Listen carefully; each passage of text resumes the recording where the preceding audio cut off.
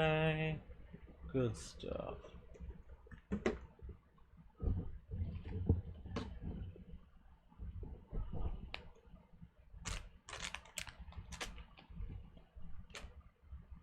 Maravilhoso.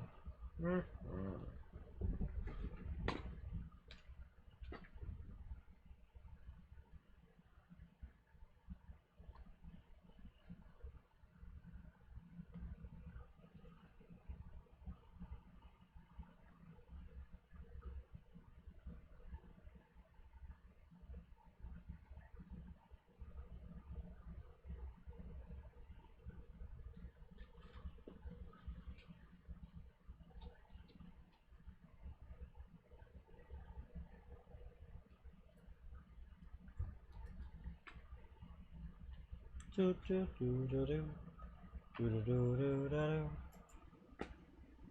Now let me see. Oh, that's right. I need to be more careful about where my controller is. Probably just unplug it, in fact.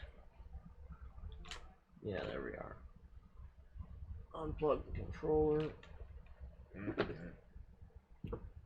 Use the mouse and keyboard. Okay. Do all this.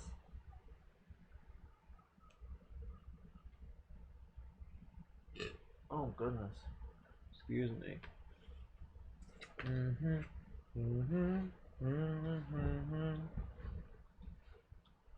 Okay. Now let's try full screen for once.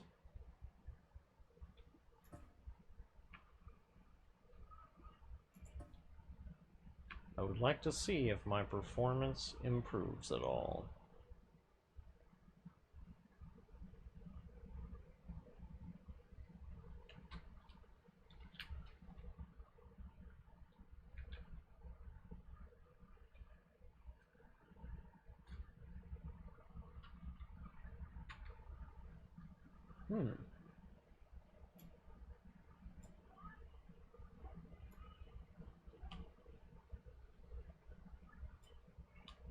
Seemingly no.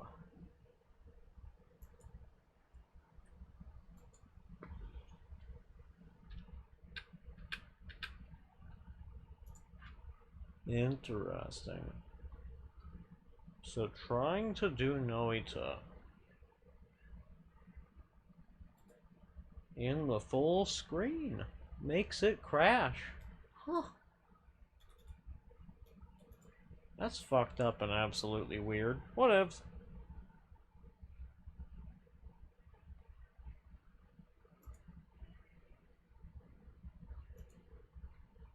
Good, good.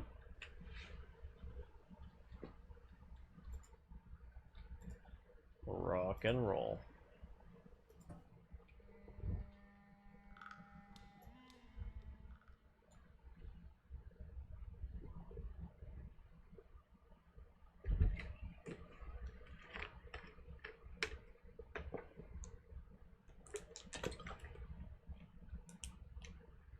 Ah, lovely.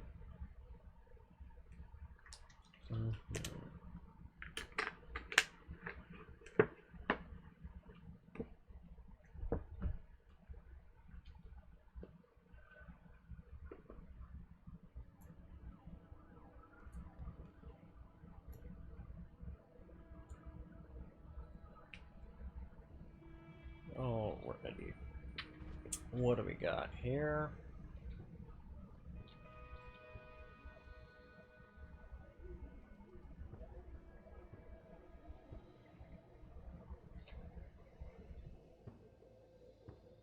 Okay.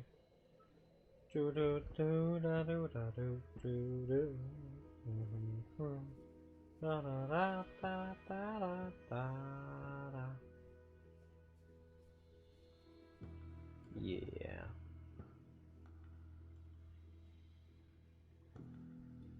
Cool.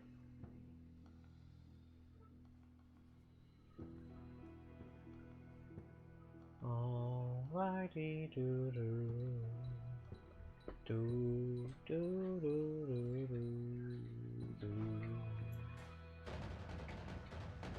Oh,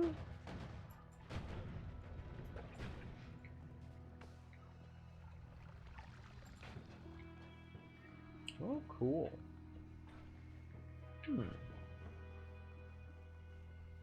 Alrighty. Alrighty, we're still in Parallel World 6. Yeah, it's been a bit. Been a while. Cool.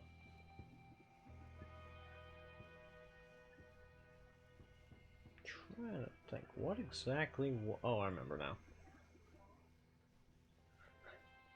I was messing about with extremely weird wand builds, and I was screwing around with this, but I was also getting rid of wands that I was never gonna use.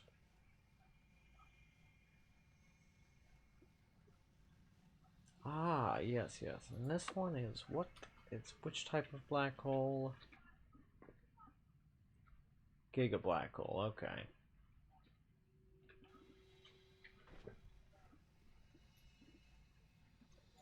Well, actually, I'll hold on to the fireball a little bit.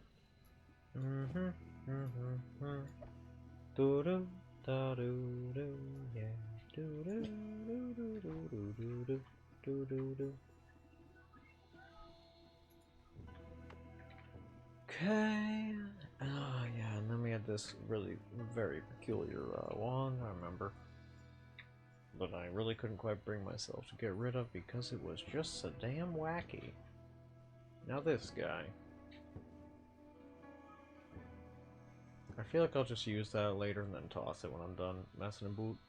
Oh yeah, and I just wanted to put a few more infestations onto this wand because I felt like being kind of ridiculous.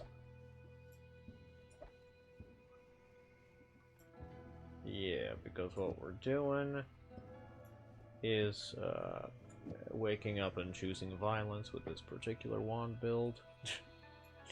Yeah, but legit though, this particular wand build is kind of unhinged. 4, 5, and then I'm gonna go with infestation here. So that I don't have to deal with a bunch of slowdown, let's do it without the oil trail that will be worm blood trail. My god, yeah, that is every bit as beautiful as I thought it would be. 3851. Multiply that by 6, that's about, watch multiply that by 24, that's how much damage this would do. Clearly not safe in terms of self-damage, yeah. Doing quite a bit of damage to me. Fascinating. Cool. Huh. I love it. It's marvelous. Honestly, it's kind of perfect, actually. Now, the real question. Ooh, actually. Well, actually, what I'd like to know. What happens if I put it inside this magic arrow? Does the hexagon still work? It does! Because I wondered about that particular one. And it works just fine. This is lovely. What great news. Good news, everyone!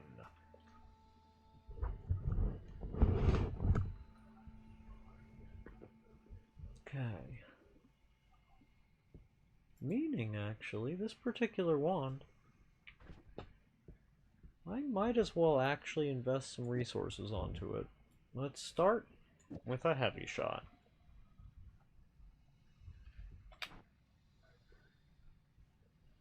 Okay. Oh shit, what?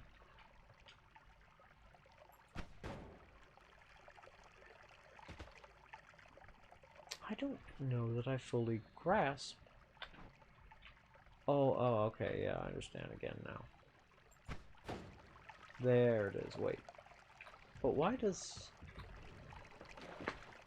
So what you're telling me is that this magic arrow trigger screws it up, but only when there's heavy shot. Explain that one. That is weird. In fact, actually, let's go ahead and just jump on over to the spell board over here to take a peek at what the hell it tells us. So when it's this way, it's getting exactly what it needs, which is the explosive bounce inside the dealio. However, if I'm not mistaken, what this is going to do is actually make it... Oh, welcome on in, godrun. I'm glad to have you. Hey, how you doing? Right, and if I'm not mistaken, this should probably... It'll be the explosive bounce here, then the trigger, and then there'll be no extra explosive bounce inside the payload, which might well be why it's not working the way I want it to. Oops. Yep, that's exactly what happened. Well, mystery solved. How are you doing today, godrun? I hope you're doing well.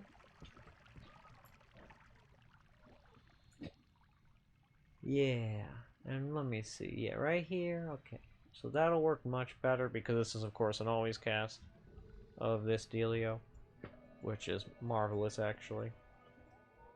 Kind of tired, but such is life. That is life, indeed. Well, I mean, I'm sorry to hear you're tired, but I hope that whenever you decide to get rest, that it's good rest. But yeah, right now I'm feeling pretty darn rested. I had a cute little date with Ren today. We went to Burger King, and we used a coupon, and we got good prices for the burgers and things, and that was nice. We haven't done that in a while, so that was a lot of fun. Yeah, it was good. It was cute, and I'm happy about it. Let's see. What else we have? Actually, you know what? This one is basically done. I'm not exactly sure if I need to do anything else to it. Huh. I wonder what would happen if I did double. Does a double trigger?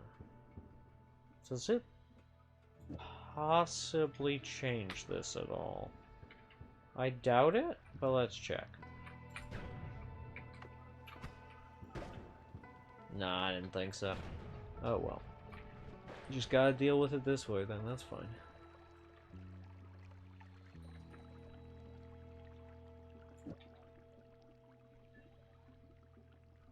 Two.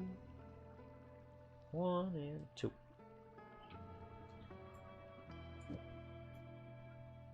Oop. Okay. Yeah. Alrighty.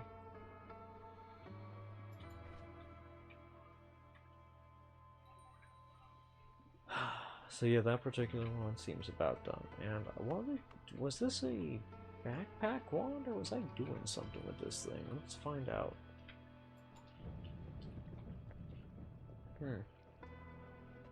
That was very unexpected behavior from that particular worm, wasn't it? Oh well. How weird.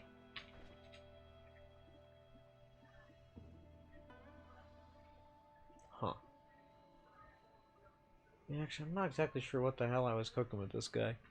I think the main intention of this was to be some type of,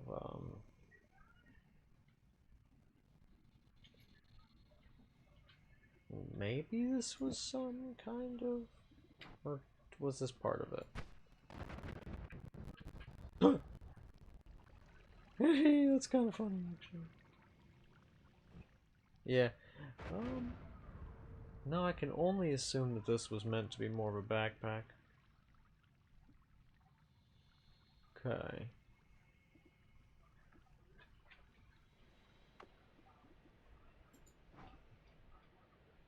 In that case... Oh, whoopsie daisies.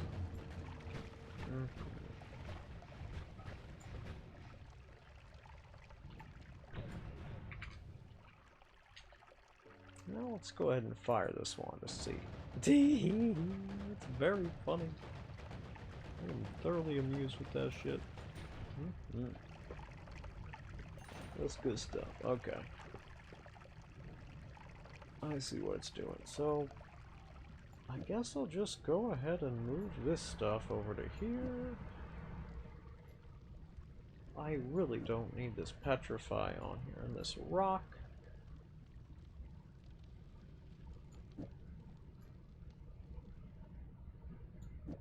Well, I guess I can just do this real fast. Ah! And I can actually move the rotate towards to here. As much as I want this electric arc on there, it would just be so very too much. I want to so badly though, but I know I shouldn't.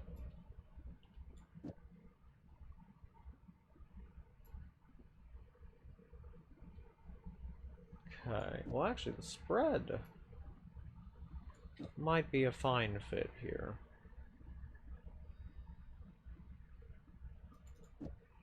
Yeah.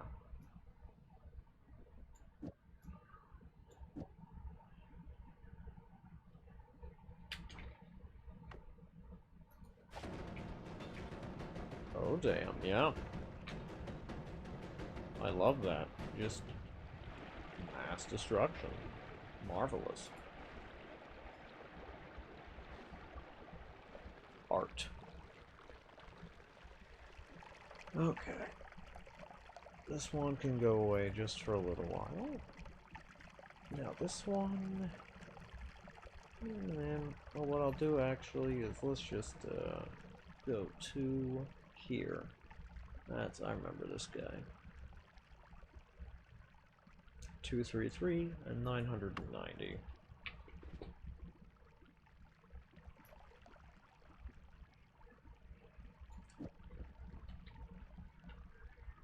Okay.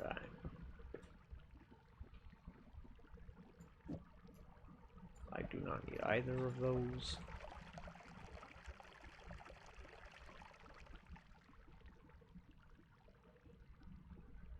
And you know what? This will be fine. 35. So just shy of 200 mana. That'll use one, so we have just about 100 mana to work with. Okay.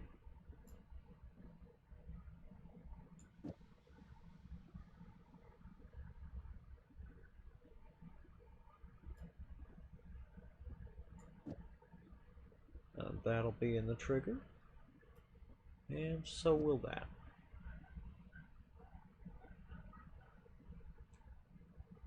Hey, Meatball, what's up? I actually don't know. I don't believe I said the word fart, but I would bet money that it was the end of some other word. Unsure, truly. Tee. But welcome on in, Meatball. I'm glad to have you. Yeah, right now, I am trying to figure out... Oh, I think it may have been numbers. I was saying numbers, I believe.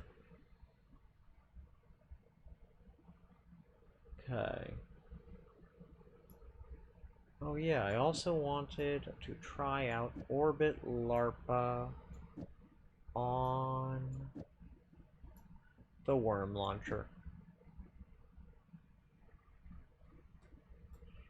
Because I think it will be very funny.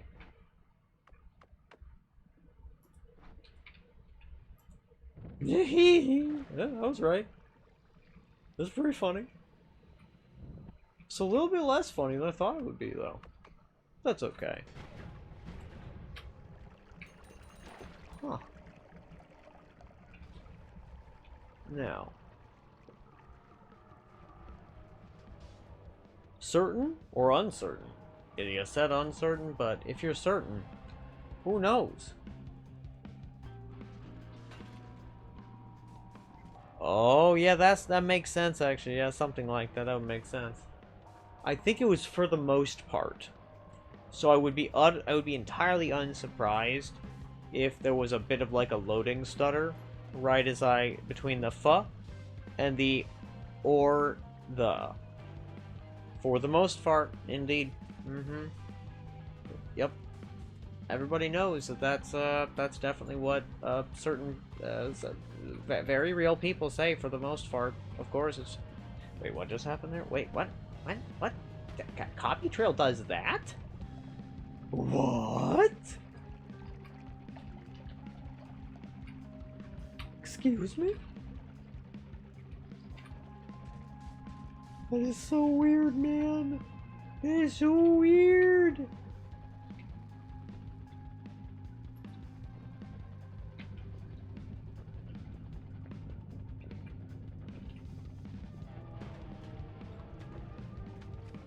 That is unbelievably strange. I feel like I have no choice but to clip that. Because that's so awesome, right? Like, that's an awesome little goofy thing. Like, do I think that this will, like, ever have any real, actual, practical use? Almost surely not.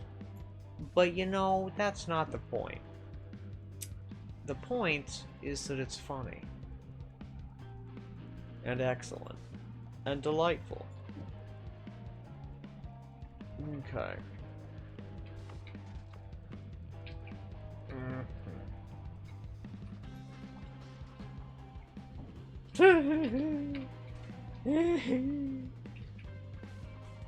Oh god, you know, homing rock is it's just the gift that keeps on giving, you know?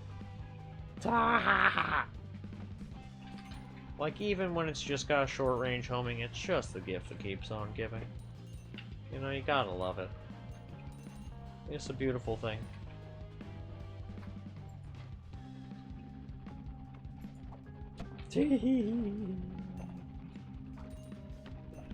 Oh yes, that's right. And then this is going to be... It was... Copy... Trail... Summon Worm. Silliness.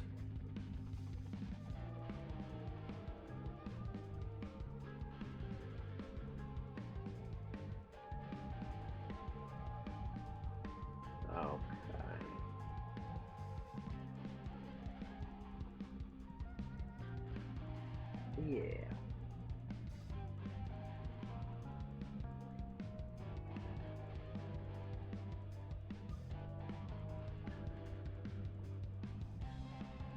Save clip. There we go. Marvelous. And now, additionally, in case anybody misses this particular stream, I will add it to the stories so that people will have an easier time saving their streaks. Because I know some people care a lot more about that kind of thing.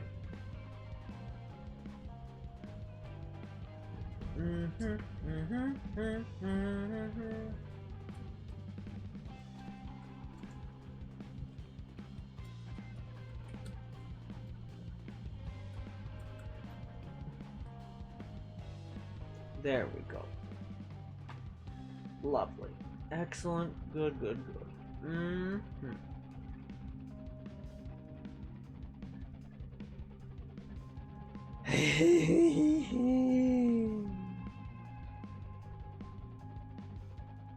If it wasn't weird, it probably would be a bug or something. That is true. It is true. Although, like, as you say, yeah, like... Nearly everything, yeah. It'd be funnier only if the rocks yelled and stuff. I agree, that would be awesome. Please do tell me something. Yes.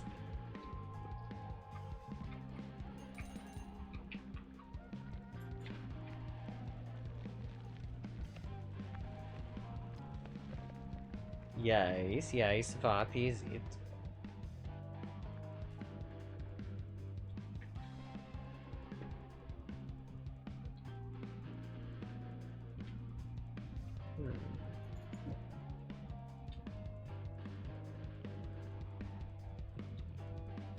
Okay.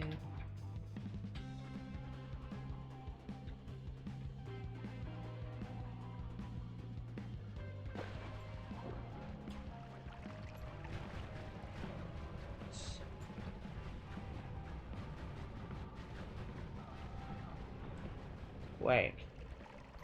Which thing? Like, I'm not, yeah, which thing, actually? I'm not quite sure which one you're referring to now. The Bahaha. Or the Bah!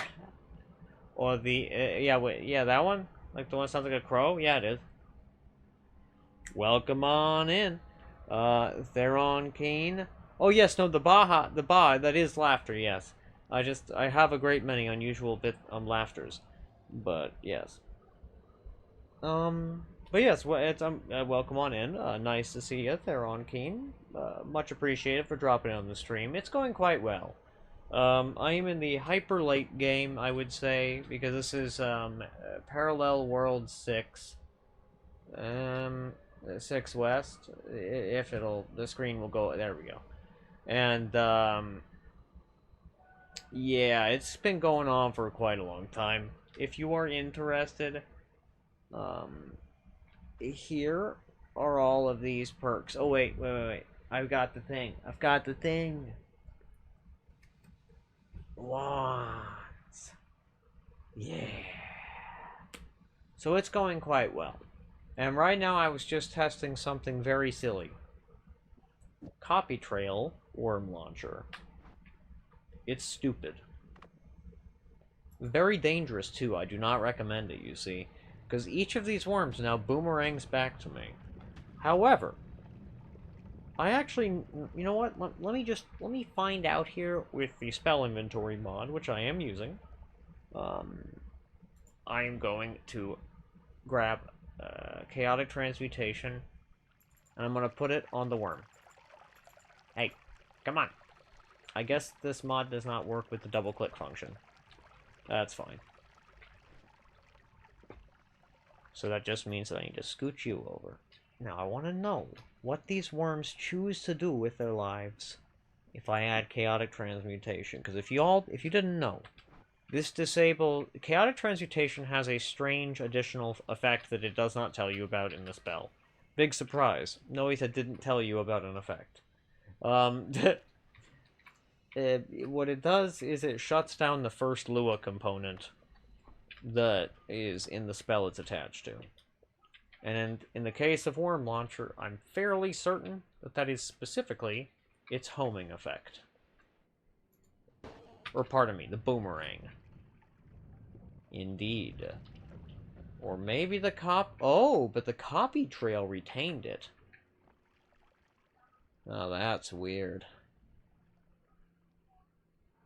Oh, that's weird, isn't it?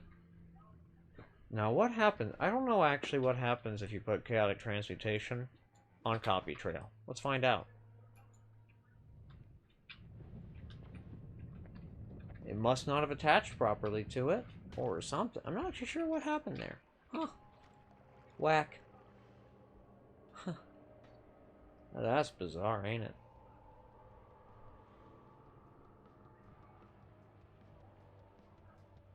Indeed. Commander Keen from the 80s, eh?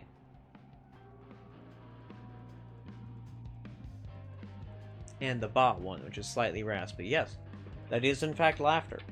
No joke. Why do you ask? Is it not clear that it's laughter? Much strange. Big unexpected. Now, let's see. Well, let's just throw a couple homing rocks at this guy. For the giggles. Oh, that's funny. Is he immune to physics damage or something? Or is it the cold damage, maybe? Let's give him another rock and see how he does it, how he handles it. So it's not the physics damage. I think it's just he might actually just be immune to the freeze damage. Fascinating. I didn't know that. Huh. Cool. Marvelous. I love how much you just keep on learning with this game.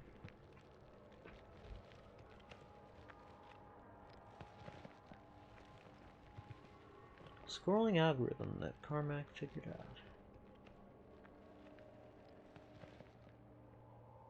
Okay. He was a wee little baby back in the 80s, was my older brother. Had an NES, didn't play any PC games until the 90s. Warcraft 2, Thief 2, StarCraft, Deus Ex, the Golden Age. Indeed.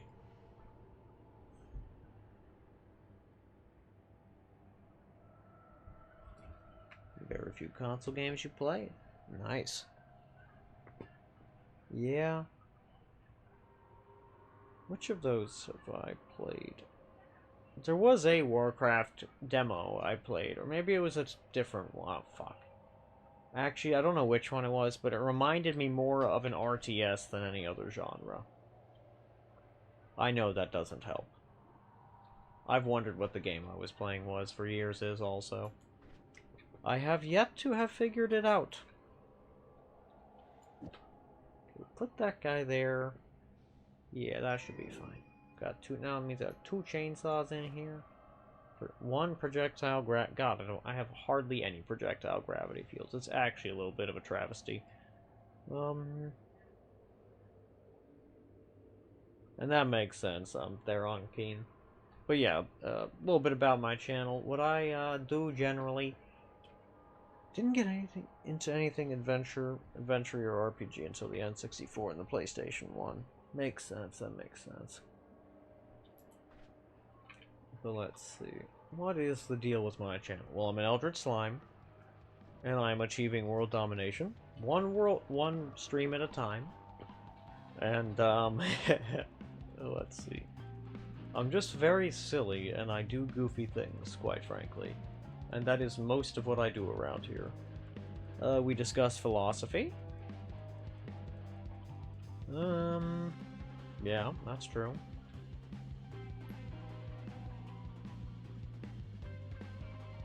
Well, actually, maybe I don't. This entire wand is not really... Like, it's an okay reverse mana charge. Don't get me wrong, but...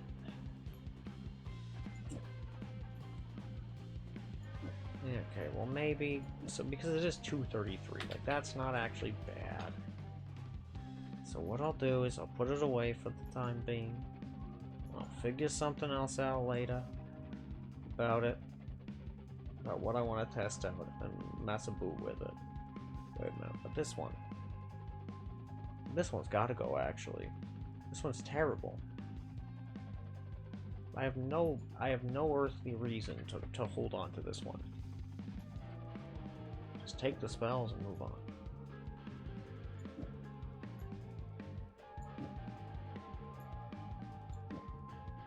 Toss.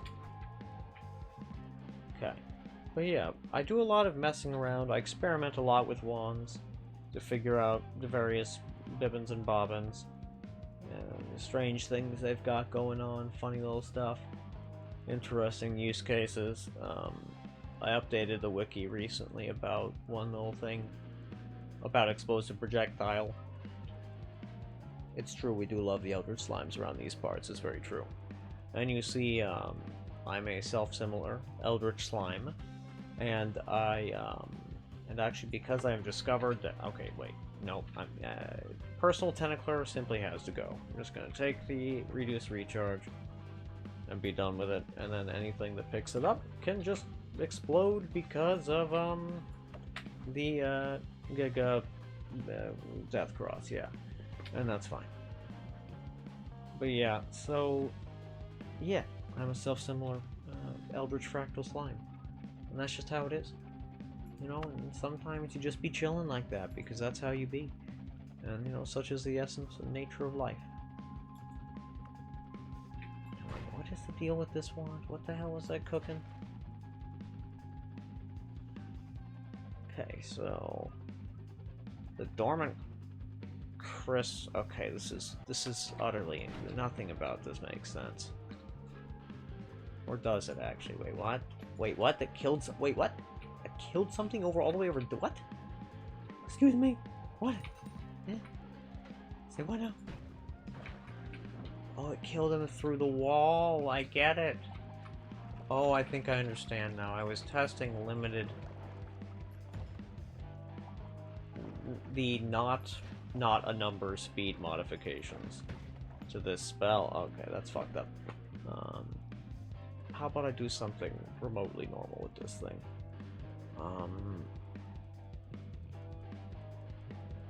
Actually, no. This one is. I need to figure out what I was actually cooking with that one because this makes no sense. I'm just gonna wham a bam. Ah! How dare you? How dare you fire a polymorph me and shot at me, you knave. Yes, knave. All the cool kids use the word knave. Okay, fine. If you're gonna be that way, I'm just gonna hit you with my teleport and everything wand. Oh, and of course it didn't work. And of course the guy nearly killed me again, but there's a piece of debris to save me. Great. Great. You know, fine. I will pull out a wand that's far more suitable to this. And quit effing about. Yeah, this'll work. Now, perish, fool. Oh, hello, Swapper. You can also perish in a minute. There we go. All done. Damn polymage. There we go, sorry about that. It's true. I love the word knave. Knave is a great word. But yes, generally speaking, my PC's a bit of a potato. But also, I tried to run, Noita in full screen mode a little bit ago. Meatball, just with my normal GPU and stuff. Game crashed. This suggests to me, that the issue might, well, partially lie with my monitor.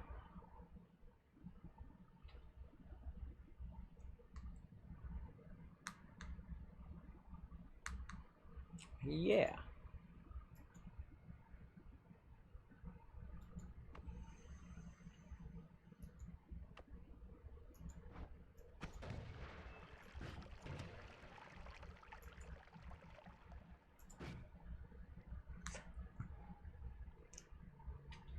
I mean, I also was going to look up something, because I do have that plasma screen TV that my partner got for free. Well, we both got it for free, or maybe I don't actually remember. No, wait. One of us got it for free.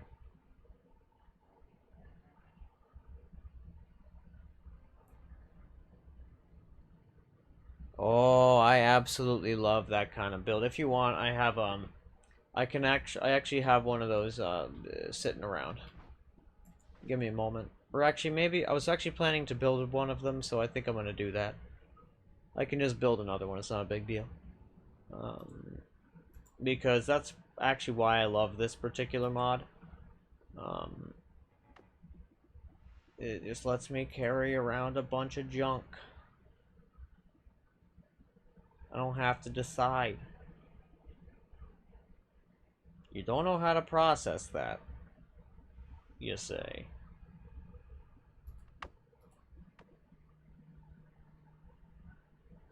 In what regard, Meatball? What makes this so difficult? Ah, there we go. There's a mist. Okay.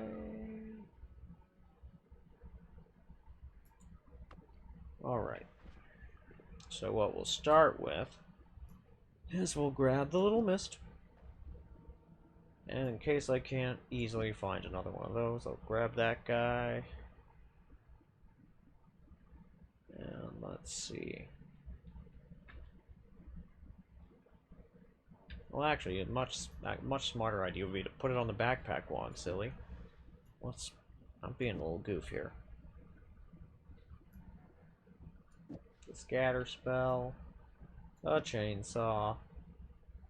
Petrify would not go amiss. This guy. And yeah. And then this wand can go in here for a bit. And now I can find and a wand with some extras of these things. Toss these guys. Got a drilling shot. Grab you. Okay, let's scooch this saw blade orbit over to here. The triplicate bolt. Oh, whoopsie daisies. Actually, wait a minute. Does triplicate bolt work with saw blade orbit? Actually, I can't test on that one. I have to wait a few moments, it would seem. Here we are. I can just do that. Put this here, and now we can find out. Does it work thrice? I don't think so. Whoops. That was the second part of the wand. Maybe it does work thrice. It does! That's crazy. So you get 3 times as many saw blades for the cost of 1. That's lovely, actually.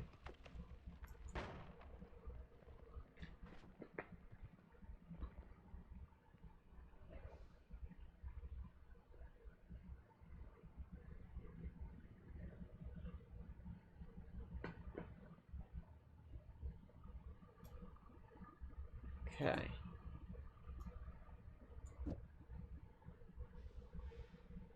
Toss. Put you here. Now, let's see. Explosive projectile, unnecessary. I'll grab 1 trigger. Maybe this quad for later. I'll hold on to the heavy spread on here. Put the slime ball over here. The holy lance here.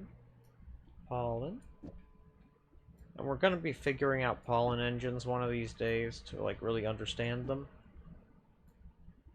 Today is not that day, but it will happen soon. And let's grab this other multicast here so that I can have that. Put this guy over here.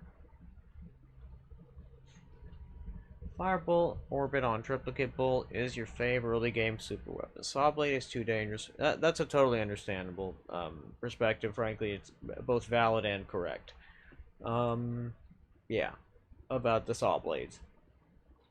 Because, yeah, they are pretty dang dangerous, and it's if you do one thing wrong, you are getting cut to ribbons. That is a fact. Okay. And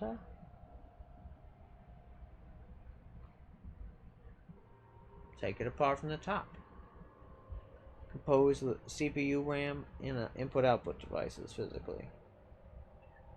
So yeah, like something I plan to do pretty soon here, not like today, but like in my overall what I plan to be doing with Noita is relatively soon I will be going and moving to Nightmare mode a whole bunch. I've already gotten my first Nightmare win, but I want more Nightmare win. I think, what the fuck was what was I cooking with this?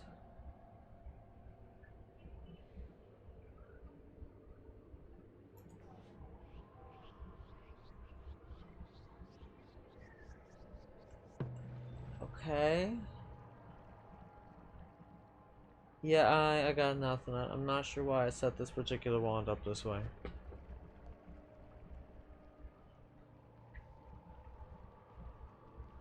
Yeah, I got nothing. Hell of a strange thing to do with this wand, TBH. I have no idea why I would do that. I'm sure I had a reason, but I don't know what it was. Okay. Set 6:30 or 8:30? Zoom in here. 8:30. Good shit. Cool. Oh, I think I was maybe was I testing to see if the Delayed spell. Yeah, I think I was seeing how it was interacting with Chainsaw, which actually, a good point.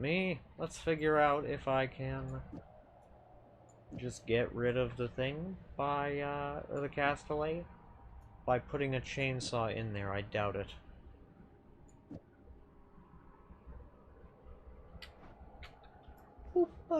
Nope. Or yes. Yeah. Seems so. Good. And you're right, Meatball. Saw blade is love. Saw blade is life. And I got you. That makes good logic sense, Meatball. I get what you're saying. I'm gonna run a 2-minute ad to get rid of them pre-rolls real fast, but I'll be right back.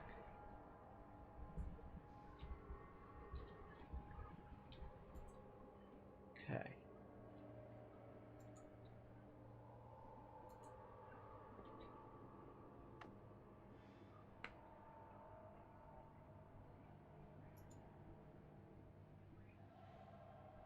Bounce.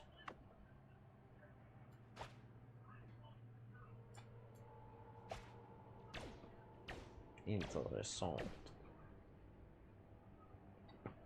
Actually, you know what? I would like to know. Can...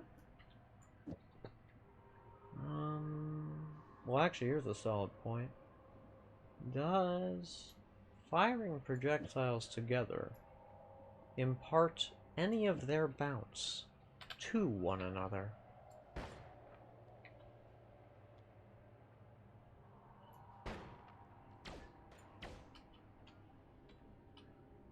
Maybe.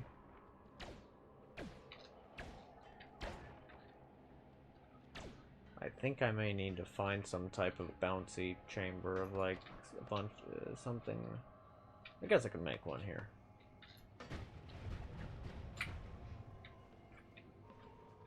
Ah, there we are. This will work.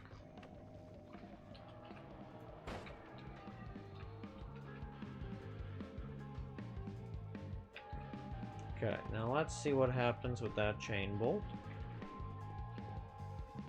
when it's just the chain bolt with the bounce.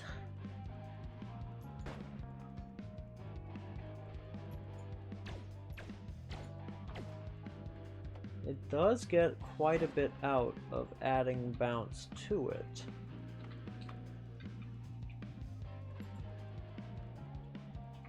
But it seems that it doesn't last nearly as long, so what's the thing there helping it? Here's the infestation here. What's helping?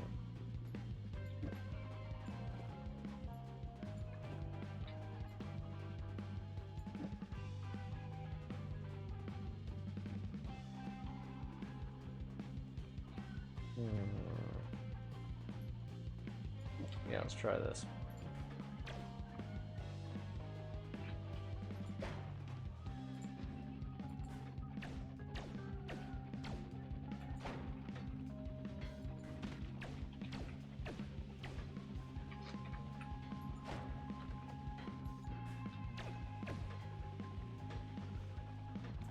Oh. Okay. Interesting. So that's getting 6 bounces. Or so. So firing it with infestation appears to impart some amount of the chain boltiness. Especially when you do it with bounce. I'm not exactly sure what's going on here precisely.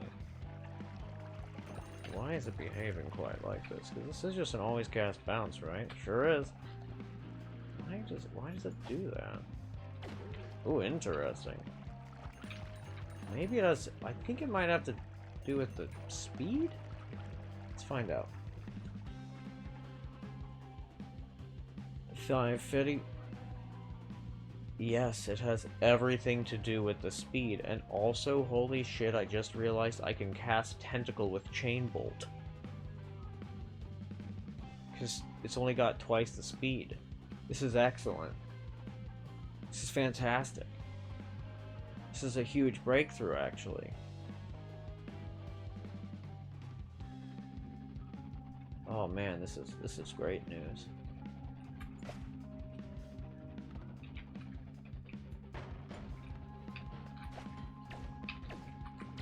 Just fantastic news, actually. I'm thrilled. Because this means Yeah, like this, there's so many interesting things I can do now, because 2 times the speed is not a huge issue with Tentacle. But it's just like when you get all the other projectiles going, like all their speeds are problematic. Ooh, this is delicious information. Very delicious indeed. Okay.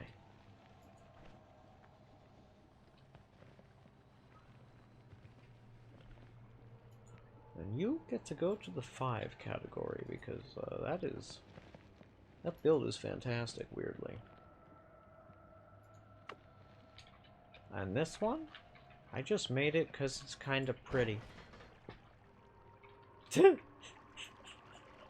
That's it. It's Puebi.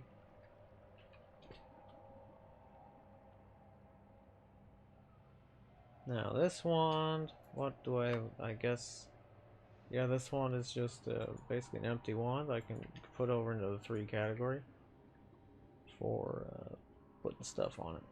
And this was me, oh yeah, I was testing out the tentacle with glittering field. Because it does indeed reduce the tentacle speed to 0 as well. And you know what? Because I don't like all the particle effects, I'm attaching chaotic transmutation to it. Because that's what it does. See? It turns it off. But everything still goes down to the speed of 0.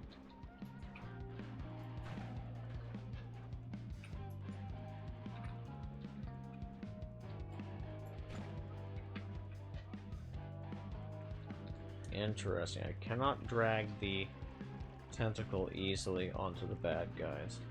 Good to know.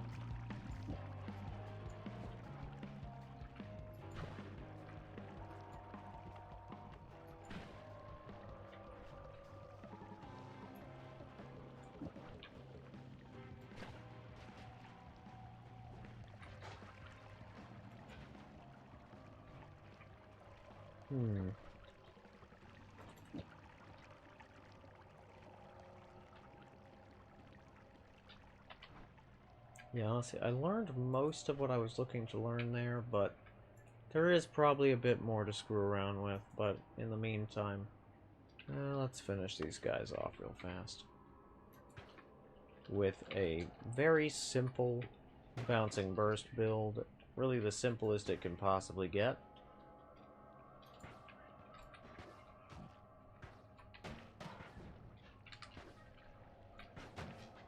I want to see how few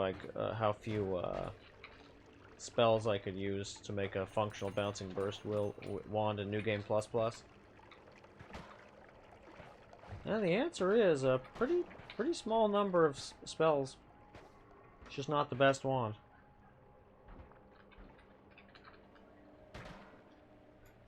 Just takes longer than I'm really that comfy with to get rid of the baddies.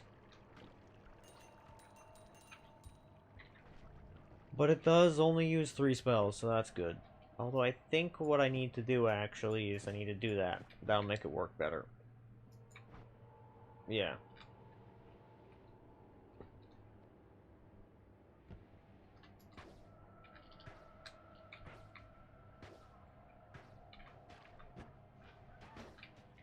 Because somebody very smart mentioned that if you use accelerative homing... Well, actually, maybe I could get away without accelerative homing and instead just have rotate towards and homing.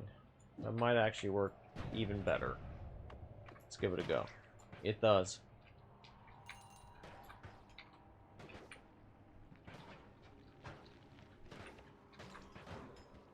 It does, in fact, work even better.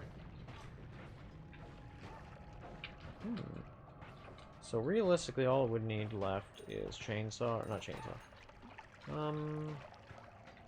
The other guy, that's so unhelpful. Piercing, that's the one.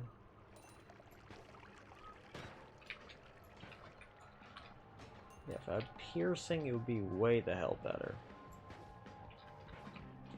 And like a heavy shot? Actually, I wonder if just a singular heavy shot, or bloodlust, what would that do for me here? Quite a lot, I'm assuming.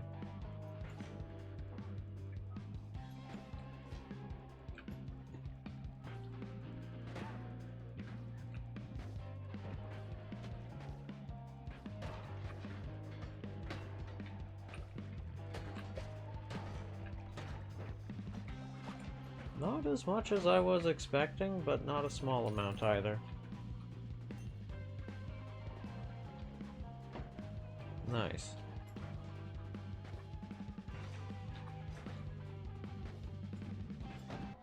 Oops. Pah. That's funny. I'm not quite sure why it hits me for so damn much damage, but you know, it's whatevs. Although that was a really not at all... Hey there, Ash, what's up? How you doing? Welcome on in, I'm glad to have you. Yeah. But yeah, that was a non-trivial amount of damage. It was quite a few million damage there. How are you today, Ash? I hope you're well.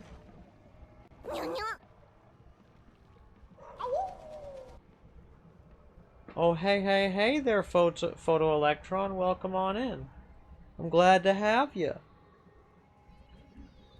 Oh, and thank you so much for the follow, Photon Electron. I've been playing quite a lot of Noita lately.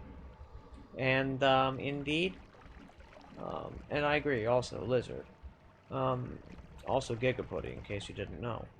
Right now, I'm basically testing out a whole bunch of really ridiculous wand builds that are, like, utterly absurd.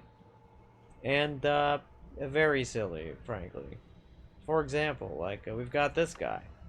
We've got the, I believe this is Chaos Magic Larpa Bounce Meteors. Yeah. It's pretty... Some of the time, it does sensible things, but as you can see here, it just did a Circle of Vigor for some reason. Or maybe this is Random Static Projectile always cast? No, that's... Yeah, that's the one. Yeah. With Meteors and Larpa Bounce. Why? Just kind of felt like it. We do a lot of silly things around here. Yeah, frankly, I'm just trying to get a full grasp of, like, what type of utter insanity is, I don't know, not possible, I guess. That's not the right... I want to get a full grasp, as close as I can to anyone, a reasonable amount of time, to what sorts of utter ridiculousness we can do. Yeah, Ash, how you doing? What up?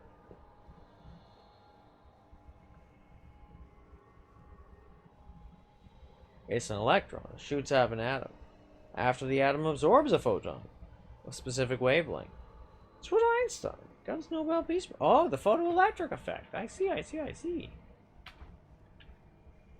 This wand is actually like a literal joke because it's a digging blast wand that hasn't always cast, I believe it's Giga Black Hole. Yeah. Maybe it's a Mega Black Hole. I don't remember. But yeah, it's fun. However, this wand is technically done. I don't actually think there's anything else I need to do to it, so... That being the case, into the category 5 it goes. But then again, no, it's done. Now this guy. What? I actually don't even know what I was cooking there. I ain't gonna try to figure it out right now. That's fine. Now. Is that Circle of Fervor? I think so. Yeah. And that's just like a Berserkium effect. Oh, wait, yeah, that's right. I just have this because I have... Oh, wow, that's a lot of extra damage just from vegetables and crypt blood. Ah, damn, that's whack. 5,000 from a non-damage spell. Huh. I should add null shot to that. 6 days or so. Oh, and the specific mod I've got is the inventory bag. The advanced spell inventory and the inventory bag mod. Let me see. Mods.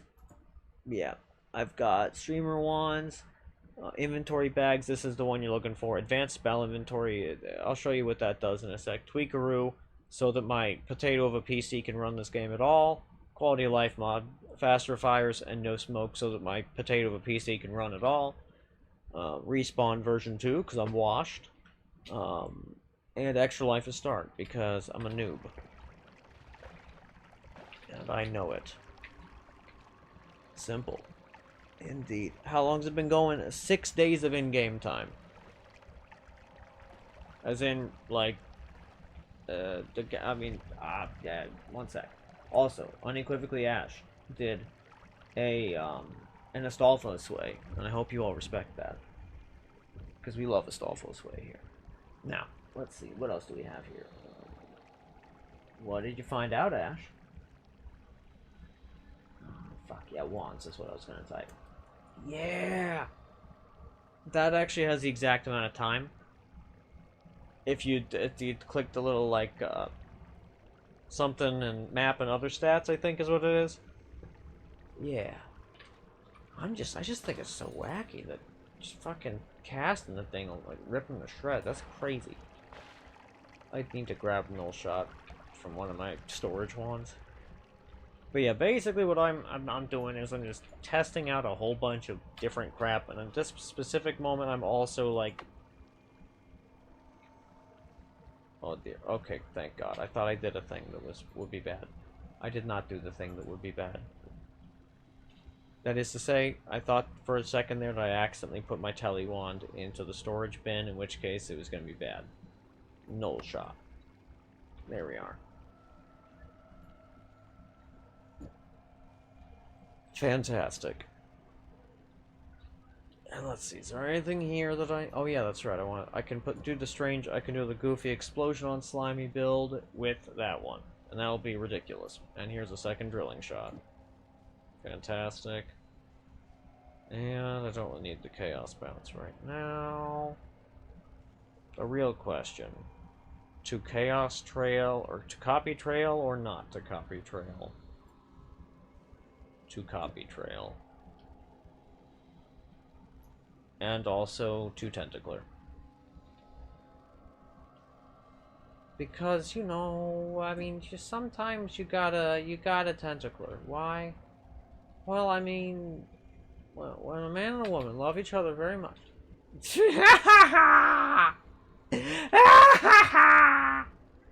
That one, I'm way too proud of that, actually.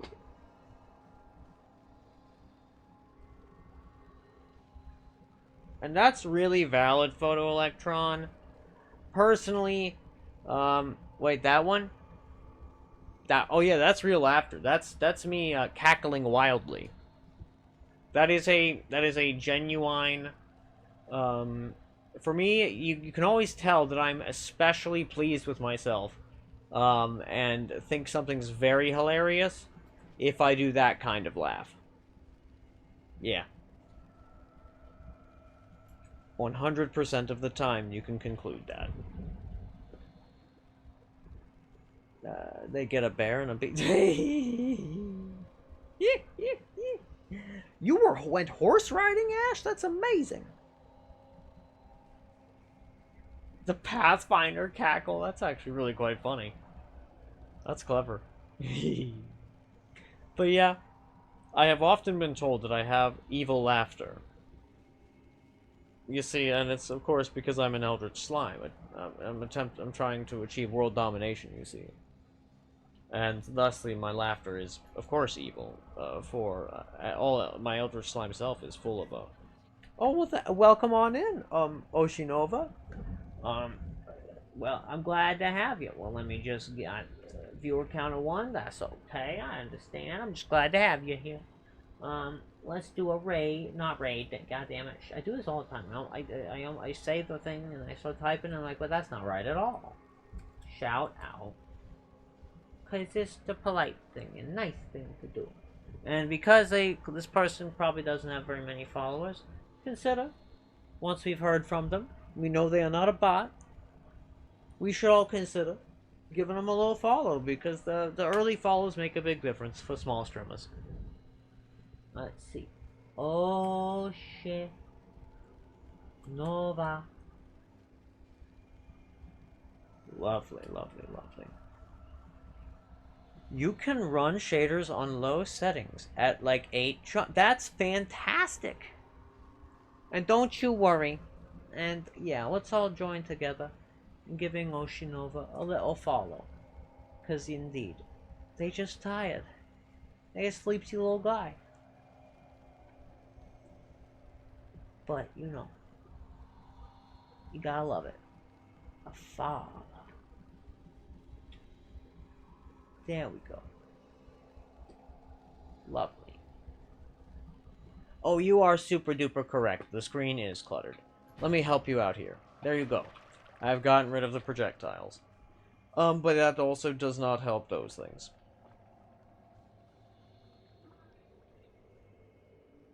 And shaders do make Minecraft so pretty. It's true. But I'm glad to have you. Welcome on in. And I hope you sleep well. Let me see. Harsh and unpleasant. Okay, so tell me, is it that it peaks out the mic? Because if that's so, that would help me. There are things I can do about that. Indeed, there are things I can do about that. And let's see. And Photo Electron, don't worry, I read your message and I will read it again. Long run, nice, you're kind of scared of using mods with Noita because then you won't feel like you achieved the stuff.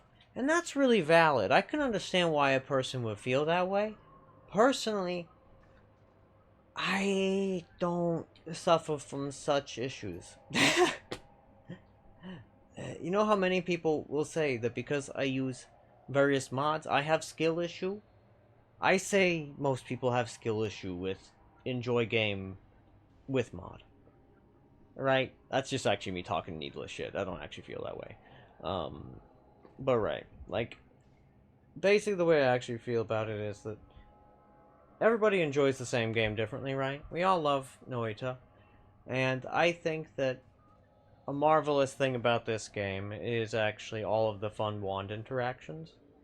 And I think it's a damn shame that more than half of the time you trying to discover them kills you outright.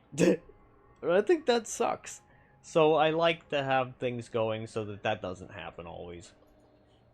Because again, as Dunk has said many a time, some of the time a 3-hour run it just ends because of a thing you could have learned in 2 seconds. And personally, I don't have the energy or time to allow Noita to disrespect my time in that way. And as such, I thoroughly enjoy playing the game with the with these mods. But I also got to the end game without the inventory mod. It was a pain in the ass, let me tell you. Not without the respawn mod though. That was necessary for me to get where I am. But yeah. And that's totally understandable. Why? Oh, you were horsing. Oh, I get it. You were horsing. That's very clever, Ash. I love that. It's a great joke. I am delighted by this.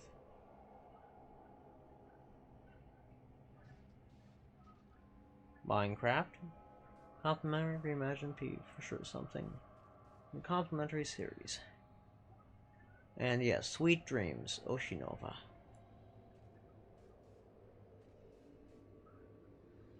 And extreme clutter on the screen. I mean, you guys tell me.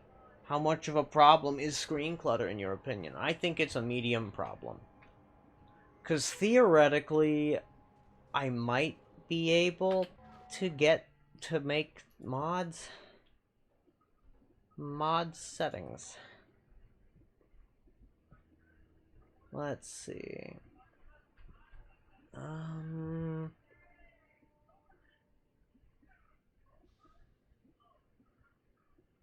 Inventory bags?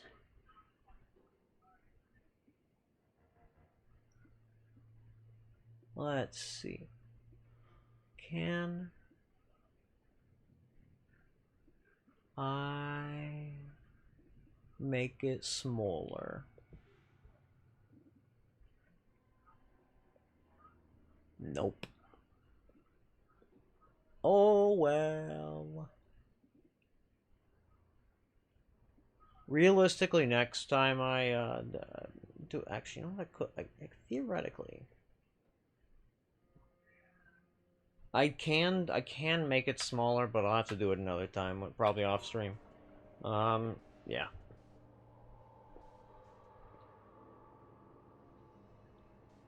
The clutter's not currently a problem because I'm not playing. I mean, hey, that's valid. That's fair. I mean, that tracks. But hey, I mean, that's part of why But personally, I don't necessarily have that much of a problem with the clutter once you get to the late game, because for me, it's... I mean, it's just all about, like, the maneuvering, right? You just gotta maneuver and, like... I mean, mind you, you're talking to somebody who, like... I find it usually to be a bit more trouble than it's worth to, like, turn on my windshield wipers if it's only lightly drizzling, right? And it's only when it, like, truly becomes nearly opaque is the vision actually a problem. And mind you, I don't get into car accidents. Back when I drove more, I didn't. The thing is, I just am very good at, like, not needing that much visual input. That's not to say I don't get murked from off-screen in the early game. I do. It happens all the fucking time. This game, man. This game is brutal. Yeah.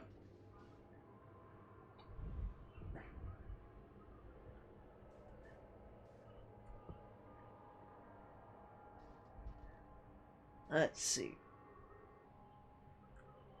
And... do I have a compressor set? So my voice is heard at roughly the same volume, no matter if your voice is quiet or loud. No. No, I don't. I don't know how to do that on OBS. I only knew how to do that in other programs that are not streaming programs. If somebody told me what buttons to press, I would do it. In a heartbeat, kinda, even. It would not take me really any convincing to do it. I would probably just say, oh, sure. And then I would do it. And that would be that. So we're gonna put tentacler here. Gonna put drilling shot. And then we already got to that one. We need this guy. Actually, we can just do this. It kind of... no, a triple would be better. Triple, we got triple. Triple right there. Excellent. Then maybe copy trail. Because we're feeling unhinged. Okay. And then we can put the infestation over here a sec. And the rock. And the freeze. And the extra quad. Now bring down the drilling shot. Scooch this guy. Scooch this guy. Move the bounce. Okay. Now. 2 drilling shot. Tentacler. That guy. And now... I grab other modifiers from here. Because we are being silly. And we are making a very fun... oh wait, there it is. Piercing. Excellent. So there's one. There's one essential. Oh yeah, so we need 1 accelerating shot. At least. And LARPer bounce will not help here. Now, I will scooch you to right there. Piercing, yes. Concentrated light bounce. Actually, I've wanted to look at concentrated light bounce and LARP bounce next to each other. Okay. So, okay, there's the big difference. This one is a little bit more of a green color, okay? And this one is not a green color. And this one has the extra line underneath, so there is. So it's more like... Oh, it's like one of those clips. It's like one of those... oh, fuck. What even is that tool? It's the same shape. It's some type of camera tool. Fuck, whatever. It's fine. You're not playing in a competitive league is some shit. It's true. I am not playing in a competitive league. And Ash, I totally agree. Like, RimWorld is absolutely one of the most accepting communities in terms of different play styles and shit. I'm often utterly shocked by it. If I'm not gonna lie to you, because it's just like, whoa, really? You're just fine with all this shit? You okay that with all that? However, I do find that they're not totally fine with, like, I find that people are more fine with character editor than using dev mode, which is interesting. That's all. Yeah, I find it interesting. Yeah. When in reality, they're basically doing the same shit usually. It's damn fascinating, but that's a deeper discussion, quite frankly. And I'm behind on chat. You just need to complete the big quests, then you feel like whatever with mods. But Noita does take time. Exactly, right? And you totally get that weird thing. You're prone to mods and outright using cheat engines on some games you get frustrated with. But like you said, you know, weird special place in your mind. Long live modders, true that. And I mean, I also, like, for me, I mostly use this because at the end of the day, what does all of this item shit represent? It represents the ability for me to be running back and forth and back and forth and back and forth and back and forth between the same goddamn holy mountain, so that I don't have to say construct a portal wand, right? I don't want to have to do that. Yeah. And yeah, I don't want to have to do that right now. I will later, but not right now. And because to me it's just like, oh, I could just have spent a whole bunch of time just running back and forth and boring myself to death, or not. And thusly I choose not. And now we're here. Oh yes, heavy shot is essential. The light shot is a maybe. Now the real question, do I want to also use actually, you know, I'll just put it on here and toss it if I don't need it. That's fine. Also, tossing this, I don't need that. Yes. Wait a minute. Rather than the magic arrow, I would actually just prefer a spark bolt. Yeah, that's fine. Okay, then we got this guy. Now we're looking around here. Just a bunch of explosive projectile. We got petrify. You gotta love petrify. Petrify is pretty great. Why don't I toss it all? I mean, I have it up there. I don't need it really. I did want to test something with that one, but it's fine. I gotta catch up on this.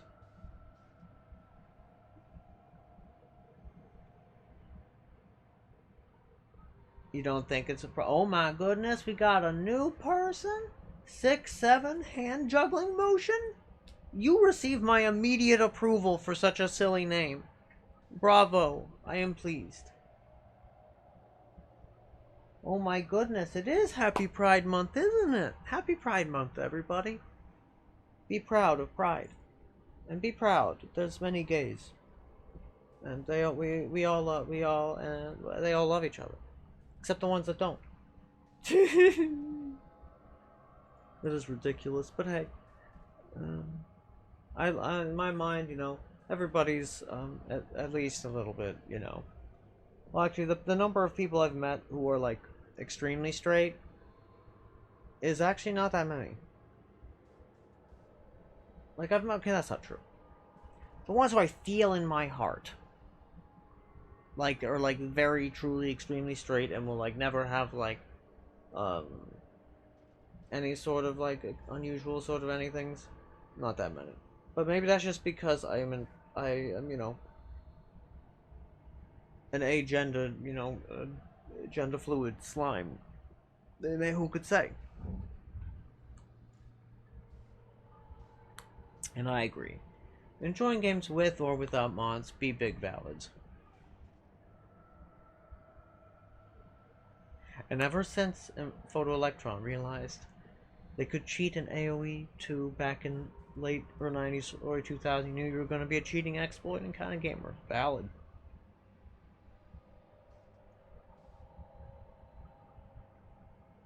Well, let's see each button and let's see what it does. Which every button? Oh, I see. That's pretty funny, actually. A physicist, indeed.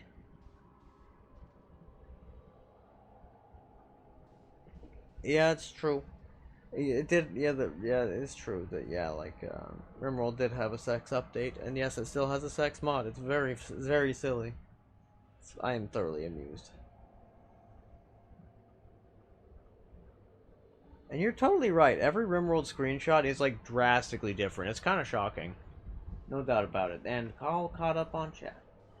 You gotta love the booties and the wiggles. And the Astolfo dance. Good shit.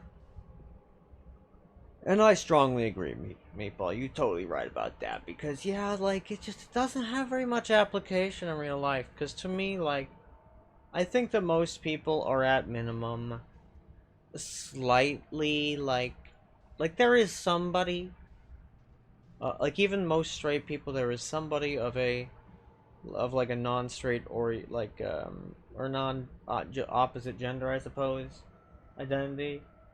Just somebody who's not just, I suppose, perfectly heteronormative, that they'll find attractive eventually. It's a matter of, like, pure time and shit, right?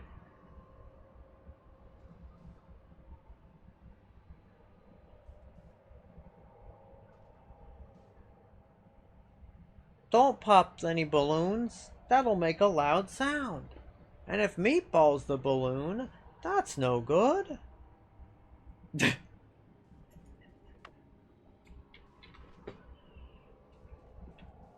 You don't want to fill a human being with too much air. Otherwise, they may explode.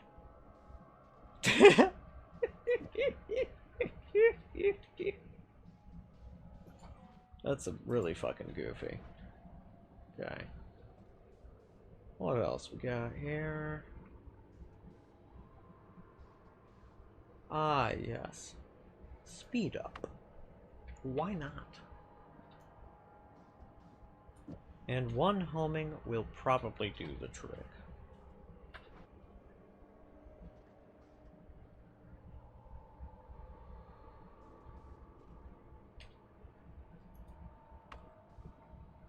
Actually...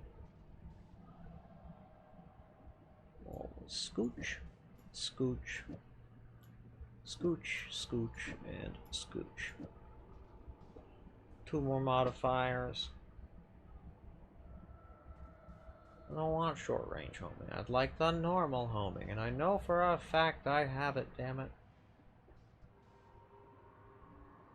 Actually, this entire one does not have what I'm looking for. I thought it did, but it does not. Ooh, that has several things I like, but no, I should grab. There's homing. That's what I'm looking for. Homing. And I've still got room for at least one extra damage thing.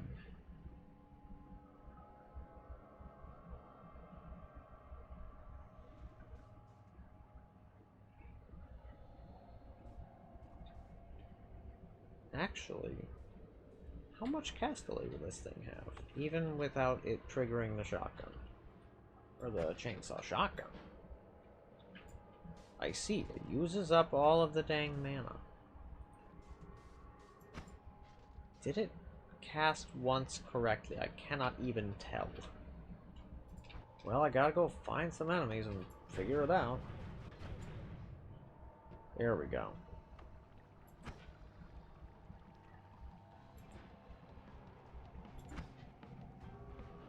I don't think so. Or maybe. No. It did not cast correctly. I guess I need to pull out an add trigger here, that's fine. Not a big deal.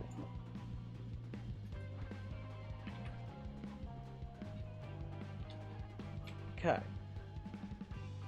Add trigger. And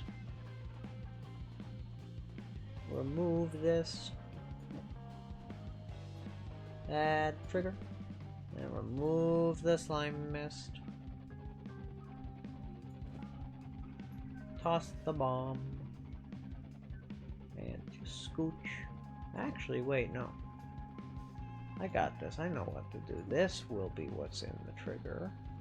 And then I'll just do the slime mist right there. It's fine. And also, explosion on slimy enemies. Wha-bam. I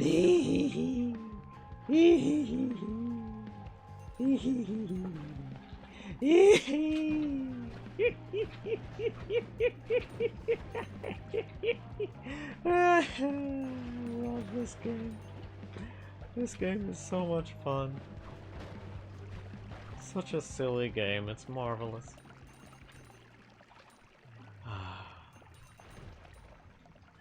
Excellent. You gotta love it.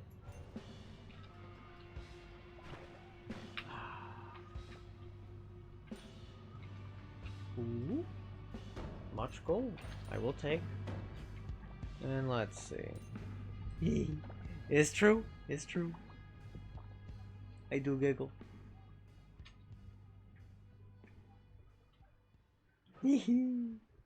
I do make a lot of these silly, yeah, I'm glad that you enjoy the sounds that I make, because I make silly sounds. Yeah! I mean, funny enough, like, to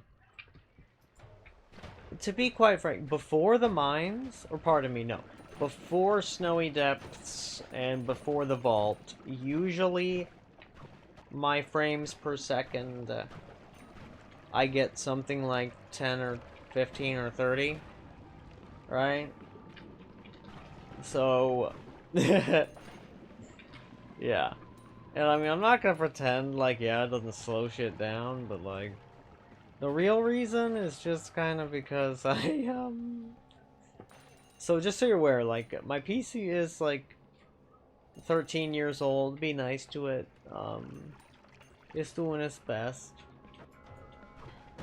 And it's frankly a miracle that my PC runs the game at all, because my rig is so incredibly outdated that when I first tried to run Noita, I got like a few steps into the mines, and there were a couple explosions and a few fires. And then the frame rate dropped to something like 8 or 12 frames a second. And I was like, wow. I played it for a while until I got to the Snowy Depths eventually, right? Because it wasn't so much of an issue, because I kept dying, right? You know, as you do in Noita. However, the issue was, once I got a bit further than that, and it got to the, like, it got, like, I don't remember where. I think it was the, yeah, I got the Heasy base. The frames per second plummeted to, like, 3. And then it plummeted further to seconds per frame. So, yeah, then I had to download a whole bunch of different mods to make the game work at all. Yeah. And it is true, I am quite persistent in tolerating yeah. That is very true. I mean, the fact of the matter is that, you know, I'm happy to play the game at all. And I've dealt with this particular PC rig for like 12 or 13 years, yeah. Yeah. So, and it's not really gotten any upgrades in that time. Except very recently, got new power supply, and it did actually make everything run faster. Like, this is a pretty big improvement, actually. I'm in Parallel World 6, and it's not seconds per frame. And I'm holding a flask, because for whatever reason, holding a flask really, really kills the performance. I don't get it. Yeah. And don't you worry, Photoelectron, these things happen.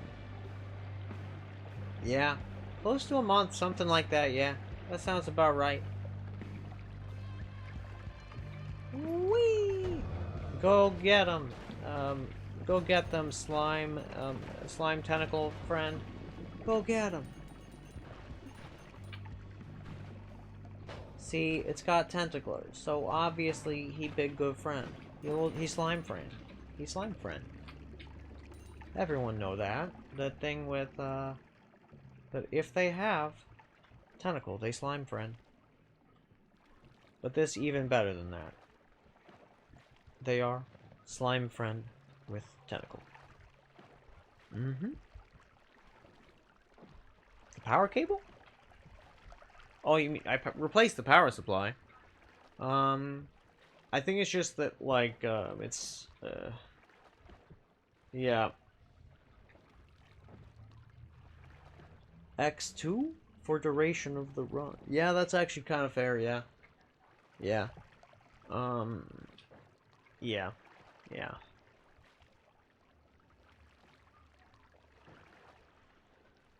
You know, Theseus is a very badass name for a PC. I agree, actually. That's a good one. And because there's a very good chance I'll be keeping the same chassis for this particular, like case for this particular one, because the entire rig, of course, as you may expect, is air cooled, and it's just sitting open to the air. And I have actual room fans that do a significant amount of the cooling. So I would Theseus is not a bad name if after Isuna Dyer does the testing and the like that it all works out, yeah, for the thing. Well, the big one Pascal, the small one ThinkPad X270, 13-inch laptop, small. I mean, hey, I like it. It's a good name. You have a Theseus PC from 2013? None of the original parts remain, even the case.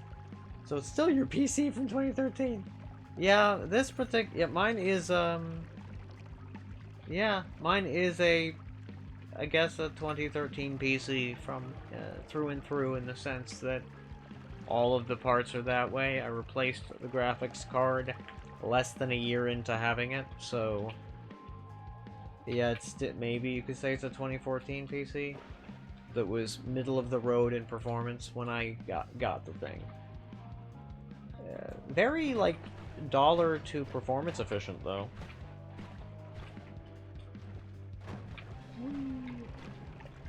Yeah, actually, here's what I need to do real quick. I need to get rid of this portal so it causes me no problems. Hiya.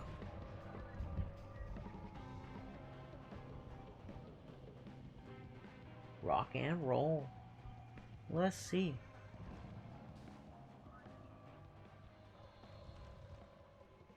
If you change when you change the power supply, yeah? Yeah? Hey there, old man Windbreaker, how you doing? I'm glad to have you. Let's see. Cause yeah, I'm having a pretty solid time. I had a really nice, lovely day. Ren and I went on a cute little date. We went to Burger King, and we used a coupon, and it was very cheap. I used some cash that my mother gave me for this express purpose of going to Burger King and using the coupons, and it was a lot of fun. It was cute. We had a great time. The food, it was medium. Wasn't anything special, but like, what do you expect? It's Burger King, right? That said, I did really quite enjoy both the burger and the chicken fries. I'm a big fan of their chicken fries. I'm not sure why, but they're very tasty. And I'm a much bigger fan of their actual French fries than I thought I would be. Right? I didn't really expect that, but indeed, here we are. You just realized through the parts you've changed, you still keep the same name for the PC. Mintaka. It's a star in the constellation of Orion. How marvelous! How lovely! So Biv the original state remains, if only virtually. That's really quite beautiful. Photo Electron, I love that. And I agree, I love coupons.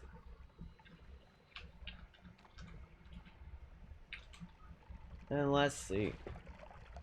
I mean, honestly, and certainly, because I'm not above asking for help, if you happen to have any PC parts you no longer wish to have, I would probably be able to pay shipping costs for them. That would be compatible with the rig and whatnot. But I also don't expect any such thing.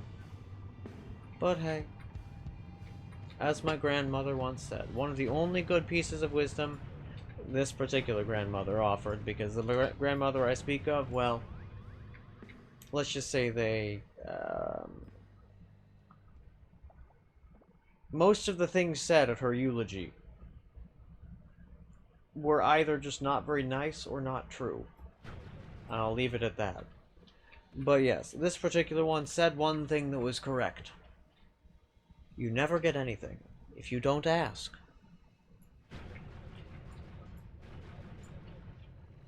Which, that much? True.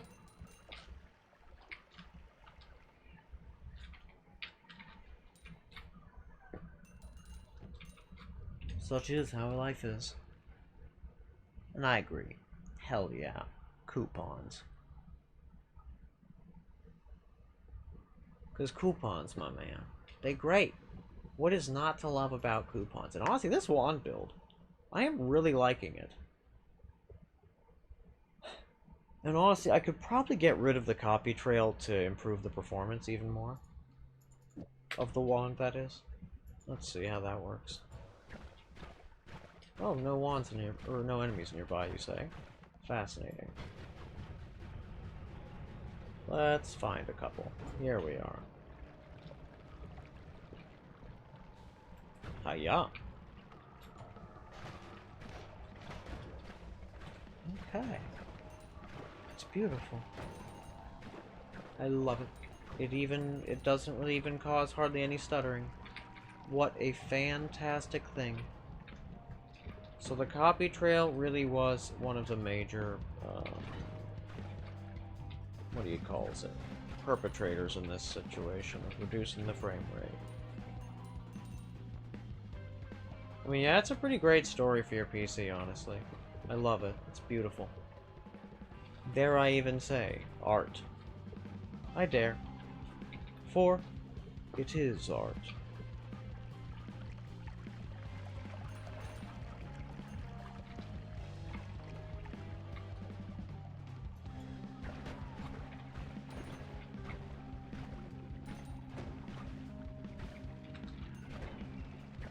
That's right. I was going to look up a thing earlier, and then I completely forgot about it like 5 separate times.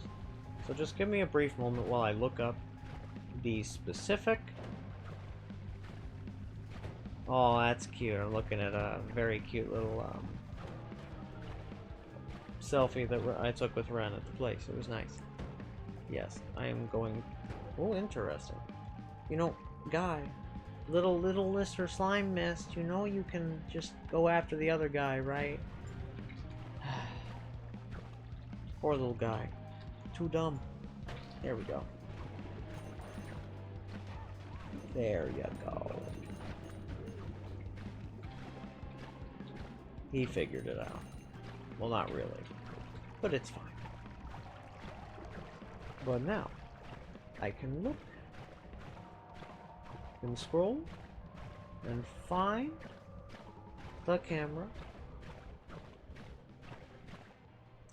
Where the camera images are getting put, because of course they gotta go to the SD card, and I'm a bit lazy with how I put these, and so I can never. It doesn't go to the same folder consistently. It's kind of a problem, actually.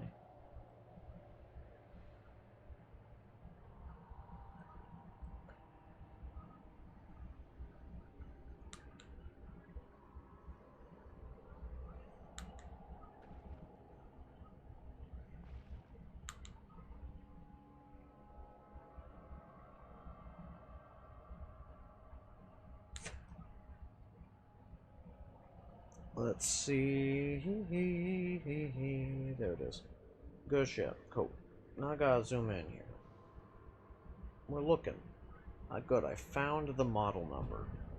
Now, I can find out what its refresh rate is, which is the operative bit of information I'm looking for.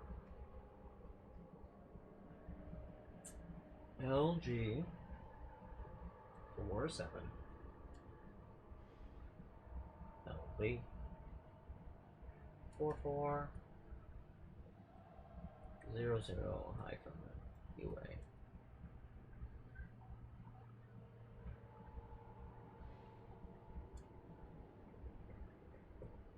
Spec sheet. Exactly what I was looking for.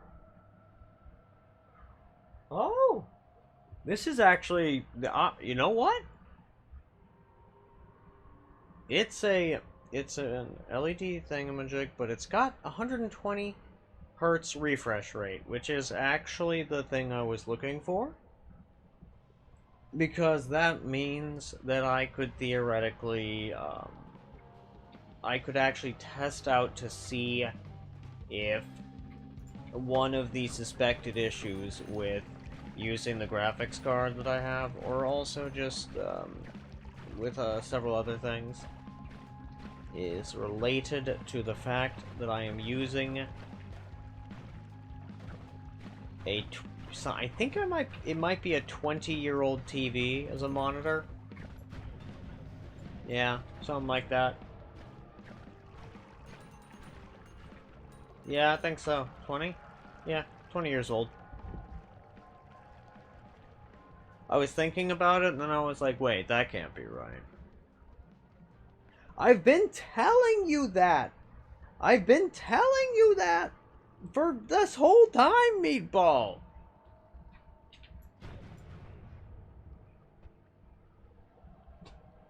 Yes! And it's a 20-year-old TV, yeah. It's okay. Don't, you know, I'm not actually mad. I just am like, of course I'm using a TV! It's a 20-year, it's okay. I guess it's not at all obvious. I'm sorry for snapping at you. My bad.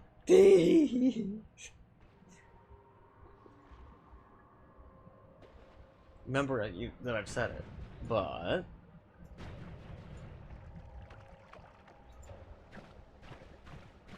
we all forget things, myself included, so I really have no right to be upset. Oh no, it's a TV. Like, I was watching cable on it as a child. No, Micro Center's an hour out, but it's close enough that, yeah, I could be. It's the type of thing where, yeah, one could get picked up, yes. However, I did just look it up, and I do have this thingamajig here. I show you. I give you the link. The biggest problem is it's heavy. So it's gonna be probably a week.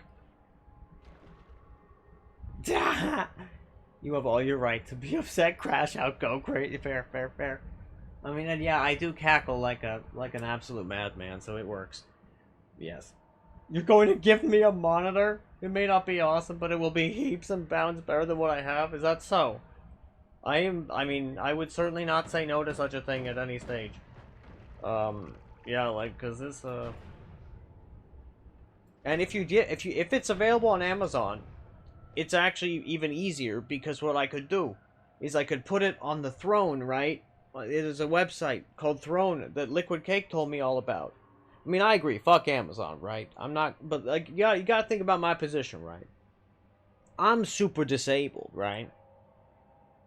Going places is terrible. And I guess I've not actually described this. Allow me to illustrate for you why I despise cars and going places in them. It is because the shock absorbers on all automobiles are just not good enough. And all the automobiles that I ride in have bad shock absorbers. And as a consequence of this, it hurts all my joints, my hips, my knees, my ankles, my toes. You have so many joints, and it hurts them all from the vibrations. I hate it. Mind you, I would do anything for free stuff. That's not actually true. I would do a lot of things for free stuff. And in fact, like, especially for, like, an upgrade that would actually fix a bunch of problems, like a monitor upgrade, right? However, consider that Amazon, if they have the item, it would deliver. Hmm? Am I right?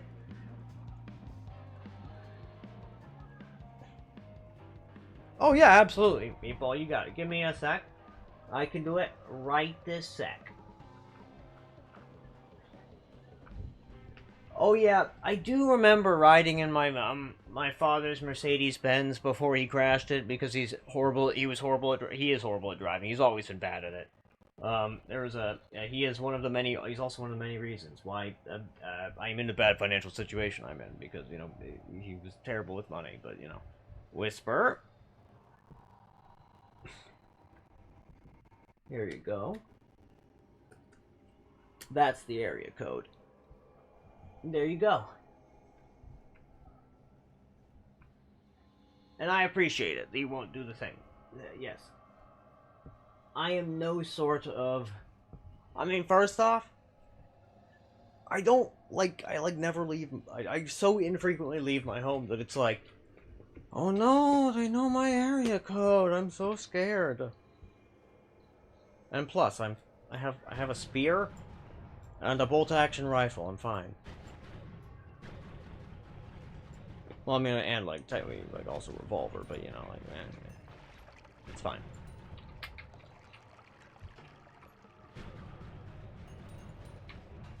Because if you live in America,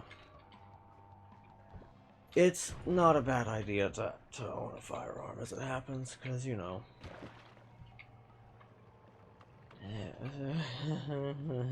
Depending on where you live, you know. But yeah.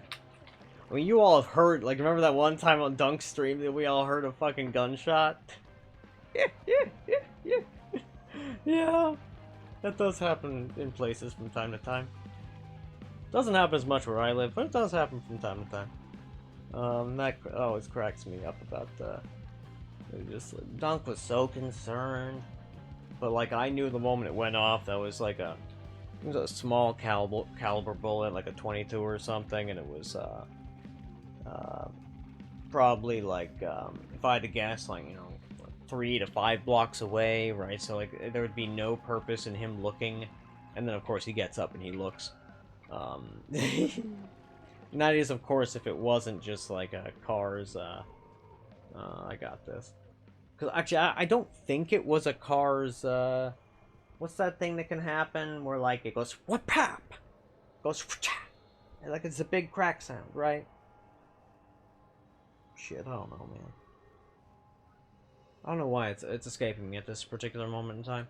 But the loud sounds that cars can make when something goes terribly wrong, and it goes pop, and the people frequently mistake for gunshots. It sounds pretty distinctly different, right? Because it those things sound a lot more like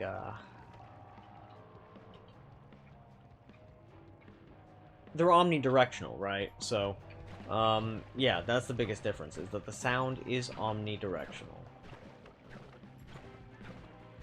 Whereas a bullet is not. If you didn't know, I have pretty good hearing. In terms of, like, sound localization. But in terms of, like, actually necessarily hearing what someone's saying in the other room or some shit, not really. But I am good at figuring out where sounds are from. Whereas Ren is terrible at that. Truly, heinously bad. To the point where, actually, I'm not quite sure how to illustrate it, but they are self-admittedly quite bad at localizing sound. And, I can corroborate that information.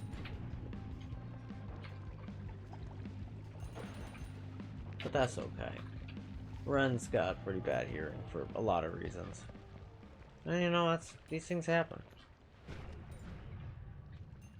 What you gonna do? Some of the time your hearing just ain't great, and that's just life. Yeah, go get them. Go get. What do you think we should name our little homing slime? I would like to know. Terrence is what first came to mind. Jeremy Renner could also be a good one. Why? Actually, no reason.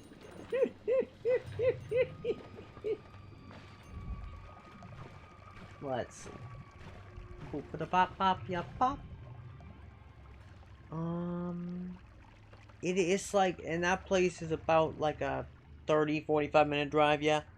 Like, so, it nearby, yes. In the grand scheme of things, yes. But it's also like,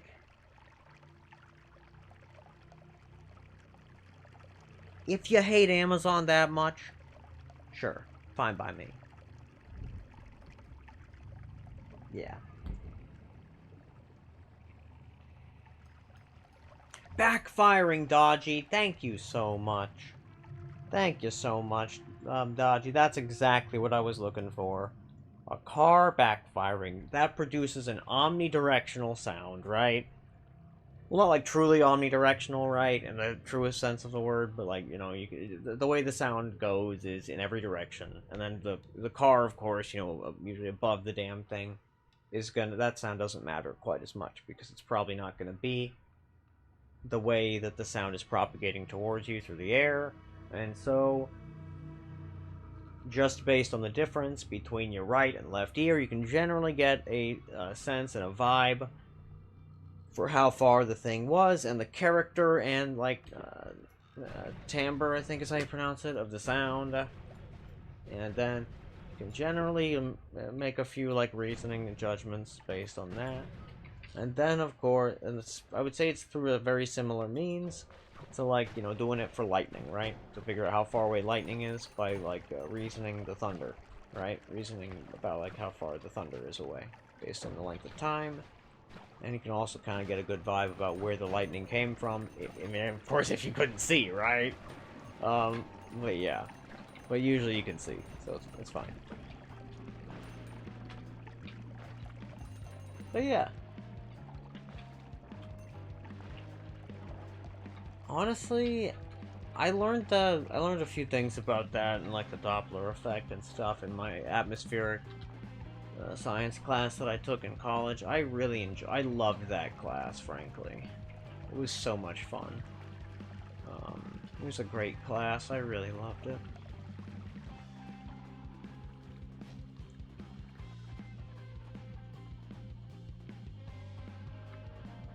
Exactly, Dodgy, exactly. Now that's the really cool thing about sound localization, right? Is that if you've basically got any real amount of hearing, right? Like even a small amount in both ears, right? Your sound localization is usually okay. Ren is entirely deaf in one ear, and their other ear is pretty bad. It's pretty fucking bad. Yeah. You have 0% in one of them. So that's actually very interesting then, Dodgy. So, the funny thing about hearing and sound localization, right, is that that would suggest that... See, this is why I really wish I could have done research on this crap, right? Because that's fascinating. I would love to run an experiment and find out, is it the case that what's happening with you is that you're sound localizing based on the actual the sensation of the vibration hitting your ear, right? And then registering the sound in your other ear, and your, like, brain being like, oh, okay, that means the sound orientation needs to happen in the way that it would have if it was similar to this other sound, right? Because I presume you lost the hearing in that ear at some point in your life. That was not, like, very, very, very young, I expect, right? Maybe. If so, yeah. But yeah, actually, I forgot what I was gonna say, but it's fine. Yeah, lost about 13. So yeah, that is a so that's actually at a weird and pretty useful place actually, because that would suggest to me that one of three things. I mean, it does make it more complicated, but that's fine. It does suggest that one of three things is going on. That either your brain basically adapted. That's right. I was gonna kill this son of a bitchin' thing. Because these guys are the worst. Oh, whoops.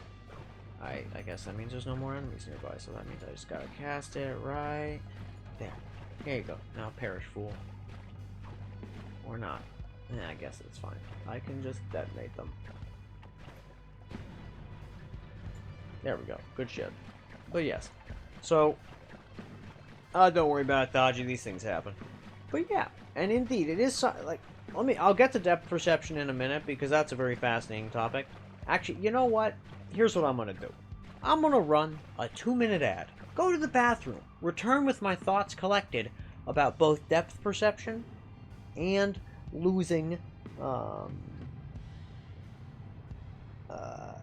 hearings. Oh wait, yes please, you need to go? Well, thank you for following Photo Electron. I look forward to seeing you soon. And I hope you have a lovely day. If you simply must go. Oh wait, what? You need to go?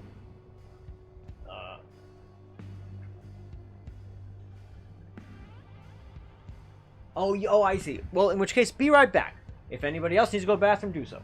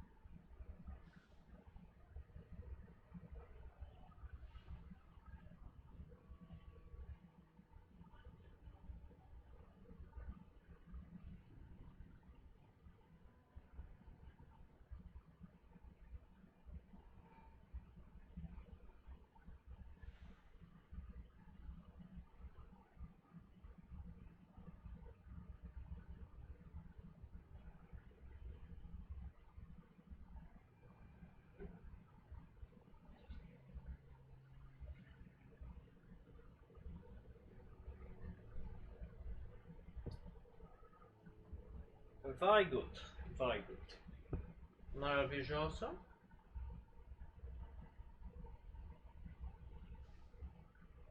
Okay.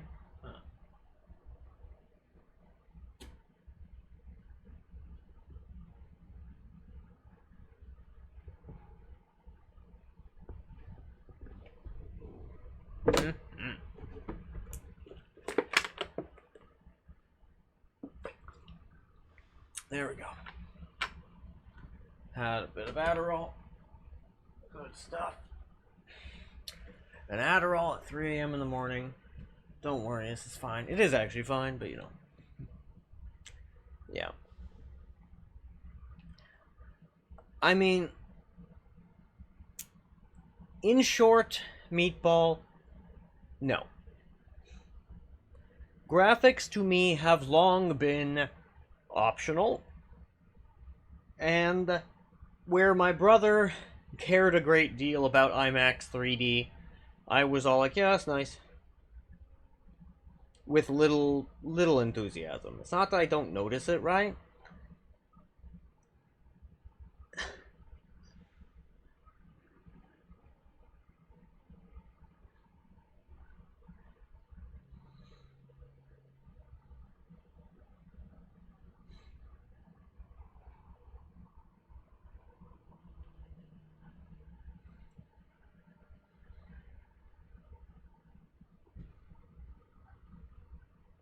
Was there a surgery or something, or did you get hit on the head?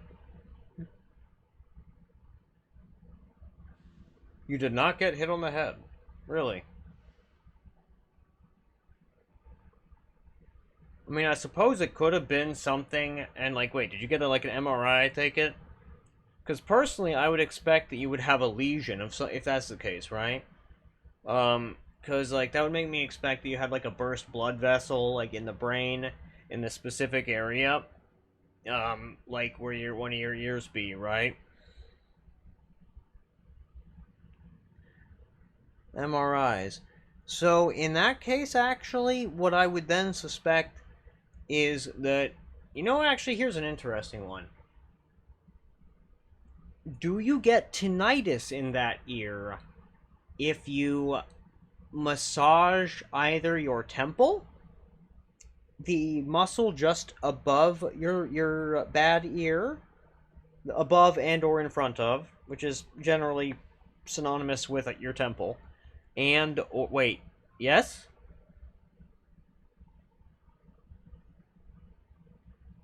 So here's a question, Dodgy.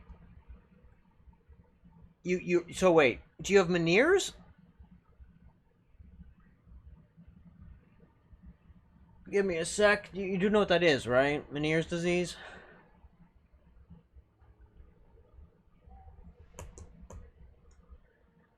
If not, I will pull it up. Yeah, give me a sec. What's a Meniere's? That's pretty funny. Give me a moment. I will pull it up for you. And this really is the actual reason that a lot of people, I think, tune into my stream, is that I'm happy to talk about this kind of crap. And I'm really well read about all this sort of shit. I personally find it interesting. Meniere's. There it is. Found it. There we go. A chronic inner ear disorder that triggers spontaneous episodes of severe vertigo, fluctuating hearing loss, ringing in the ears, and a feeling of ear pressure. But I give you the link here. Yeah. Yeah, so here's the thing, though, about this particular disease. It's a really poorly understood disease. There's not that much research on it. There's not that many cases of it recorded, right? It's not really understood what causes it fully, right? And it's kind of like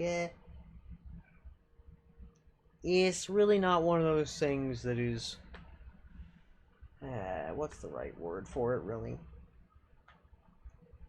It could even be the case that there's more than one type of it caused by many different, and it's basically like it could turn into an umbrella term in quite some time, right? But basically it can develop at any age, more likely in adults 40 to 60. In the US, 615,000 have Meniere's, and 45,000 cases are newly diagnosed every year. So I mean, it's not like super omega rare, but it's not that common. But mostly it's just one ear for most people. And what causes this one in particular is we're reading a little paper on it. I'll also link it for you guys in case you're interested at all. In the unlikely case that you care to read an academic thing about a random ear disease. However, um, it's associated with a fluid imbalance in part of the inner ear called the labyrinth. I didn't know it was called the labyrinth. Fascinating. Um, did anybody else in your family have that issue? Or like ear issues of various types? Because there's both a bony labyrinth and a membranous labyrinth. Oh, wait a minute. Here's another question, Dodgy. Do you have hypermobility of any kind? As in, do you are you double jointed? No one in the family with the ear issues. Is anyone in the family double jointed? I.e., very flexible.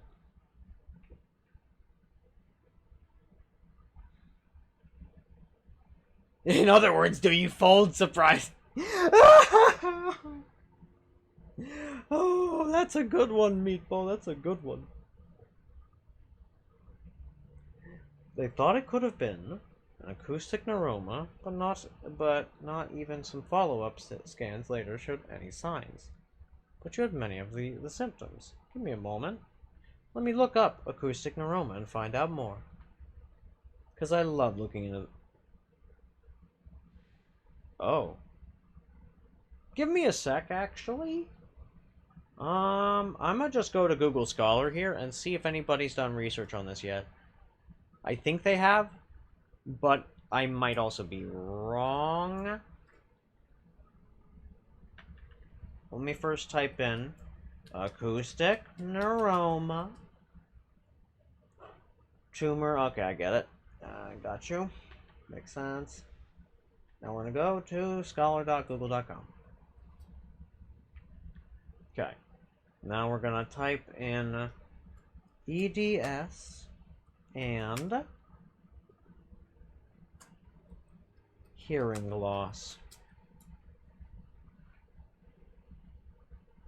Here we are. Let's find out. What are the hearing-related outcomes in Ehlers-Danlos syndrome? Published back in 2016. I recall it getting published back then, and I didn't pay a lick of attention because I had other research to read, but then I put it on a list of things to read and never got around to it. Okay.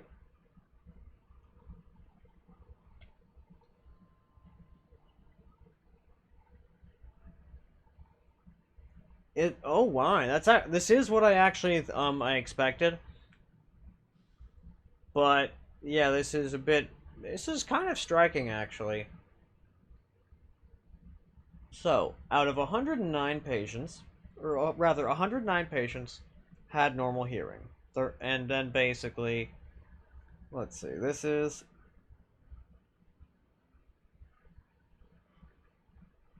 32 of them, however, did not.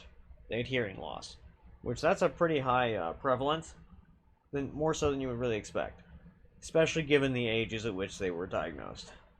Okay. As ISIS. Oh, well, actually, man, that's even less. Oh, wait, that's fucked, man. We don't know why. We just know that it happens more. Great. Great. Does anybody in your family have scoliosis?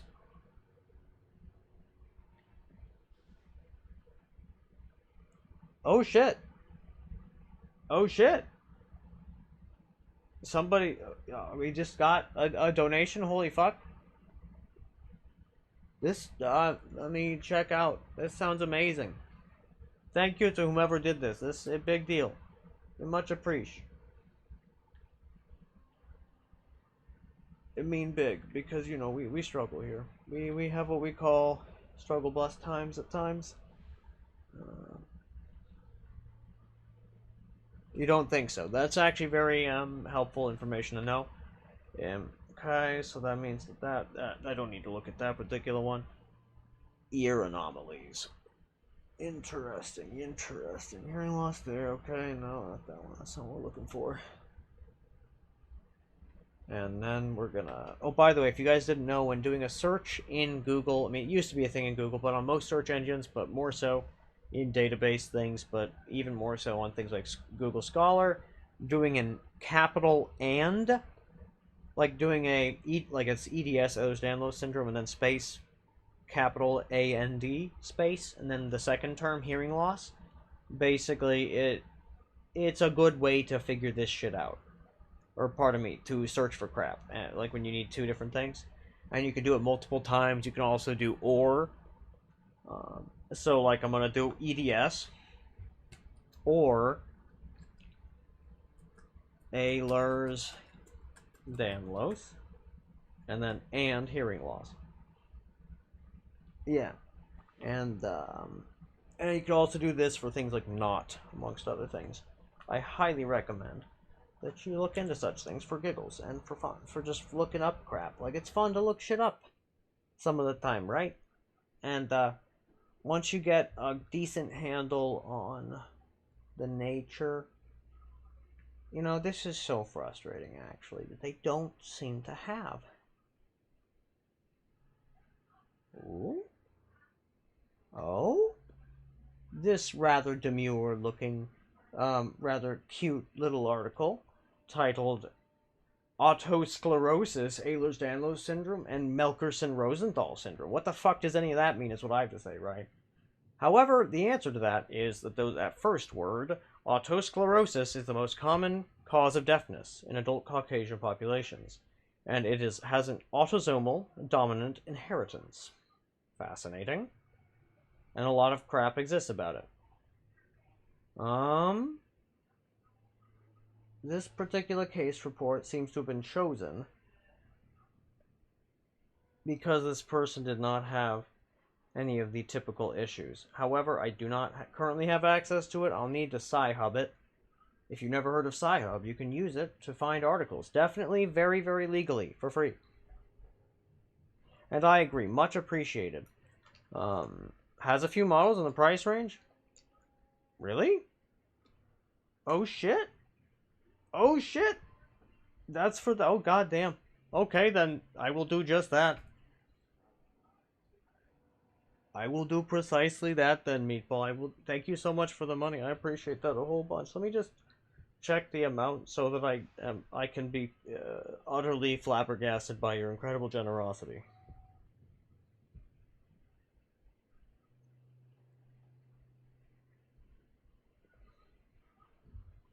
Cause you know, it's only fair. It's only fair. You do nice thing, I get be flabbergasted. That how it work. That how it work. Holy shit! Thank you a lot. That's a big deal. Holy shit! And hey there, Schleefu. And I agree much. You know, and thank you so much, by the way, Dodgy, for using the clappy emote. I love it so much. It's my favorite clapping emote. And I'm so glad to have you, Schleefu. And thank you so much, people. I really appreciate that. And I will do exactly that. Fuck yeah. Alright, now let's see.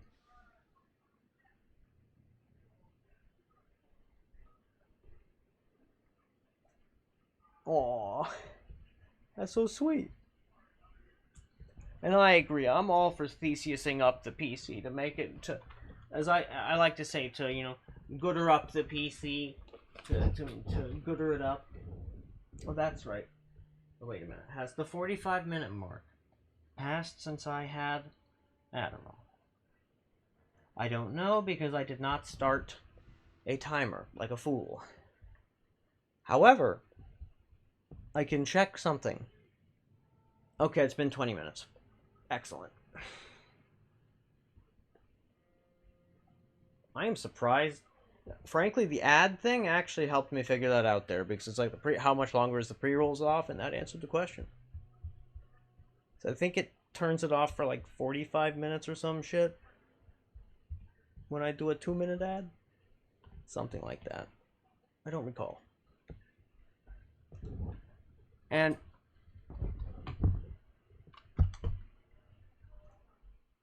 let's see. And don't worry, if And Schlifu, if you are mad at Meatball, it's okay to say so, because the only way people move forward after, having arguments is by being, open and honest about it. I doubt that you are, but hey. I like to, people have, it's better to just talk about your feelings when you have them, usually. Even if they're often not, like, many a times, just knowing and being able to distinguish between, is a feeling reasonable, is a feeling valid, and then, like, because if it's reasonable, that's one thing, but is the feeling valid? The feeling is usually, valid regardless, right? Of whether it's reasonable. However, knowing the difference is a great way to be able to discuss it on sensible and shared terms with other people. Oh, poor Sleepu, poor Meatball. Oh. Well, I'm glad. Given it escalated to the point where you were an international case study, you may... Wait a minute, Dodgy. Do you have a link to the case study? If you've got a link to the case study, I would love to take a quick look at it. Because I wouldn't expect, frankly, any sort of, I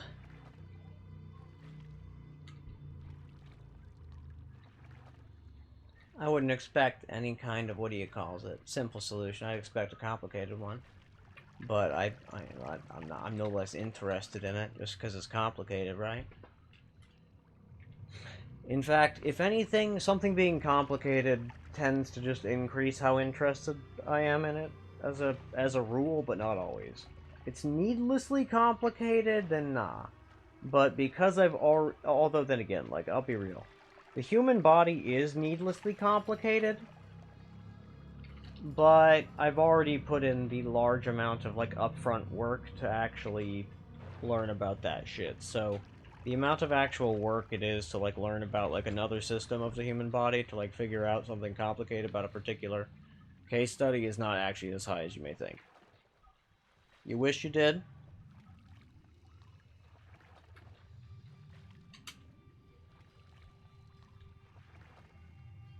Fascinating, actually. That's actually really interesting. Now, that actually brings up a really interesting and utterly fucked thingamajig about, like, a lot of medical research. Most of the time, people who are the case studies will never know it. Which I'm like, what the actual fuck, bruv? It's just a whole thing. I'm just like, why? How is this even that way? Ugh. But I think that's sweet, y'all talking it out. That's reasonable. That's how you gotta go about it. Yeah, it's way easier and better to express it. Absolutely. And you're very right, Photo Electron. Because, it's important to just, talk about your feelings and stuff. And if you can't talk about it with somebody, then for many years, I did a lot of journaling. In fact, I do believe that double-spaced my journal is something like... It's at least 400 pages long? Hey, Zero, how you doing? Welcome on in, Zero Damage. I started streaming pretty late today, but I remember thinking, if I wasn't doing something today, I would probably do the knocking thing on Zero Damage while you were streaming. But then, of course, I was doing something today. Just know that I'm thinking of you to say hello. Yeah. But yeah, it's good for people to talk about their feelings and stuff, because, and if you can't, again. Oh, hello, Mr. Mage. What are you doing? You're being awfully rude. So how about you say hello to Jeremy, Thrashing Buns the Third. Yes, that's what his name shall be. Unless y'all come up with a better name for the homing slime. Thrashing Buns. That's ridiculous. Good stuff. But yeah, we've been yapping about some goofy stuff today. We've been yapping about all sorts of silly things. It's good. Yeah. It makes a lot of sense, yeah, like having like the snapshots of how you were thinking and feeling at a particular time. It is damn helpful, not a doubt, and not a doubt, yeah, just not a singular doubt about that one, really. It's just a big old truth. There's a big old... I had a phrase for this, but I forgot it. It was especially silly, but I forgot. Also true, emotions are goofy. Yeah, it's true, Shlifu. Yeah, like... I don't know why. But today, so I also want to know how you guys feel about today's stream time, right? Because I wanted to start streaming around like... So here's the thing, right? So the Monday night, Tuesday day stream time is actually, from what I found, arguably, it is simultaneously one of the best and the worst days for Noita. Because much of the day for Noita, there is like fewer than 20 viewers watching it. However, or streaming it, I mean. Right? And there's also there are just very few people watching and or streaming it. And I think it's because it's Dunk's day off, right? Makes sense. But it puts me in this like weird sort of position logistics wise. Like, is it worth it to stream on that day and like stream like Noita on that day? Or should I just only do other games, right? But I found that I like it's not as though I would say that on average like 14 to like 18 different people will file in frequently throughout the stream, right? And so I'm thinking it might just be like a discoverability thing, like that many people want Noita on those days, but that they just don't like know that there is a Noita streamer, so they don't look, right? And that's just kind of like what I was wondering about. Because it's a whole thing. And you know, it's just one of them things. And I have yet to figure out the answer to this question.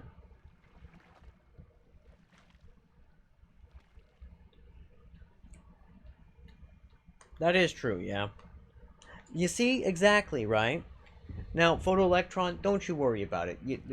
That is fine. Because, like, most of the time, you may notice in my titles for my things, it is post-Dunk stream or post-Lassier stream. Because there is a big overlap between the communities. And also, I love watching Dunk stream, so I, of course, am not going to stream during his stream. Except at the very end of the stream, right? Then I start streaming when he is wrapping up. Usually right before, like, I start booting up my PC just before, like, when he says, and we're about to do the final shop, is usually when I start booting up the PC, usually. Not always, but yeah. Some of the time I'm just waking up, right, as he is, doing stuff, right? Or as he's, doing that, but that's usually how it goes. At least on a lot of the days that I stream, yeah. So that what I end up wondering about, right, is... Yeah, you're right. I think you're probably right. It's useful currently, for sure. But yeah.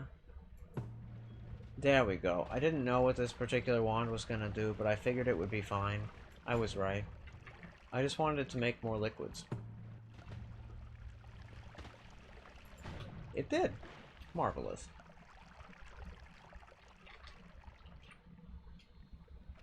Good stuff. Actually, yes. And I'll just turn it all into concentrated mana. Because I would like more concentrated mana, I say. More concentrated mana.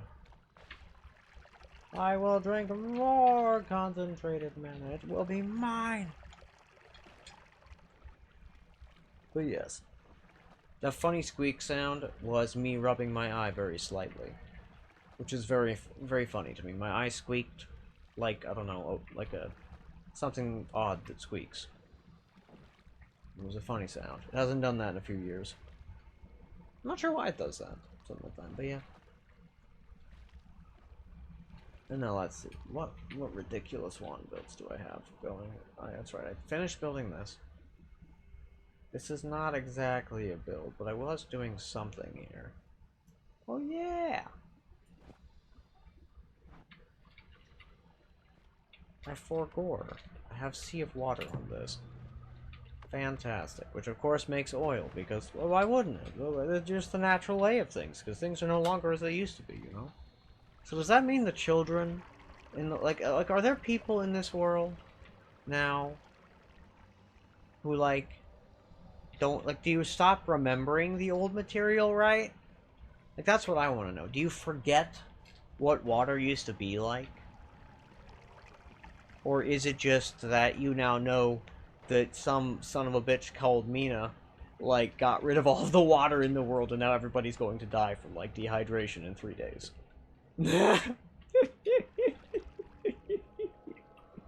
Like, that's what I want to know, right? But also, do you think that could you survive on concentrated mana? Like, is it as good as water? Is what I want to know. Right? And what would that do to a creature over time? Like, well, how would that alter their biology, I wonder? Yeah, I don't know. I don't know, man. It's a good question, but I don't have the answers.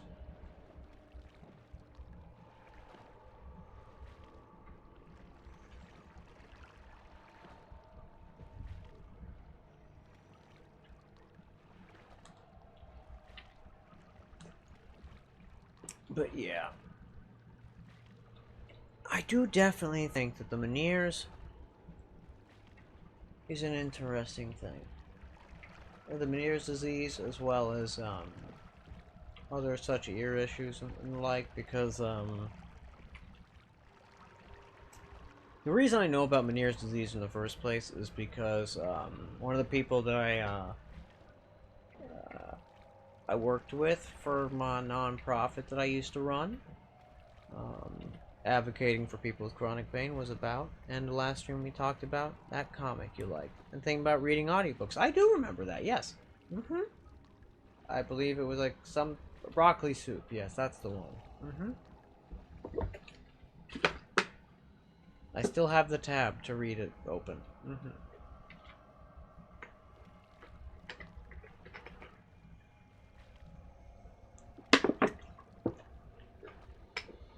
Oh, water is lovely, isn't it?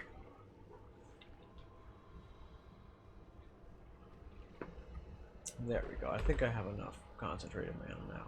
Good stuff. Okie doke. Actually, wait. Here's the question. Because this used to be water, does the concentrated mana does not directly turn it into more concentrated mana? That is good to know. Okay. Fascinating. What happens if while it's igniting, I turn it all into concentrated mana? Do we just put it out? Or does the concentrated mana start burning for some reason? Puts it out, it seems. Good.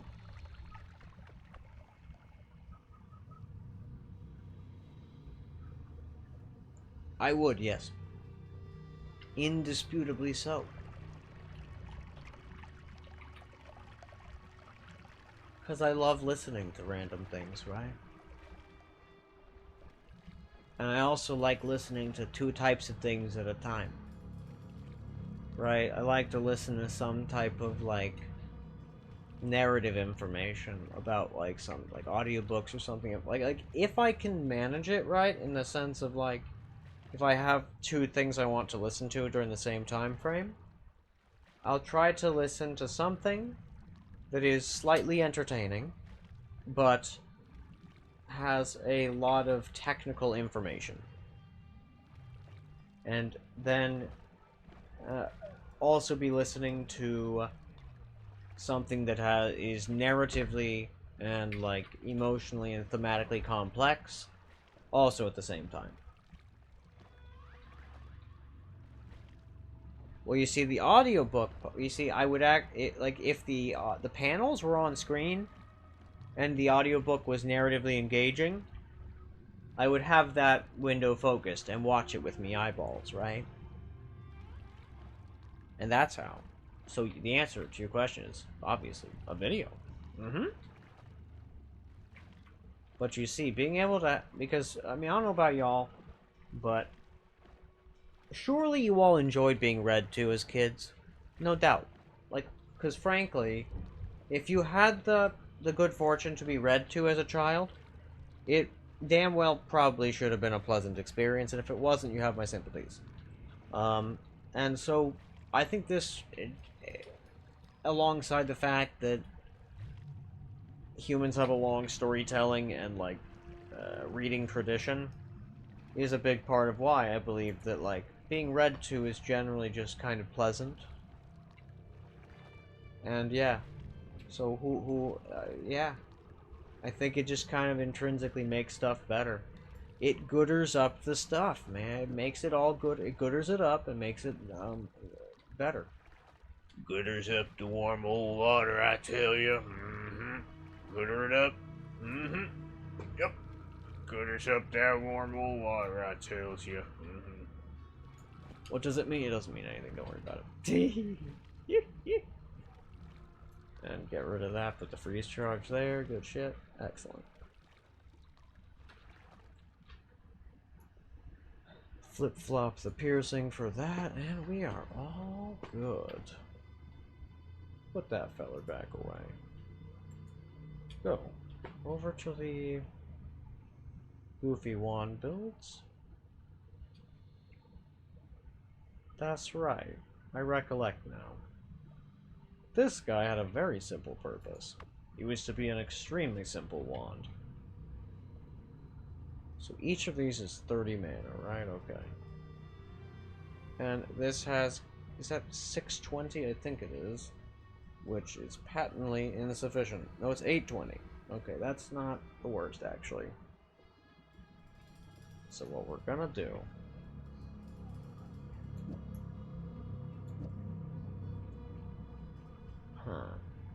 What if I gave it... Ooh, what should I... 1, 2, 3, 4, 5, 6... 7... 8...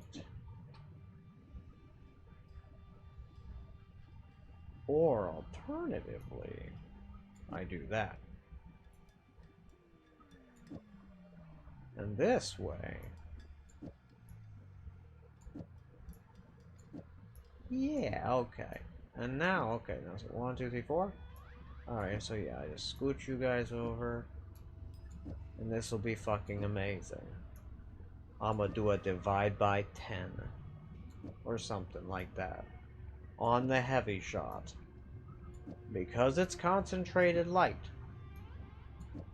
It will give all of 0 shits about it. And it will be awesome. I think. No, I have to get rid of the chainsaw. Son of a bitch. It doesn't like the chainsaws. Sag. Was that infestation or was it... Ah shit, it was infestation. I didn't want that. I wanted heavy spread. Here we are.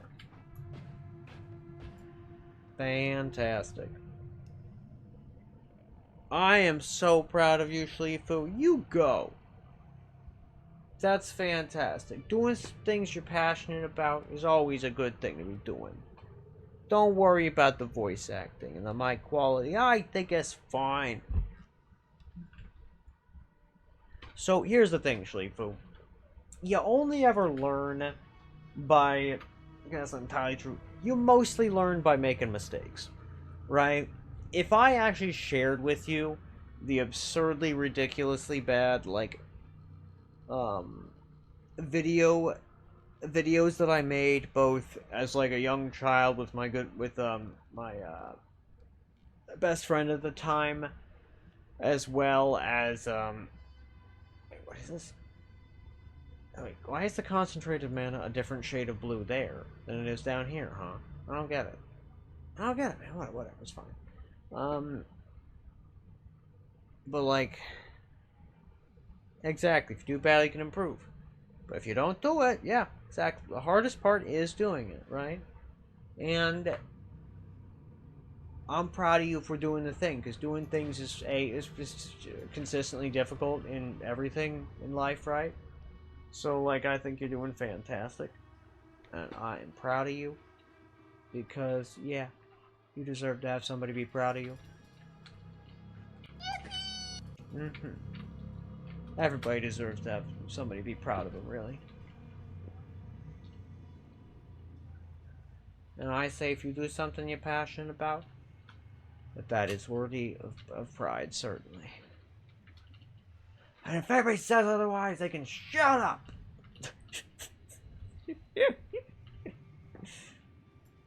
Because, yeah, the fact of the matter is that, like, even if a thing has a great many flaws, if you did it, that's good. And, you know, like, often, like, so often we get around to, like, the criticism stage of things, yeah, this can be rough at times, for sure, but, like, because the way I see it, the majority of all creation of things and stuff is actually the criticism stage. Right? The criticism / I got this. I know how to word. Just give me a sec. Editing. Editing. Editing. Yeah, that's the one. The criticism and editing stage is the vast majority of all creative endeavors. Thusly, it is what you are doing most of the time. So if you kind of rewire your brain to always be looking for ways to improve things, then generally speaking, it makes it easier to do that process. You take criticism less personally, shit like that. It's good stuff to do. Who's Eddie Ting? Who's Eddie Ting? It's a great question. Now, Eddie Ting is a verbally violent bastard who has your best interests at mind. In mind, yeah. Yeah. And he will tell you all the things that you are doing wrong in life, and he is usually right. Yes. Yeah. Yeah. Alright, let's replace this guy with a... Let's see what happens to replace with a triple. Do you still wrap correctly? You, instead of wrapping correctly, you fire all at once. Jesus. I don't know how I feel about that. So it's Wait, what if I do that? Does that fix it? It does, actually, because I don't want it firing all at once. Like, I could one-frame it, but this one cannot sustain such a thing. I would need some time. Actually, let me count up the mana here. 60. Oh, hello, kitty. 120. 150. 180. 310. Yeah, no way that's working on a fucking... Oops. Reverse mana charge 1. No way that shit's working. Yeah, kitty man, what you doing? Little whistle pfeffer, you know you shouldn't go up there. Please don't. Very good at this time. For my, let's see, yes. For my morning painkiller.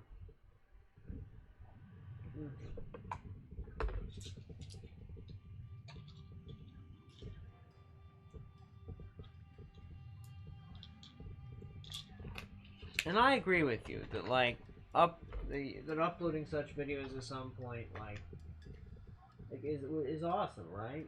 And I understand, like, having the confidence to do that at some stage is certainly, like, well, that's the whole thing, right? That said, like, just making it in the first place is always the biggest step, right? Because until the thing actually exists, like, you can't actually necessarily easily improve it unless you're, like, you've already got a whole bunch of the requisite skills and you're just, like, you can actually, like, visualize it, right?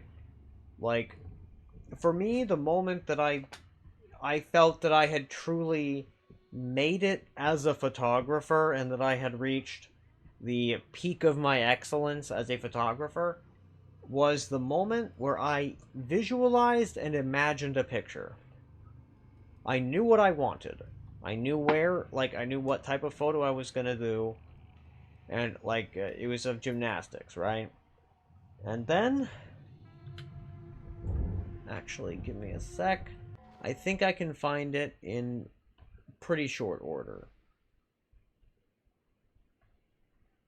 Can you derail my topic? Once I am done talking about this photo, sure. This person...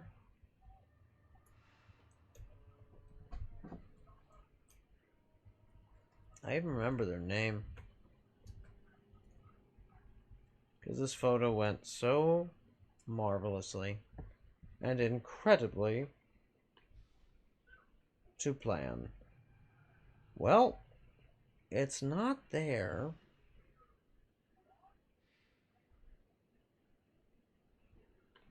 Where would it be? Did I not enter it into any of the things? Presumably not. But that's fine. I think I've literally got it on my desktop in a folder somewhere, because this particular picture is so goddamned good. Let me see. So we've got... Yeah, where you at?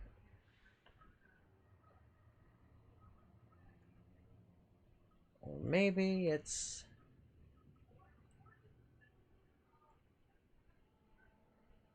Actually, yeah, where the fuck would I put that?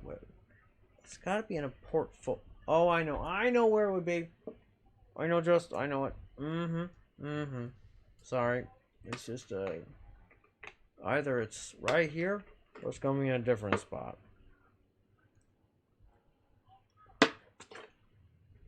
If it's not in this spot, I know where it be.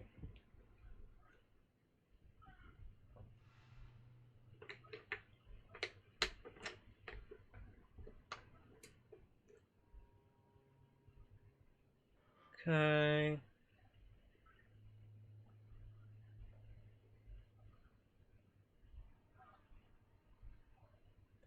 Yeah, I know where it is then. I know exactly where it is. It's on there.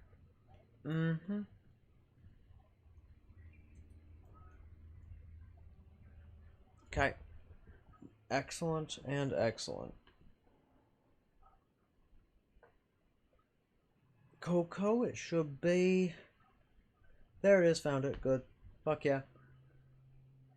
Rock and roll. And rock and roll.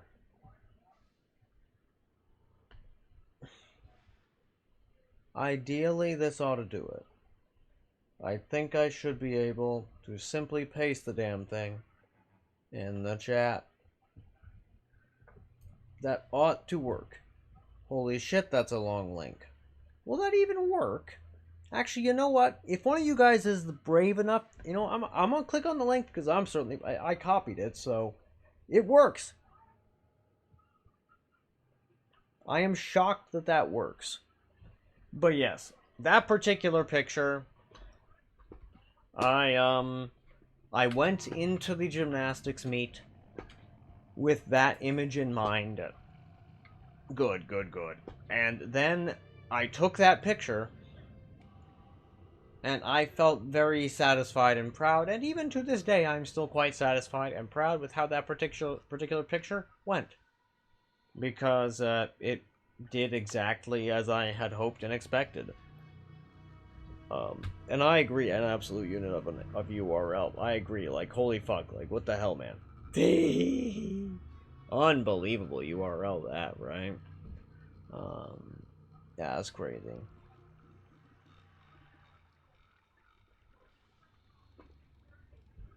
I hope you all appreciate my great work, the great work I also did with the, what do you call it? Watermark there. I'm pretty proud of it. I made it, and thank you, Schleifu. Cause like I had basically, what they told me, right, was, hey, we don't have a photo, we don't have a good dominant for the gymnastics spread for the yearbook. And I said, really? What do you currently have? And they showed, I was like, yeah, that's pretty mediocre, is what I said. And indeed, it was pretty mediocre. And TBH, that was a little bit of an understatement. See you, acid. I love it. It's great. But yes, or circle of acid rather. Let's see, 1, 2, 3. Oh, this needs exactly one more spell. Which spell shall I give it?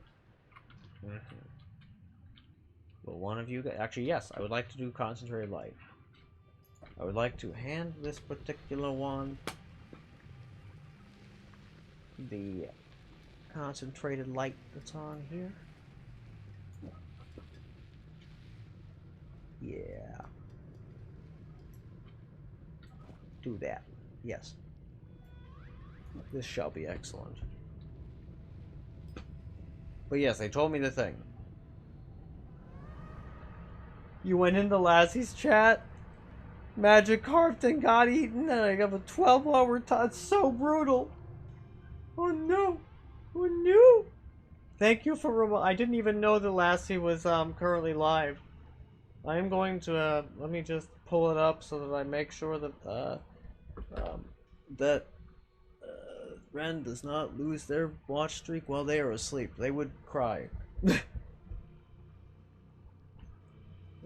see that account. Yes, lovely. Okay, and then do this. New window. Lovely. And then my much smaller watch streak, because of course I got distracted by Ren, and yeah, we had about the same size of the thingamabob, but yes. Well, now I know exactly who the raid target will likely be. It'll probably be Lassie's. That is certainly a good thing to know. Yeah. But it's okay, because Ryan and I usually just watch Lassie's together. And let me check, yeah. So you can attempt every hour, 1% to play, 1% to get eaten, 12-hour timeout. Yep, that is true. But yeah, I believe that, yes, Ren looks to have a 148 stream streak on their account now for Lassie Ace. Yup. And I had about 142 when mine died.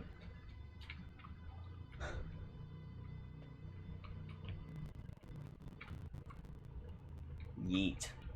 Yeah, we watched, I watch Lassie Ace very regularly because Lassie Ace is great. What can I say? I've got nothing but nice things to say about Lassie Ace. And watching his stream is very entertaining. Yes, this wand is mayhaps one of the more unhinged wand builds I've done, but I love it. I shouldn't love it, but I do. And it's basically done, quite frankly. I don't think it needs much else.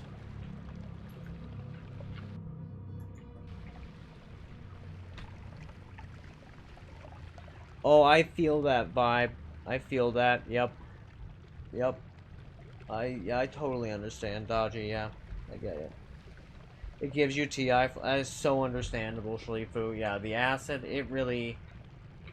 Actually, can I change the acid with the Mana Stone? Oh my God, I can. That is big information. Actually, I didn't know that. Huh. I had no idea that if you could get the Mana Stone... I don't recollect. Did Dunk did he manage to get the win from the throne room just yet?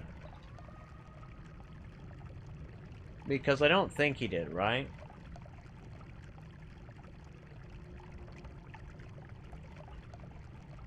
He didn't? Yeah. So... Well, I mean... So, do you only vote yes, Shlifu? If you only vote yes, I can't help you in this regard, because Dunk is remarkably inconsistent in that, and... I tried voting yes for a long time, but it does not. I have not had... Yeah, okay. Yeah, I got you. So, basically, just kind of gotta wait. Here's what I recommend doing. You gotta wait until Dunk kind of as awful as this is gonna sound, it's accurate. Until Dunk has had his spirit broken by chat somewhat, right? And then he's lost like 3 or 4 bets in a row, right?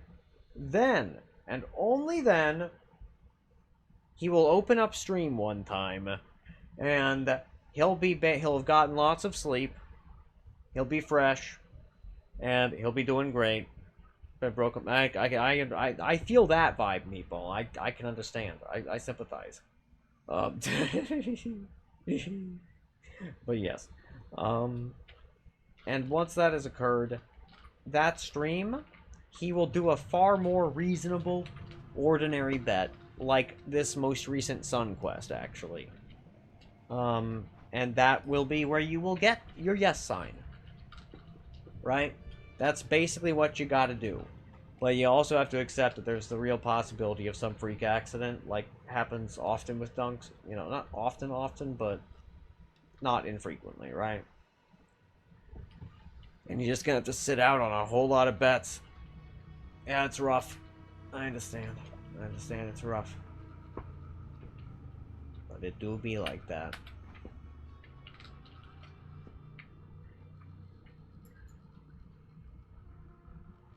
Right, but you know, Dunk, he just, you know, he has a rough time with that, like, such things. And that's just the pattern he follows, right? And here's me divide buds. Very good, very good. Now I can use the divide buds. Let's see, let's go ahead and fetch. No! I did not mean to drop. Do not drop the divide by 10. Why would you do this to me? Why? Why have you done this? It's a cruel mistress.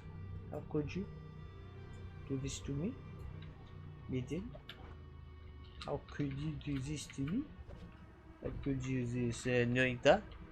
Why would you do this terrible thing to me? I have been there for you when you have needed me. But you were not there for me when I needed you.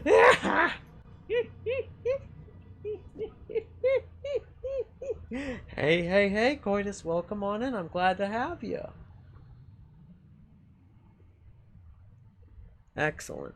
Right, rock and roll.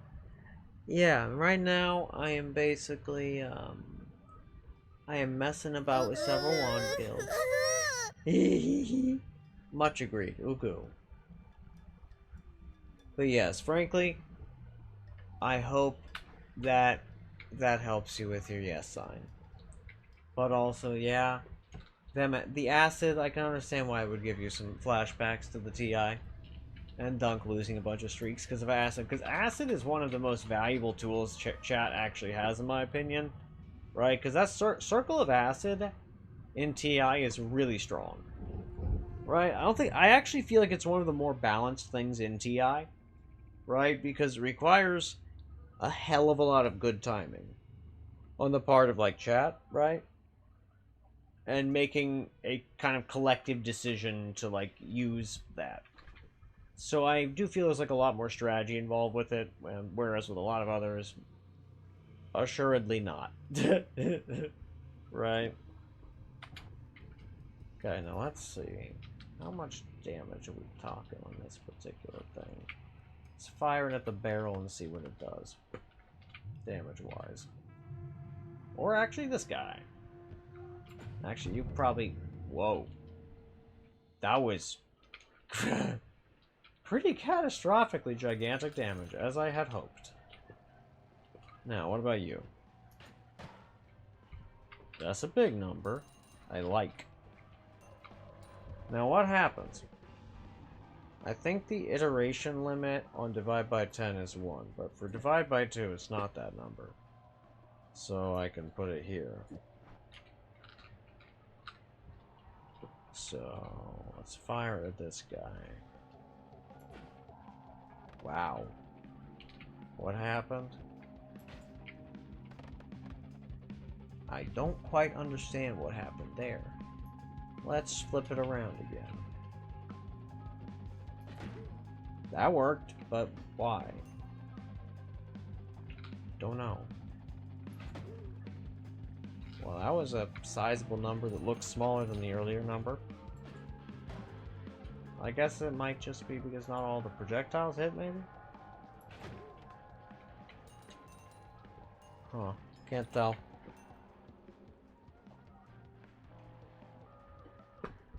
I understand that, Schlifu. I feel your struggles. I get it.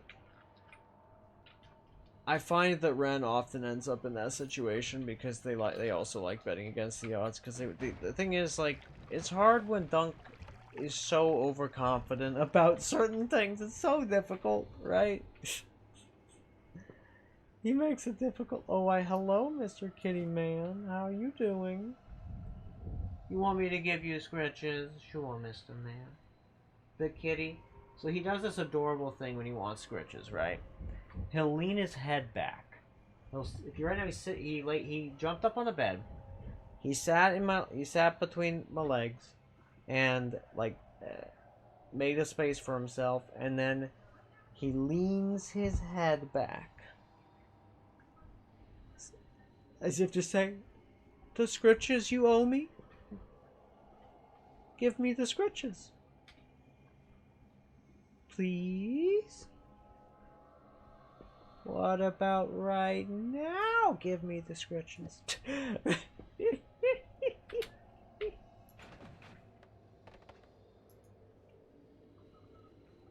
And yeah, it's very cute of him. Actually, yeah, does that work correctly with the copy trail? I'm not so sure. I'm not sure this is really adding much to this particular build.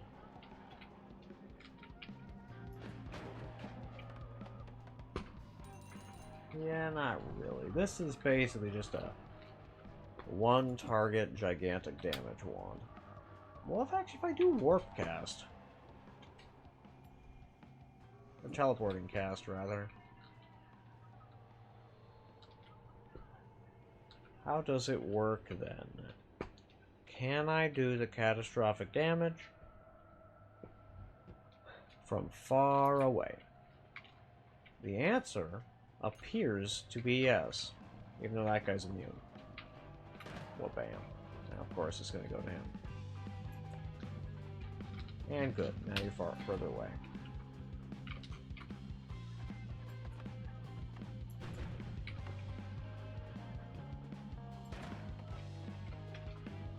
That's good. Interesting. So it still needs to be pointing in the general direction. But it does deliver. I should probably add a second damage type to this, shouldn't I?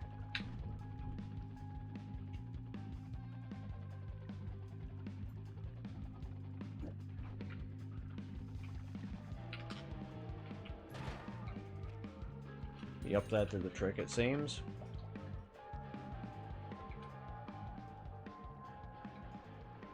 And I agree, yeah. Betting no on random starts, especially once he gets his next win, it'll be a very easy no bet, right?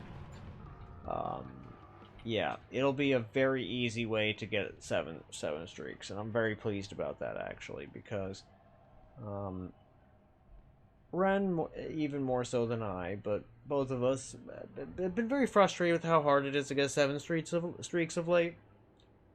Yeah. Yeah. So honestly, I'm kind of happy about that. Yeah, it's going to be an easier time. And it has been an easier time, right? I think that Ren's actually got a couple now, and I might have one or two. Yeah. Also, I made a discovery, guys.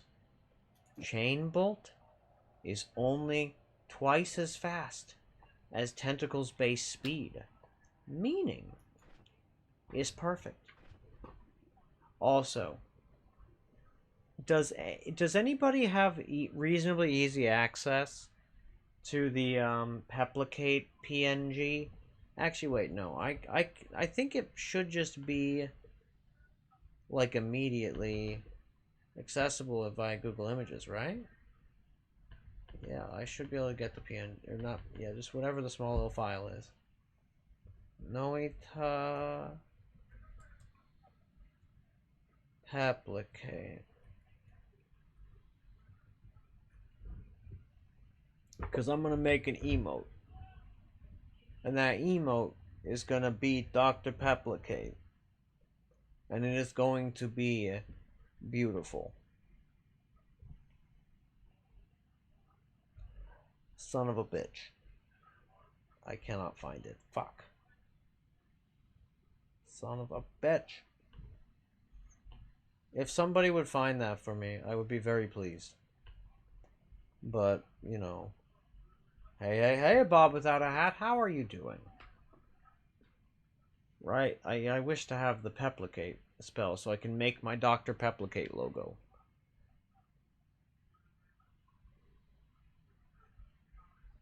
A chili pepper wearing a stethoscope. I mean, that could be pretty funny, honestly. I like that.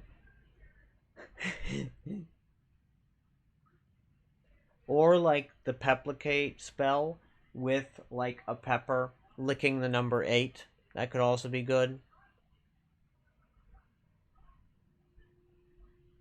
So here's the issue, Schleifu. The reason Dunk is most unlikely to change that is because every single person who was suggesting this entire like random starts thing from the beginning knew that at the very end they would be able to get exceedingly reliable no bets. And that is why it is unlikely for Dunk to do that. But if he does, you better bet a lot of people are going to be miffed about it. Because essentially, a lot of people kind of like have been waiting for that, right? I'm not saying that it's a good or bad or anything, just that's kind of the social bargain that was struck, right? Yeah.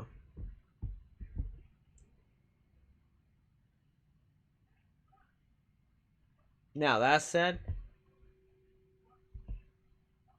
he is definitely going to do that one for things that are not the Forgotten Start. But yeah, for the Forgotten Start, yeah. Ooh, picking Terraria back up and you're fishing, that does sound rather nice. Because it is, you found the Peplicate, Schleifu? Ah, God, what's a good place to put it? I don't actually know. Relevant media discussion, I suppose?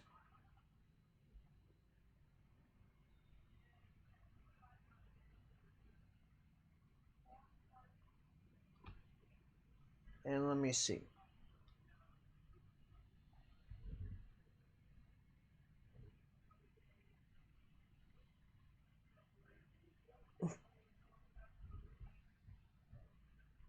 Okay. They squared maravilloso. Now, let me see here. Put this guy away. Now this particular one, what is this particular set of spells got for me? Now realistically this particular one does not benefit much from that. I have an awful lot of oil trail spells, it would seem. Well, I guess that's fine.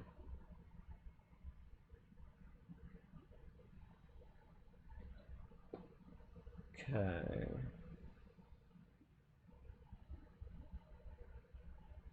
You know, I think I'd rather have lightning than freeze charge on that wand. So that's what I'm gonna do.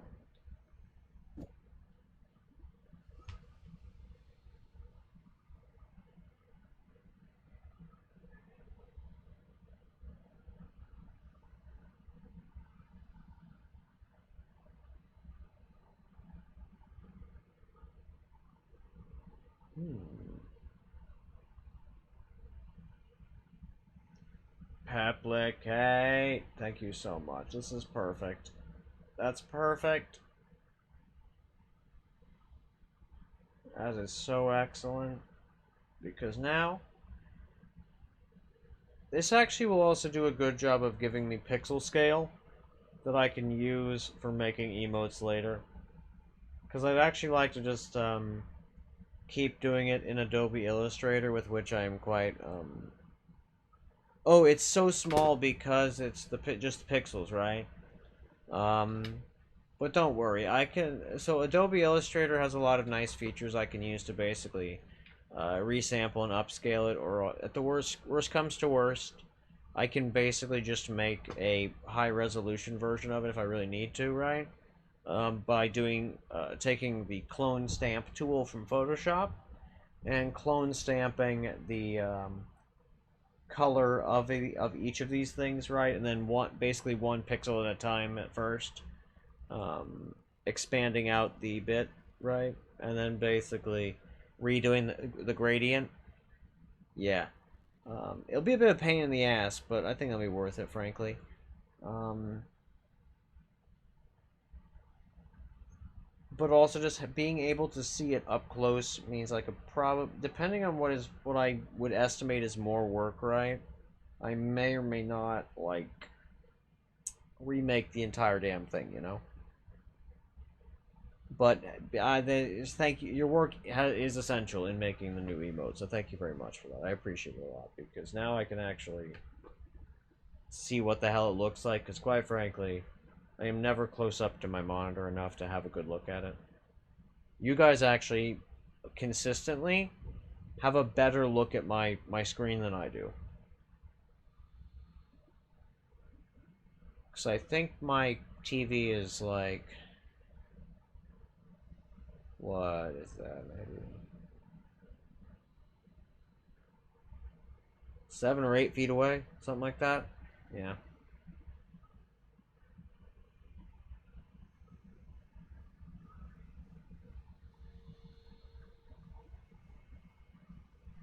Yeah, something like that. That's right. I wanted to make a homing death cross.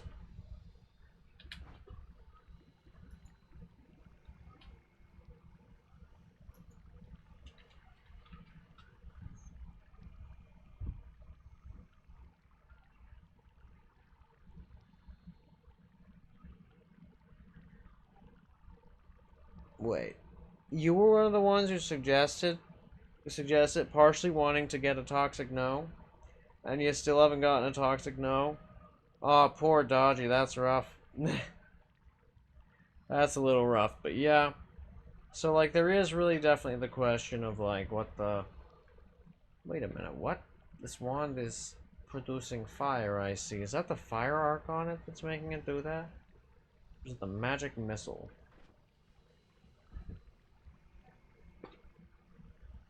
That's a great question.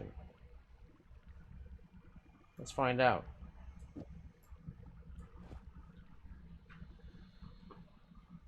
Wait, really? What bets was it on, man? I'm curious. I gotta know now.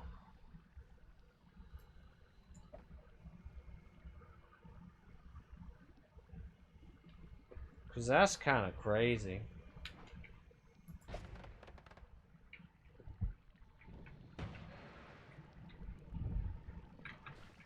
Can't remember. Valid. I feel that. Now let me see. Actually, this is interesting. This should make the fire arc go, yes? It does.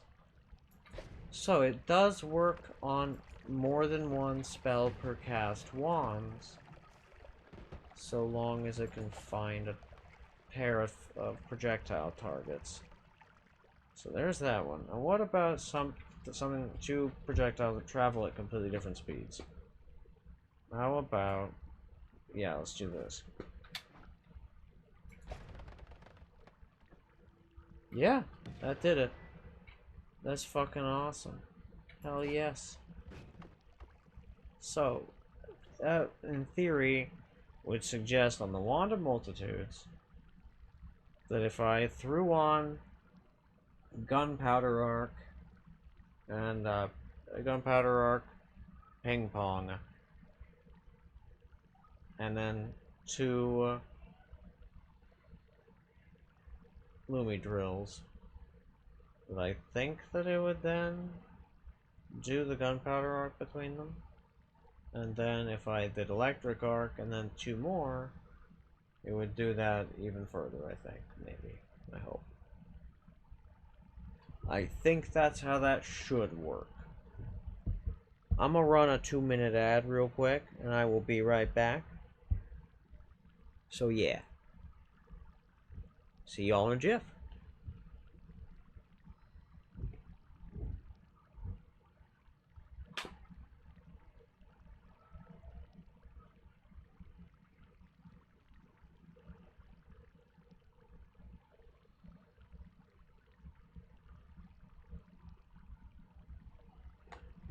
Okay.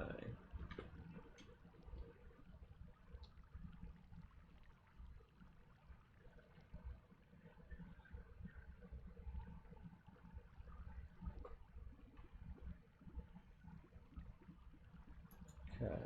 What is this? Ah.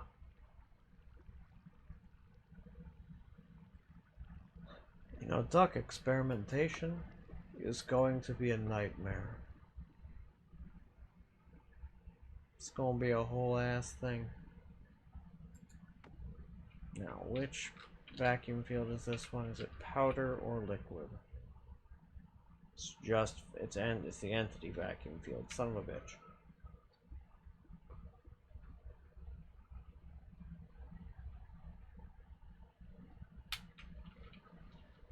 Actually,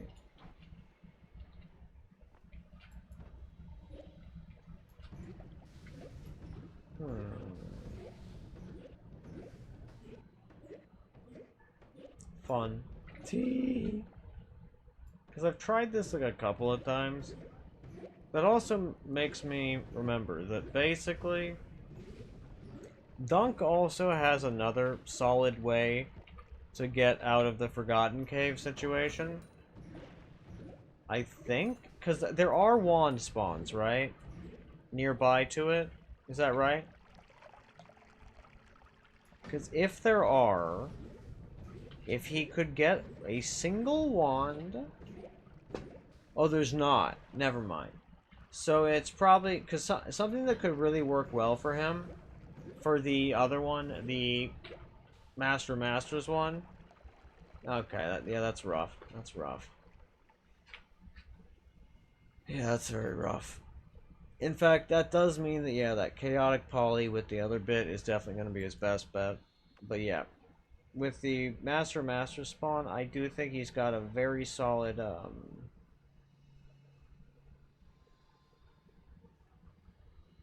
option for Vacuum Field. Because Vacuum Field could allow him to basically just warp himself through a bunch of objects. And ignore everything. And then just use the WASD unstuck feature to not, you know, have breathing issues. So if you could find a safe wand that has Vacuum Field on it, because mind you, of course, Vacuum Field is not an uncommon spell, right? Shows up all the freaking time, right? Yeah, at like the lower and the higher ends of rarity. So for the Master spawn, that could be majorly helpful for him, which it's part of why I don't always feel like I'm not feeling as safe lately, like betting on it at all. And until he gets to just the Forgotten Cave, I don't feel particularly safe about it. Yeah.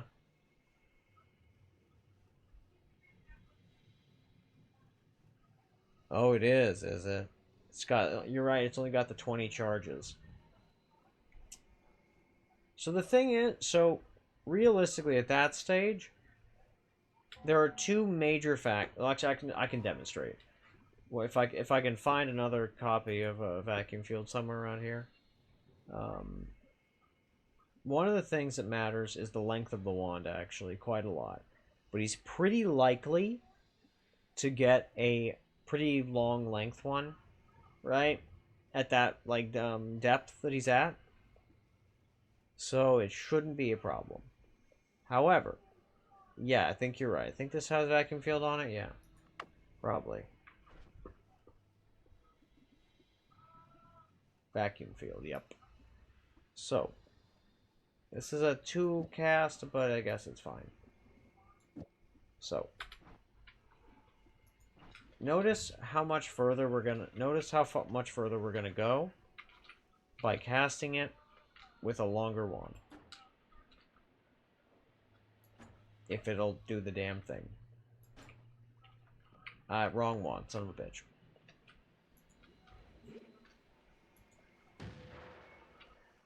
One sec. Cause you gotta get into the material in the first place. I don't know that much about the spell, mind you. So we're in. However, I do, if I'm not mistaken, it works better at certain angles. For example, I think it should work better in here at the upwards left. Because I think it goes best up and to the left. Yep. It goes best up and to the left. Oh, son of a bitch, that was the wrong. Okay, here's what I'm gonna do. I'm gonna stop being ridiculous about this. I'm gonna put it on a wand separately, okay? I'm just being a dum-dum. In fact, I don't know why I'm being so ridiculous about this, because there's frankly no reason. It shouldn't have occurred to me like 2 seconds ago. But it didn't, because I'm ridiculous. What can I say? No comment. My lawyer, something. Okay. So, actually, that double might fuck it up. So, I'm taking that off to remove that variable.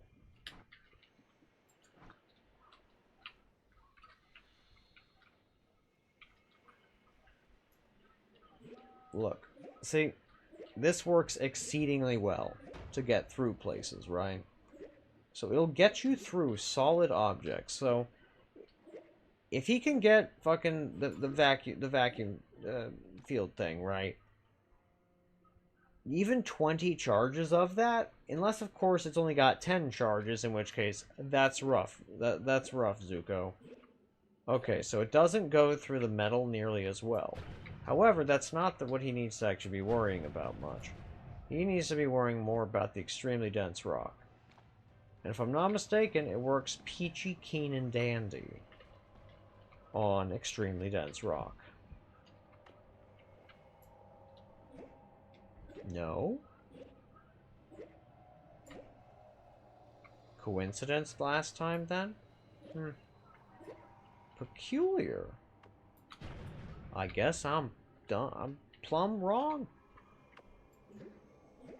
Not the first time, not the last time.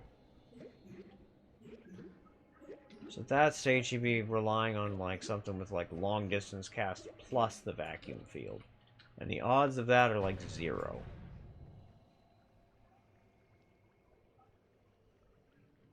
Yeah, 20 charges. Yeah, 20 charges. So, not that it wouldn't be a useful tool, but with whatever spells it's going to have on it other than that, probably not worth the trouble, right? Yeah, what a shame. Here I was thinking that there was a solid use case for that shit. I guess theoretically, no, I was thinking, no, there's a lot of things about it, but not that many things are that useful. Sweet dreams of Photoelectron. And I hope you have a lovely evening and a great evening. Thank you for following and joining, and thank you so much. I appreciate that hugely.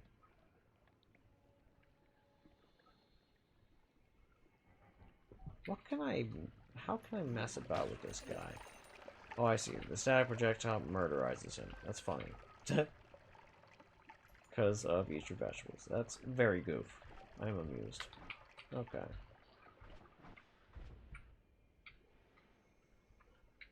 Now, I'll flip-flop these back. Put this guy back. Pick this one back up. And now, yeah. I'm also so glad that I put these dangerous spells on a wand that just can't cast them. Because, yeah, that was definitely the right choice.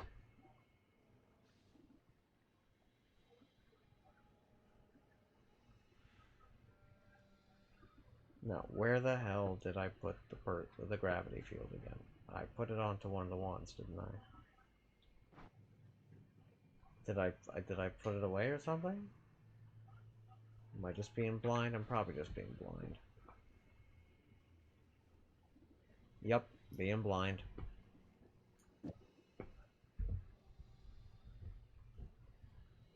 Okay. Good shit.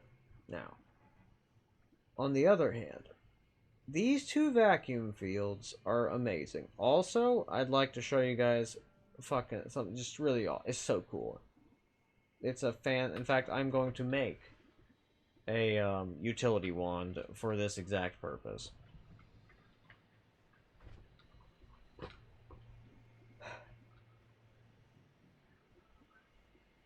Got the buoyancy, shielding, powder, and liquid. Okay. Powder. Liquid. Liquid. Okay. We'll put this fella right there.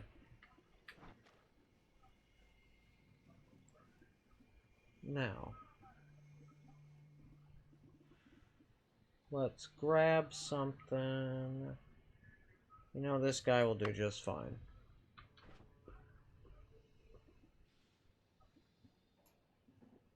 Actually, a triple would be better. Do I only have quads? I guess a double will be fine. No, a quad will. I think I can make a quad work. Okay. Chainsaw.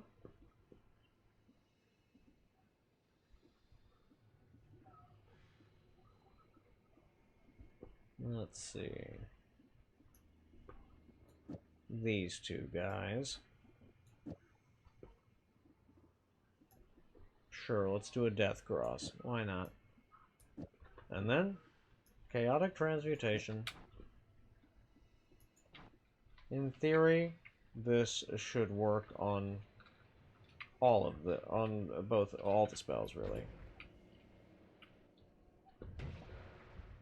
It should pull in all of the liquids and crap, and the powders, and then not eject them outwards. Indeed, that is precisely what it does. Now let's do this to a large body of liquid. See how it goes.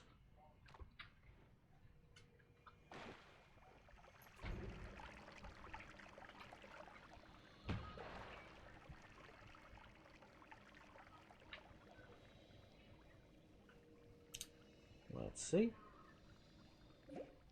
Yup. Works as advertised. Pulls in all the liquids. Pulls in all the powders. Removes them from reality. Fan-freaking-tastic. Excellent. Now this particular utility build, frankly, I'ma just, well, let's see, how many mana is each of these guys? 60, 100, 140.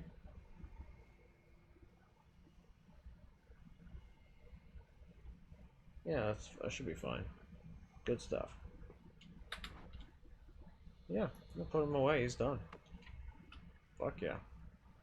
I'm thrilled about that.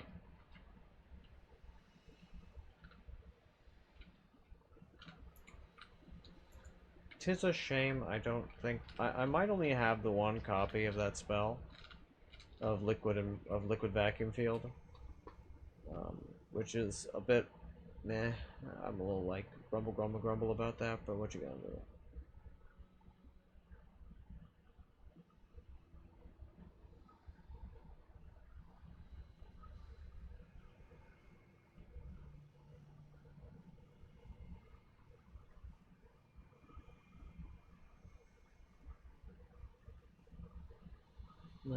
Okay. We got some divide buys there. We got those fellers. Got that. And how am I doing? 0 damage? I'm doing pretty alright. I've got some Definitely got a bit of a migraine coming on. The migraine has not yet fully arrived or anything, but I can tell that I have that in my future. So I'm not looking forward to that. But I think it will be what I would explosion, what I would call a medium migraine. So, and I'm much appreciated. I love hugs. Hugs are great. If I had a hug function with the thing, um, that would be lovely. However, what I do have, what I do have, is delicious. Yes, kitty. The kitty went. We of course have these emotes.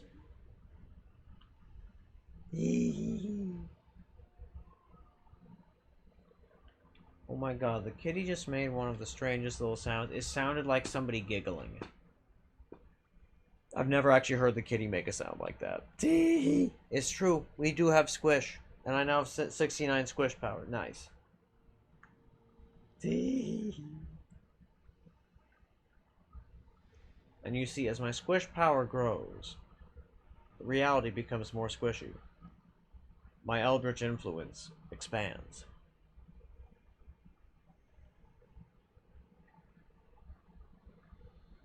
And, you know, actually, I suppose that is... So here's the trouble.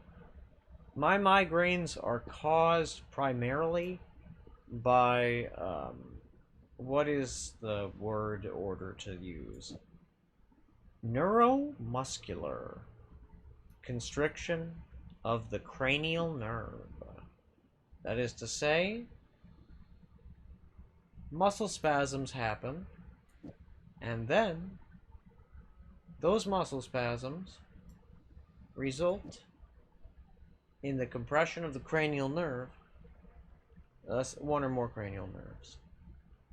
Actually, what am I doing moving them to this one? That makes no sense. What are you doing? What you doing? You're being silly.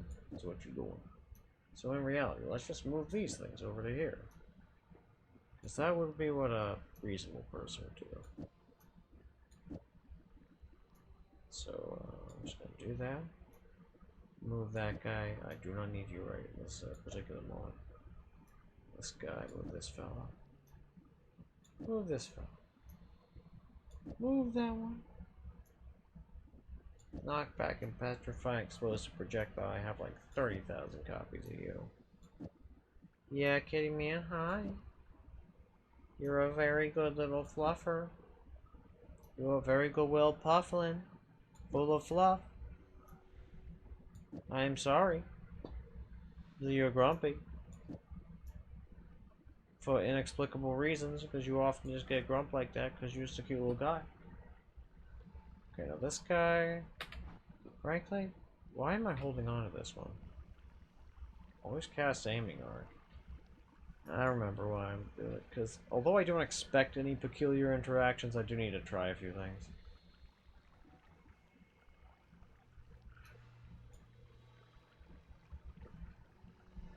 Yes, there is, yes. Many a times. Is that so? Well, so here's the thing, Dodgy. I'd say it's not that bad in the sense of like, okay, that's not true. It is awful.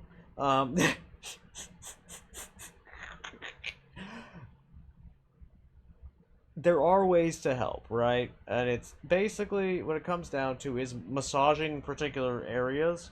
Usually Ren helps me with this, but before I before I was dating Ren, basically what I did, and what I still do, because you know Ren is also disabled and whatnot, and like can't ask him for too much help, is that and I can't really stress how incredibly difficult this was. I learned basically I studied up on human anatomy to figure out where all the nerves were. And then I studied up on all the different joints to figure out where all the dislocation's gonna happen. And then I basically had to,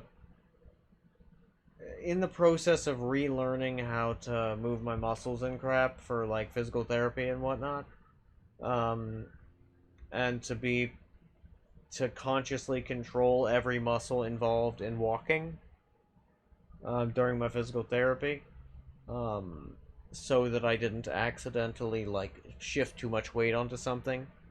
Um, like as I had already been doing, right, without realizing it entirely, until like I would hear the sound of like something shifting wrong, and I'm like, oh dear, and then all the pain would start, right? Um, but basically, what I end up doing is I end up having to just massage a bunch of areas, right, and then um, I can generally hear them crinkle, clunk back into their spots. I frankly hope that y'all can't hear it on stream. That would be a bit disturbing to me. And probably the viewers. Several just happened in the past like 15 seconds. So if you didn't hear, then that means that the audio filter is such that you can't hear it.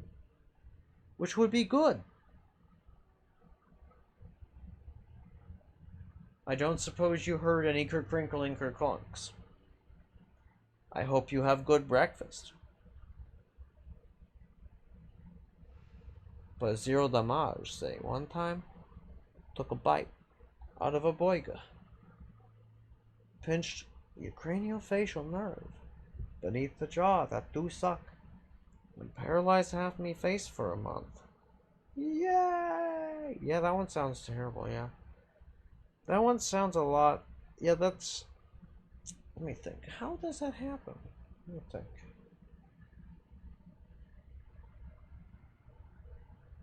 Which one? Which nerve? The one at the back of your face? Or the one at the front? But in any case, do you have hypermobility, Zero? I've been meaning to ask you that. As in, are you double jointed, or is anybody in your family double jointed? That is to say, joints with beyond that have more than their normal range of movement or motion. Yeah. Because the answer to that could be quite enlightening.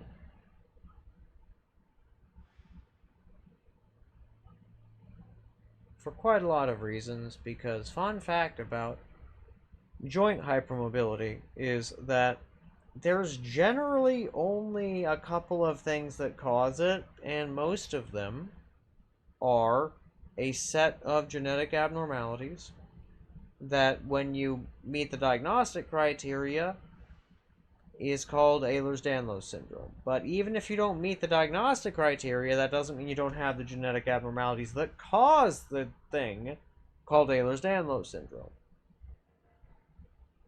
Right? And as a consequence of this, knowing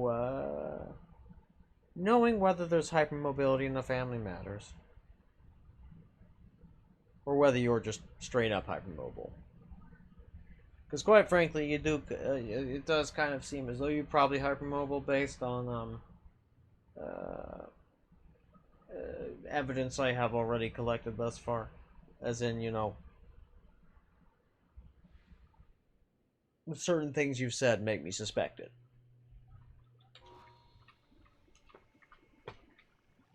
Amongst other things.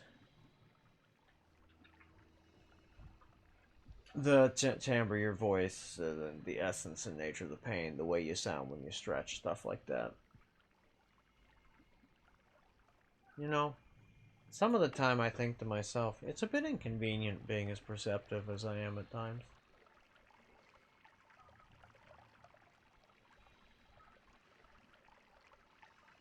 Just never comes across well,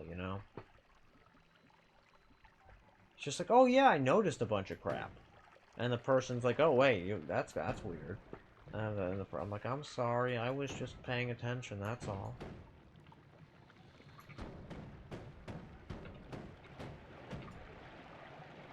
this wand, it just blows up in your face. Now, I guess I could just put it inside of a trigger. That would solve it. Why don't I do that, actually? That's a great idea.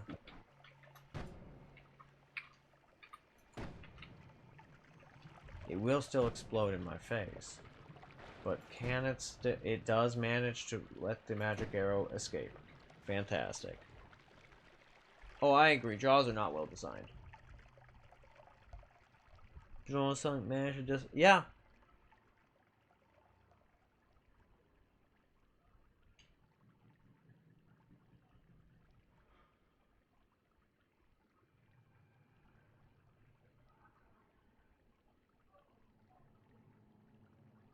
To actually dodgy? Was that before or after you went deaf in 1 year? Do tell.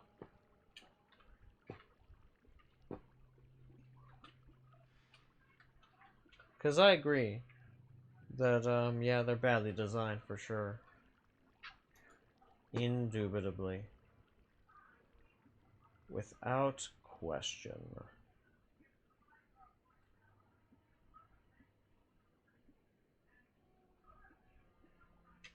Hmm? Is this 820 or 620? 820. Good to know. Not sure, because frankly, theoretically that could possibly be indirectly causally related to the hearing issues, right? Because the manner in which, like, at least in my opinion, because I certainly can't diagnose you with jack shit, because that's not how that works. But yes, essentially, the way it go for me is, and in general, like with this type of thing, is that you're underneath your skin, you have a layer of fascia, which is a connective tissue that connects your muscles to your bones and other shit, and your ligaments and all that crap. And it is in the shape of a 3D onesie underneath your skin, right? Let's see, wait, 500, 145. What about this? What about the other piercing always cast? What were you at? Need to find that out.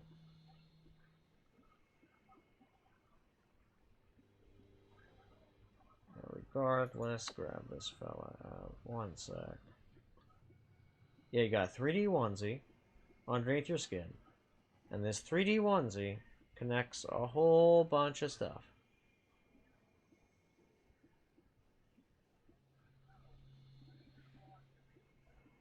And more or less,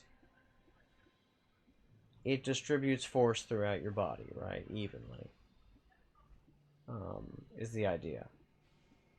But, oh, there it is. This one is categorically better except for slots. It does not have as many slots as this other one, but this other one has quite a lot more mana limitations that I probably just don't care to deal with. But yeah, basically, especially if indeed one side of your jaw is not as like... So wait, is the physicality of the jaw asymmetrical? Or is the muscle development asymmetrical?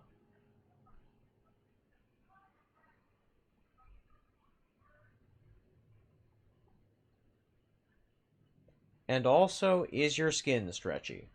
This may sound unrelated, it's not.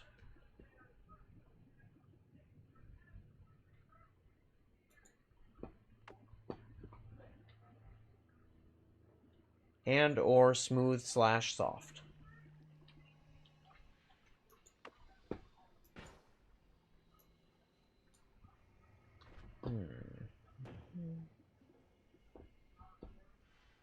Let's see here.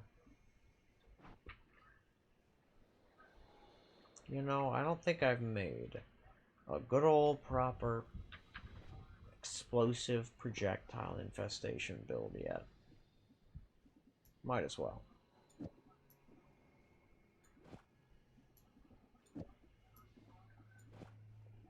We'll do a triplicate and an infestation. and a chainsaw. And we'll call it good.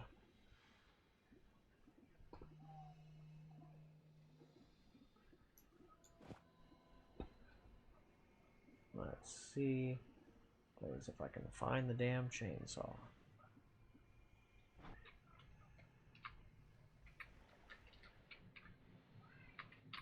Oh wait, I think it's in the spell bar. There it is.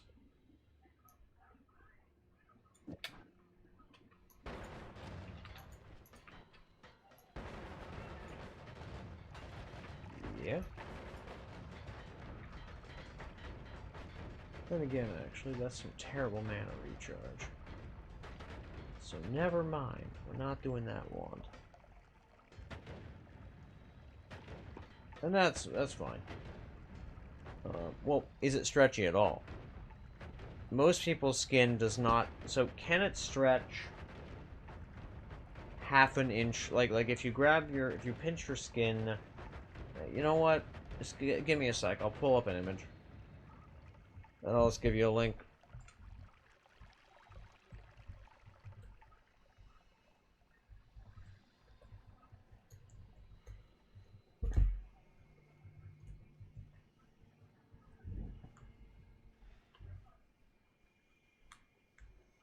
Okay.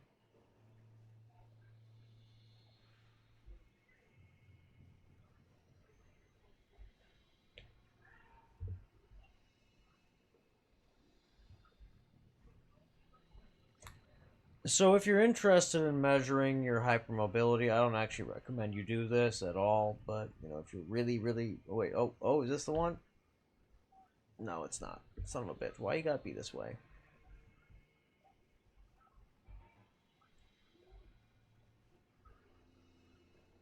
Well, I mean that's informative, but I guess it'll have to do for now. Actually, you know what? Because it'll just pull it up for you. If you Google this with images, this. The bait and score skin test. It'll generally give you an idea of whether or not, like, you've got, like, any hypermobility at all.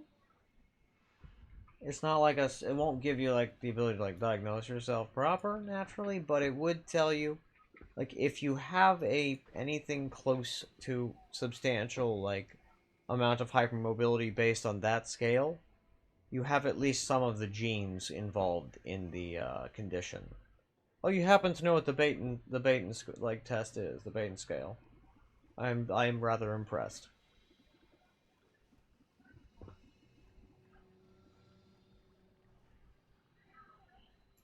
There we go. That actually wait. 40.4. I don't know about that, but I guess it's fine, really. Could be a lot worse, realistically, for the recharge time. It's not like I'm that probable to like need to fire that thing off that rapidly. Wait a minute. I was doing a test with cluster bolt and slime ball. What was that test? Does not seem like that test was very fruitful, or that I found anything out other than cluster bolt is still dangerous.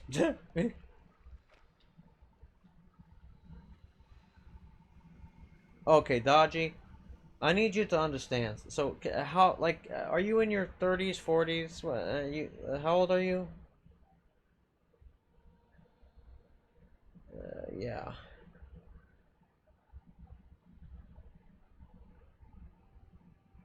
Okay, so guys, you need to be aware of something. 30s, okay. So guys, I'm fairly certain, Schlifu, that your friend was probably convinced that you had one of two things, if I were to guess. It would either be Ehlers-Danlos syndrome hypermobility type, or it would be Marfan's. But I'm not gonna talk about Marfans. It's not really something I'm especially interested in. But generally speaking, doctors will diagnose people more readily with that. Yeah, I thought as much. Yeah.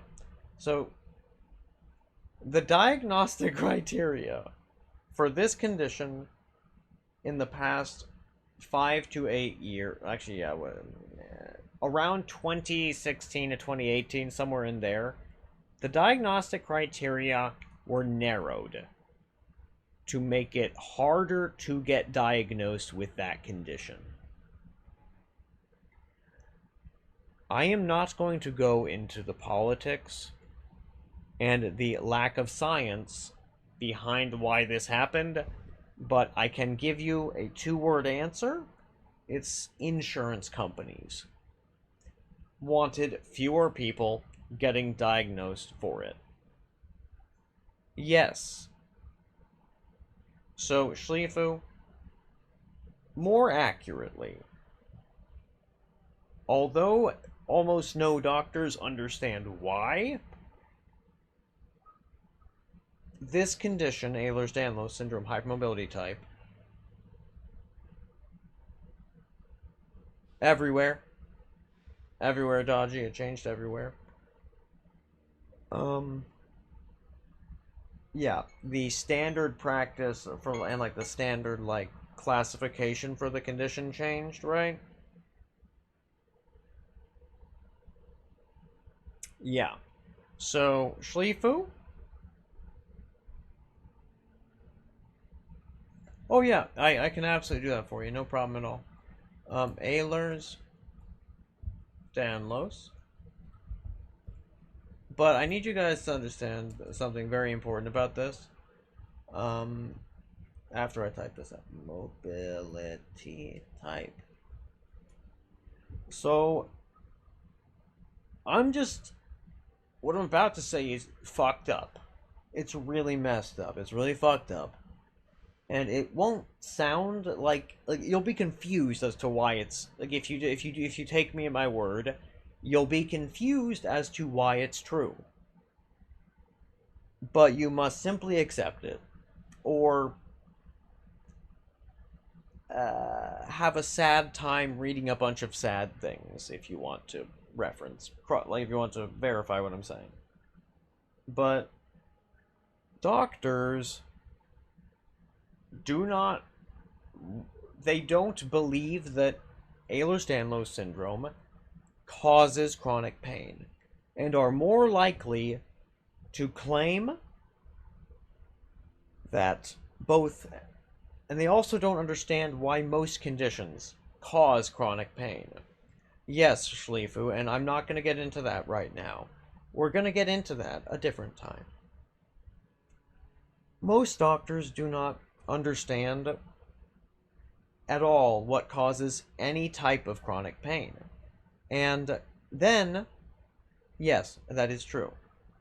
So most of the time, they will be more likely to say it's all in your head, or that it's, another way of saying that is to call it a functional neurological disorder. That's their way of saying it's all in your head, you're crazy, in technical terms. In fact, I have an article that says, if patients find out that this is what it's used for, it will lose its utility. Yeah, so basically, the doctors that have high medical authoritarianism in particular, yes, Dodgy, it doesn't matter if it even was in your head, quote unquote, right? Because it would be irrelevant. However, it matters only because the doctors then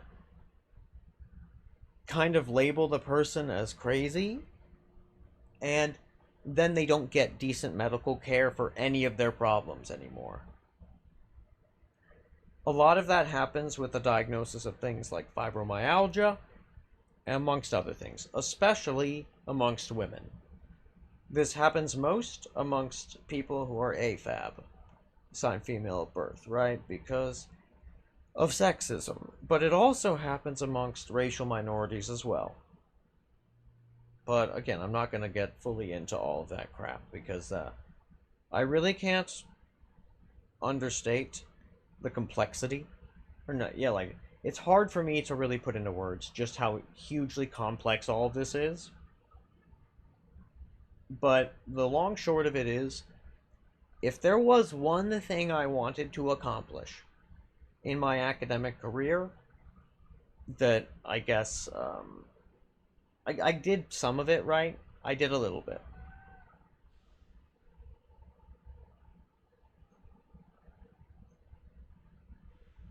Schlifu, yes. That is, in all due reality, basically what's happening here, yeah. But, essentially, the way to look at this, right, is that, yeah, like unambiguously, that's exactly what's happening. So what I wanted to accomplish in my academic career was I wanted to explain what is called the pathophysiology of chronic pain in Ehlers-Danlos syndrome. And I actually did that, basically, right? I did part of it anyway. So basically, I'll explain it to you in the most direct line of causality. So the pathophysiology is basically the physical line of, like, things that go wrong. You may boo the health system, by all means, yes. But yes, oh yeah, Australia is, quite frankly, step back. one of, like, the worst places for chronic pain treatment in the world. What are you doing? Yeah, fair. That's legit, yeah.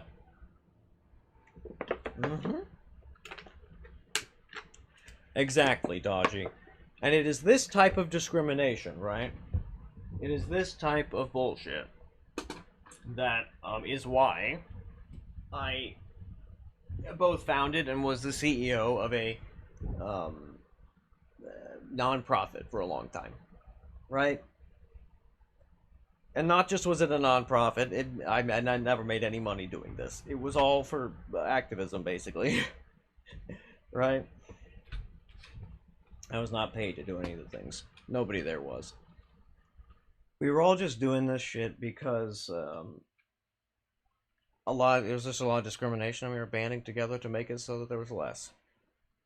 And we made there be a little bit less. And thank you, I appreciate it.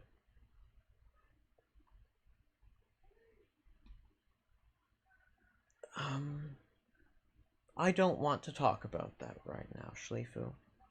It's very sad, the second question. The first question, maybe another day.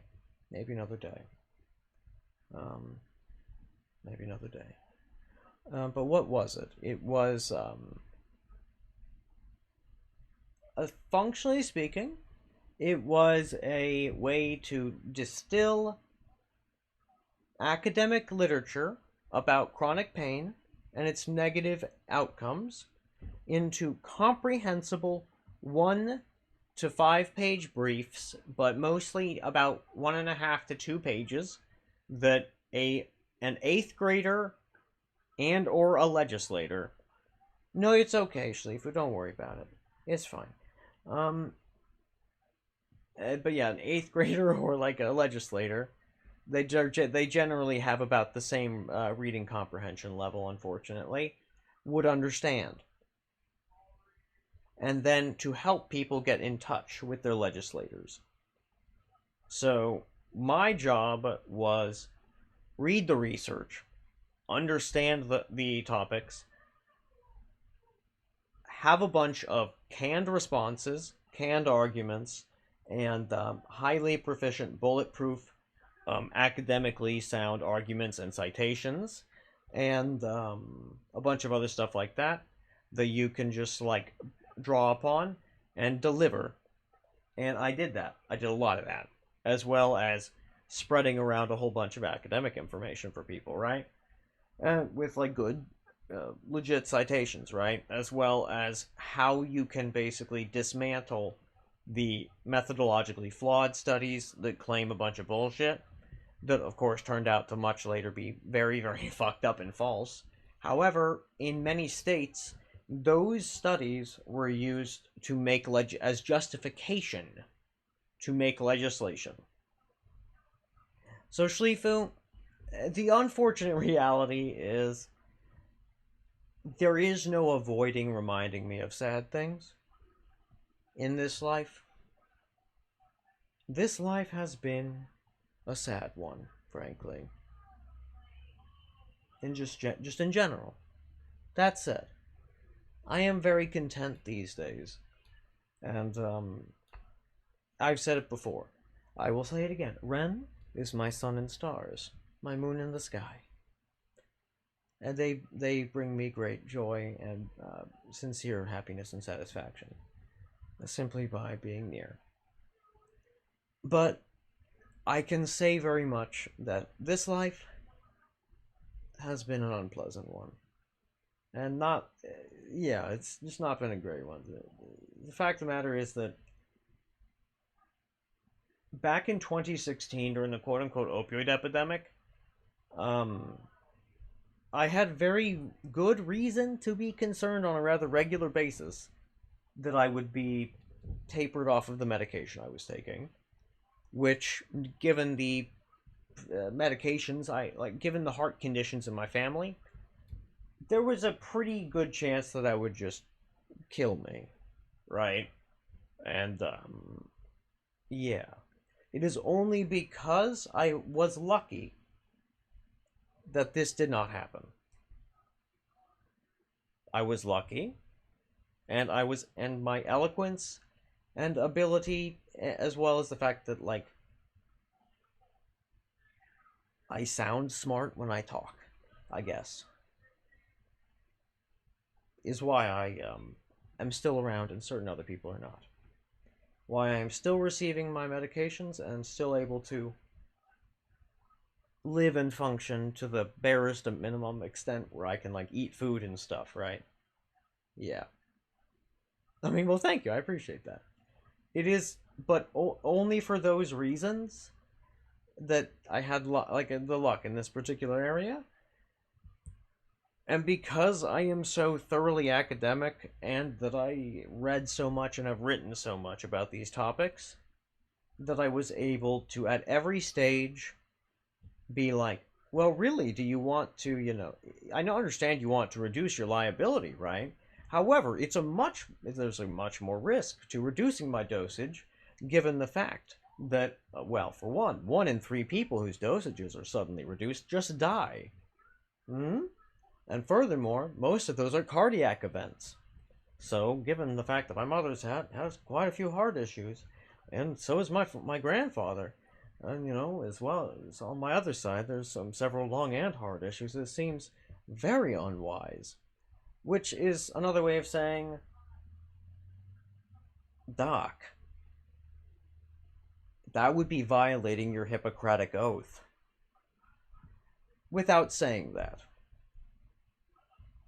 Because the thing is, if you just say that, the doctor will not take you either seriously, nor will they will interpret it as a genuine threat, right? To their livelihood, their ability to continue practice, etc., right? And that's not a good way to move a doctor-patient relationship forward, right?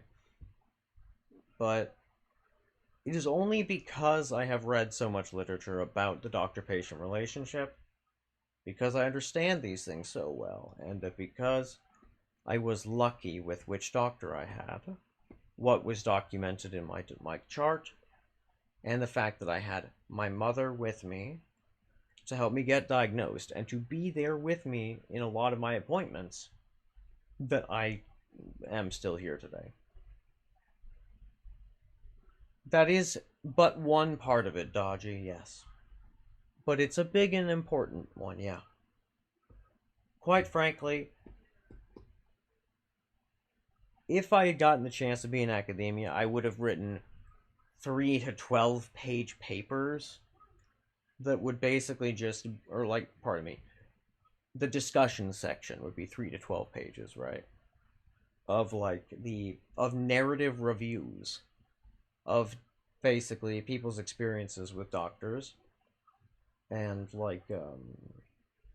who tended to have good results, who tended to have bad results, and what the themes of that were, right? That was something I wanted to do. I probably never would have gotten to do it even if I had gotten into academia, frankly. I don't think that it wouldn't have been a very popular one. But yeah, I have read a couple of other papers about it, but frankly, they cover it well enough that it's fine.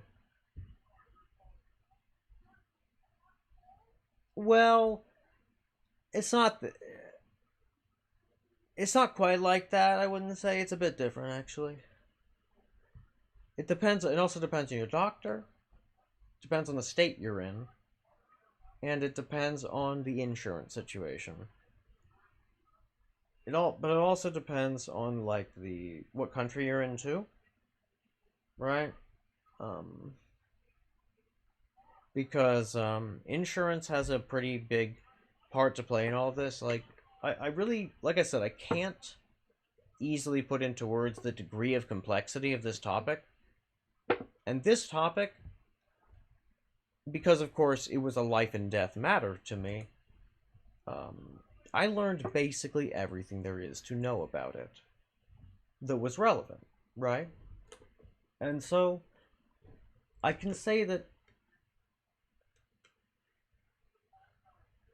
I can understand that sort of perspective, and it's not unreasonable to have that perspective, Schlifu. However,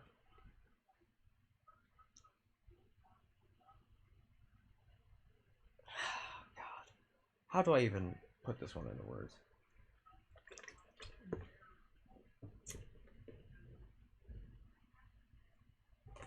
Every doctor, when they prescribe a controlled substance, and in particular, in the US,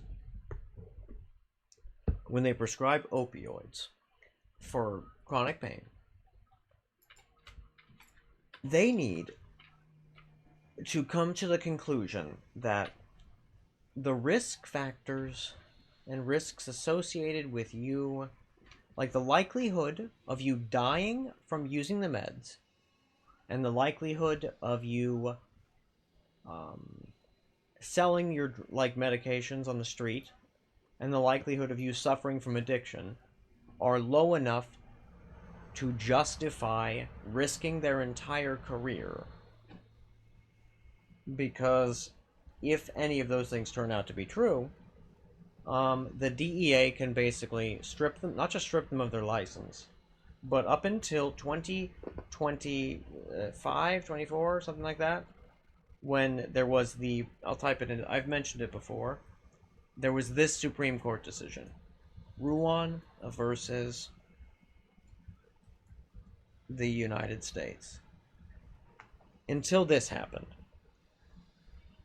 doctors were not given the presumption of innocence in RICO cases, which are based. Oh God, do you guys know what a RICO case is? Like in United States courts? No, okay. Give me a sec. I'm gonna pull up the simple definition. Okay, don't you worry. Sort of. Basically, it's a criminal conspiracy, but it means a whole bunch of shit. And I'm just gonna have Google help me here. A RICO case involves prosecuting individuals or groups under the Racketeering, Influenced, and Corrupt Organizations Act. Yes, it's a mafia thing. Initially, right? But that's not all. They use it in Batman, you are correct, yes. And in federal law, it's designed to dismantle organized crime.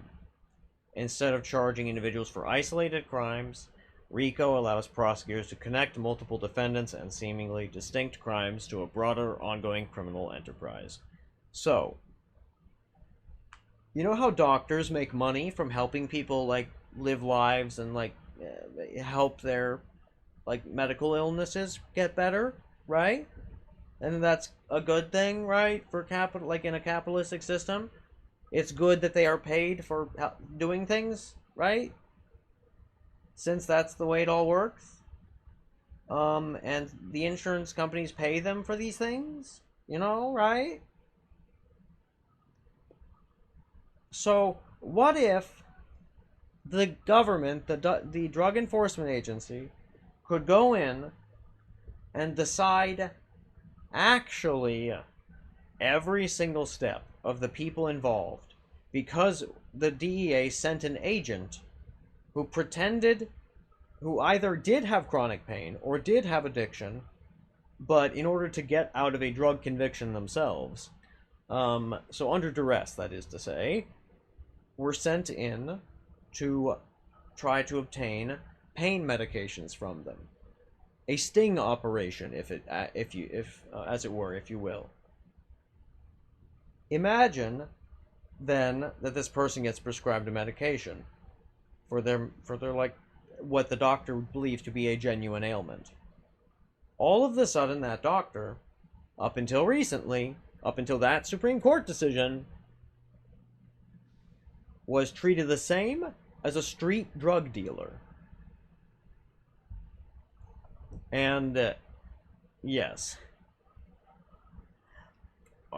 Yes. Well, yeah. I'm gonna pull up a website for you.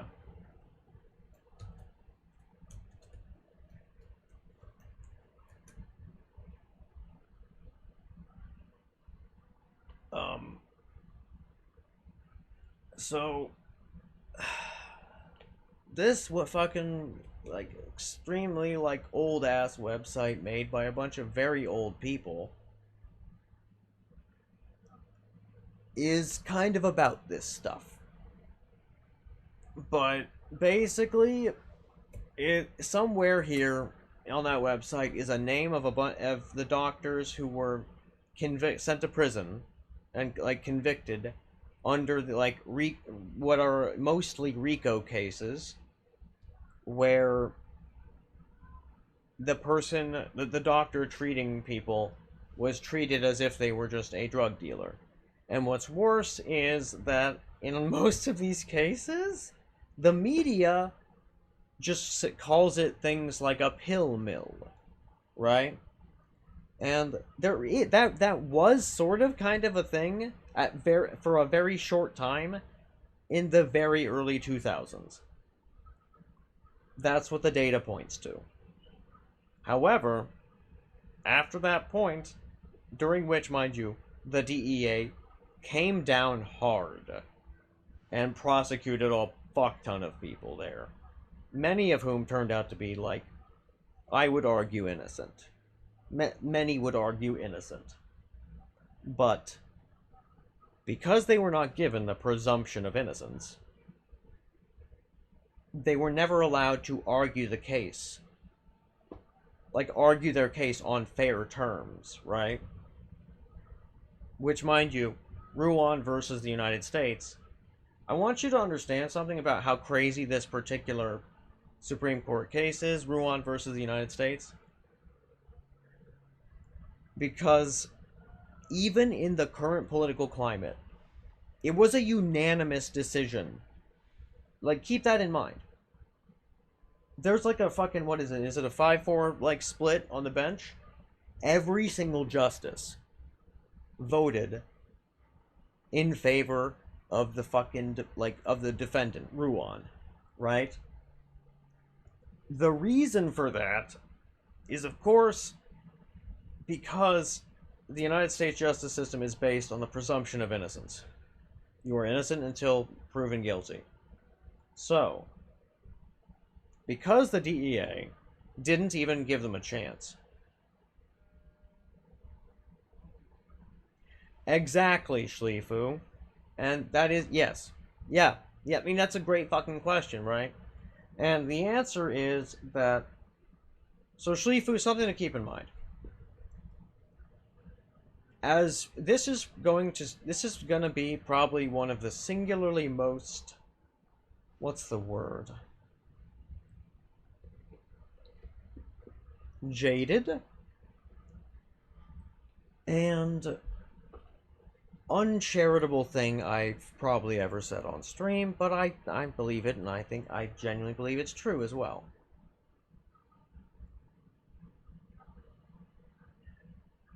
There is no such thing as justice in the real world, except with that which you can enforce with your own two hands. Simple as that. As a consequence of this, injustice is pervasive everywhere. And because systems are not designed from the ground up and the top down both, at every level, to enforce people's rights, and there are only vague suggestions at some levels, rights are frequently an inferior function to various enforcement apparatuses that use violence, right? Police, for example, right?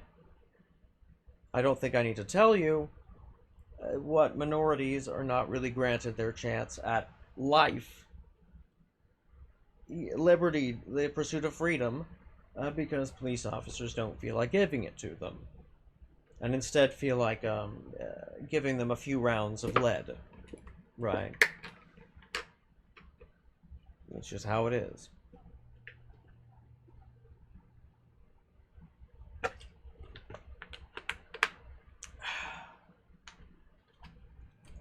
And so, the fact of the matter is,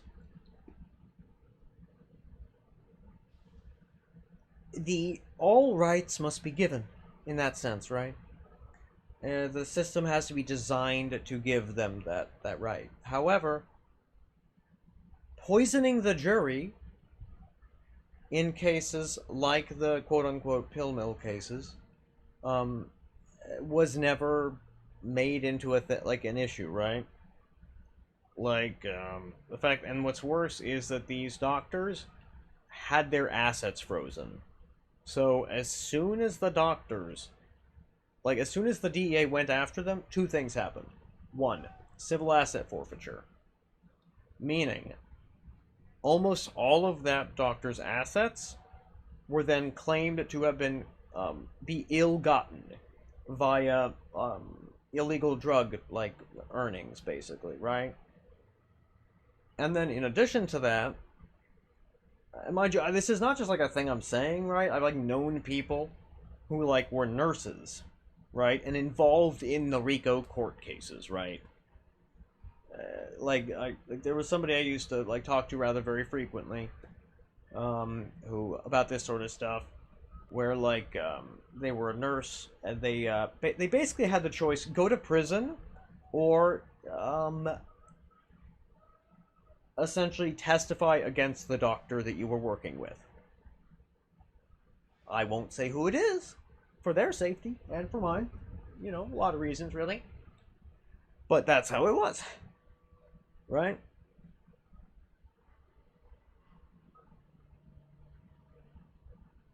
So, Schlifu, I mean, I agree, capitalism ought to burn, yeah. But, realistically, this particular issue didn't so much happen because of that. It happened for other reasons, because you need to remember something unbelievably, like, the reason this is all so strange, right? Do you know how much, like, how much would you guys guess that it costs, like, to manufacture painkillers, right? Opioid analgesics, right? Do you guys think it's expensive? You guys think it's cheap? Do you think it's, like, middle of the road? I'm curious. Because, frankly, it's, Schlifu, you are right. Dodgy, you are right. Very little. However, that's the thing. Even though it's very little, it's still profitable. However, and in fact, the profits actually have a potential for basically unlimited growth for three reasons. Chronic pain is only increasing. Exactly. So it's always increasing. So basically, you need to keep this in mind, right? Capitalism is not the only force at work here, right? I'm not a fan of capitalism. I never will be. However, you gotta. Sadly, it's not the thing to blame here. Certain parts of capitalism are to blame for specific aspects of what happened later in 2016, but this goes way back. There are three elements of like social control, basically, that are involved aside from capitalism that motivated all of this. One is essentially a control on pleasure, basically, on happiness, and altered states of mind. All three. So I'm not going to get into the entire why of it. It has to do with religion. I'll just say that much. Which is the second one. The religious integrity of the body, basically, and the idea that my body is a temple. 'Tis from God, you should not alter its functioning. Third, also a religious idea. Suffering is noble. Yeah. So, Schlifu, the interesting thing is that social control and capitalistic economic interests are frequently not going in the same direction. They are totally at odds, actually. Because, would you like to know what the most profitable thing for, like, I guess, just everybody would be to do? It would basically just be to give everybody universal basic income forever. Because then you would guarantee economic growth forever, and then you basically just slowly increase your profits through things like the increasing population and, if necessary, inflation. It doesn't, and at that stage, it's like, what the fuck ever, bro. You're gonna make so goddamn much money, it's gonna be ridiculous, and it just doesn't matter anymore, right? So there's actually 1,000 different other ways you could do this. That, like, if it were truly just a matter of capital and economics, universal basic income would already be here.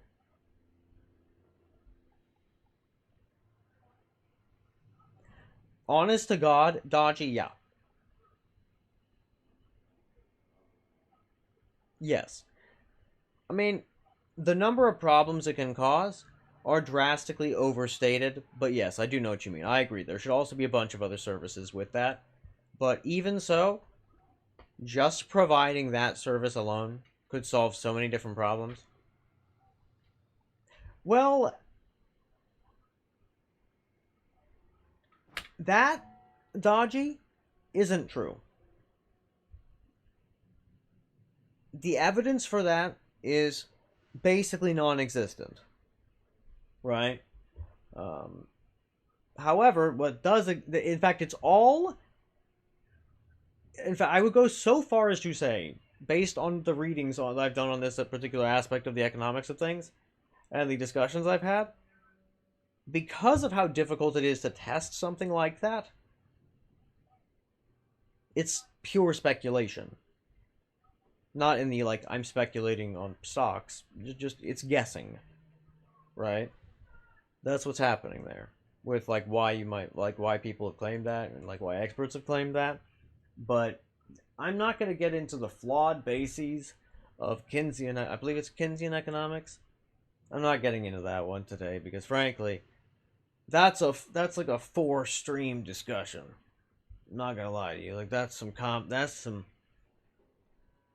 an academic jargon-filled nightmare cesspool of misinformation, lies, and intentionally obfuscated things that should be simple. Right? And, yeah, I ain't got the energy for that right now. What I can say is that, yes, universal basic income with several, like, providing certain other services alongside it, and some good regulations, will solve a wide range of problems. And that the manner in which it's implemented is superb.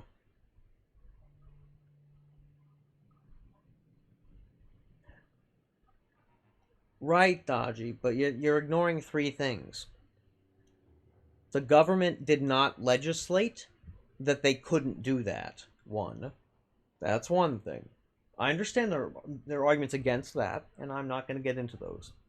The second thing is that inelastic demand applies to housing. It applies to food. It applies to water, and it applies to a couple of other basic necessities, right? And I understand, Dodgy. That like I said, I do know what you're talking about, and I'm aware. However, certain inelastic demand things should mean that you shouldn't actually have things with totally inelastic demand be industries. They should just be in control of the government functionally and provided for free, realistically. Right? Water should be free. Not all food should be free, but what you can do is you can provide a reasonable stipend for how much money is required to feed a person, right? Simple, universal basic income, right?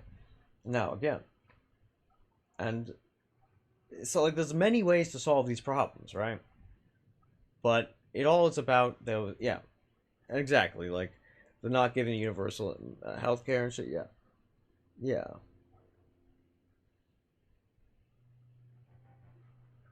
Exactly, Dodgy.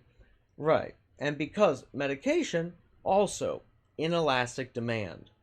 There will always be demand for all of these things.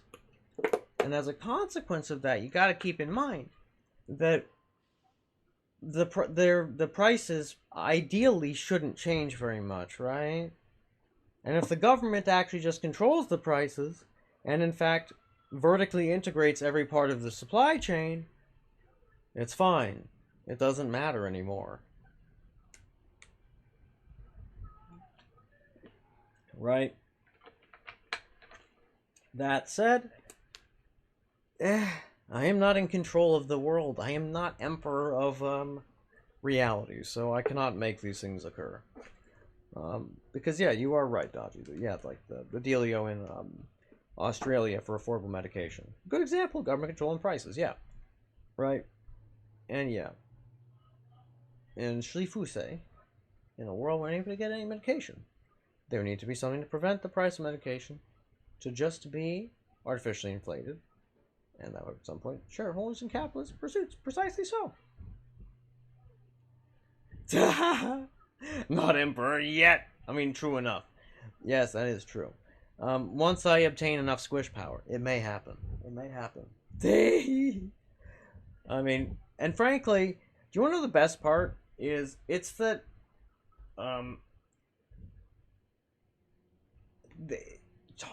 all of the talk of like budget things and like, so back in the day, balancing the budget was actually something that people talked about in the United States. My squish power grows. It was something that people talked about in the United States. Seriously. As if it was real. And it grows further. Oh yeah, that's right. Let me also add points. All 12,000. There you go. Everybody get 12,000 more points. Did I do it right or did I fuck it up? I can't tell. I did it right. Yeehaw! And so, indeed, you can gamble more if you want. But yeah, so like, well, that's right. Also, I gotta do I do my once per stream slots. Let's see what happens. Lost 100 points. It's very funny. I don't think I've ever won with that thing. It's very I have no idea how it works in the first place, but you know, it's fine. You know, it's all good. Actually, you know what? I have plenty of good enough wands. I think I'm just gonna toss this piece of garbage But then again, it's actually... No, I can't do it. It's perfect divide by fodder, if I'm going to be totally real. Because this wand is an ideal thing to just do divide by, one modifier, and then maybe like a couple spells, because it actually works real good like that. So I'm going to hold on to this guy, but I don't want to, but I shall. But yes. So basically, right.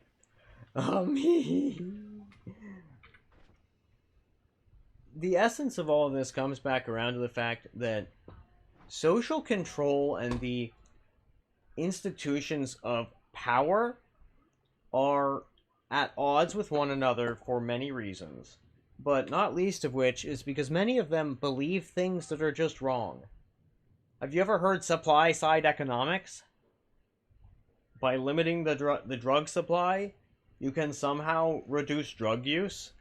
Did you guys know that there is no evidence that that works? And there has never been any evidence that that works. In fact, all of that evidence that worked was faulty from the start, right? Because all that ever happens with like people who suffer from addiction, right? Because all of this, because mind you, the main like force at odds with all these things is basically a bunch of feelings. It's a feels over fucking reals. So, yes, but Dodgy, it's so much worse than just ADHD medication.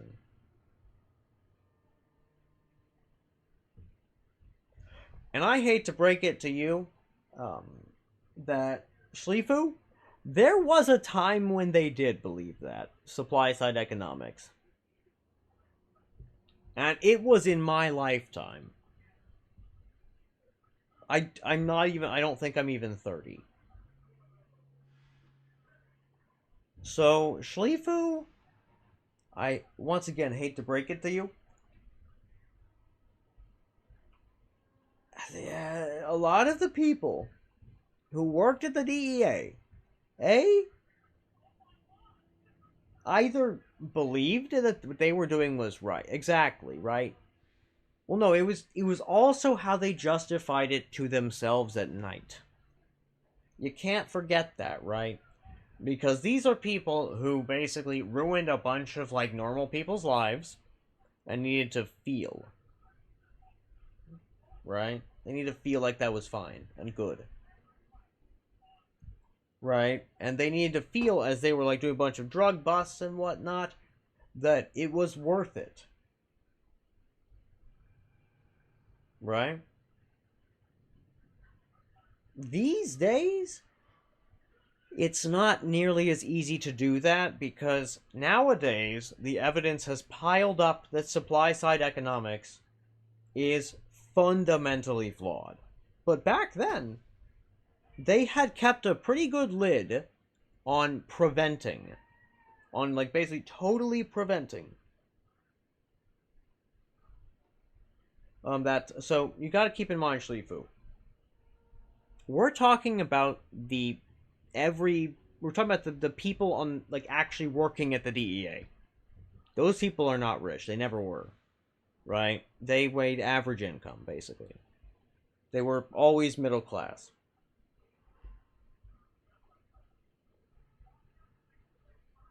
So, Schlifu, I encourage you in your life to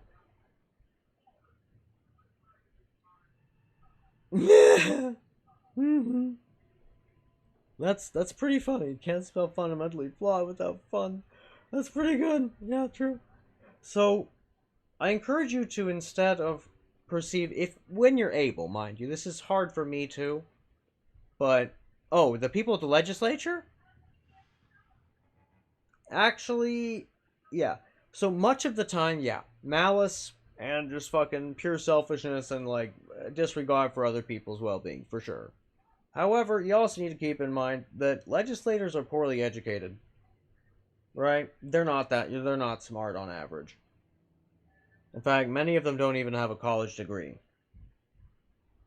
Right? Like, many of them, like I said, a not small number of them have, like, a reading, like, a comprehension level of an 8th grader.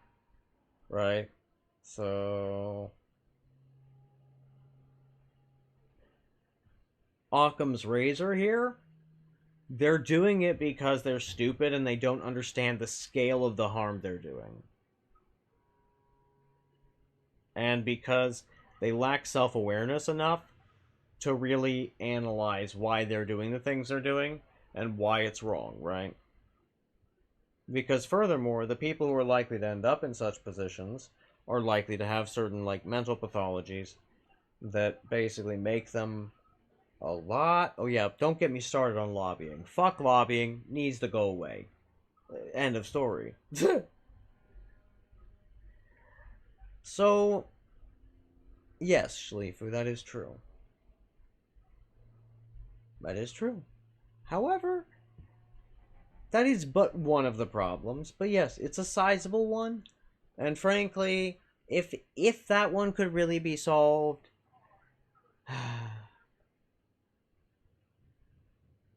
a lot of things would go better. I'm Sherlock bleeding Holmes! That's a very good one, and yeah, yeah, it's true. But yeah, like, so, and yeah, you're very right, Dodgy, like, that they listen to people giving them money, and intentionally avoid educating themselves about it. Like, there is good reason that, in my opinion, hypothetically, a certain West Virginia senator, who is Democrat in name only, basically fucked over all the people in his state who had chronic pain, and did so in no small part because of donations from a certain manufacturer of a certain addiction treatment medication, because that particular, like, corporation wanted the people who were taking other medications for their chronic pain to take their medication that's not for chronic pain for their chronic pain, so they would make more money. And they wanted the government to pay for it.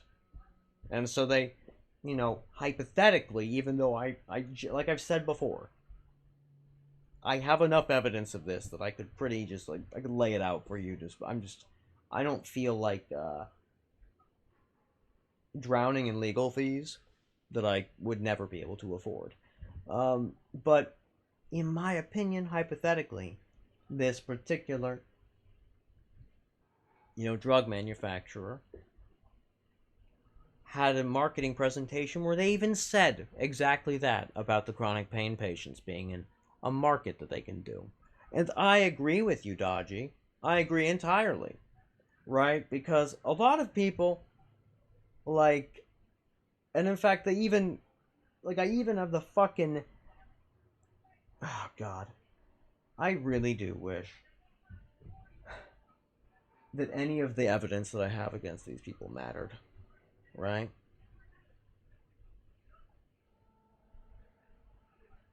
Because, like, and yeah, I did actually know about all the fucking regime changes and crap, yeah. Because the, yeah, Democrat and parties in other countries' standards. The US. That's very, yeah, that tracks. I mean, honestly, that tracks. Because, yeah, like, I mean, that makes perfect sense. That said, I mean, like, naturally, the Republicans are just...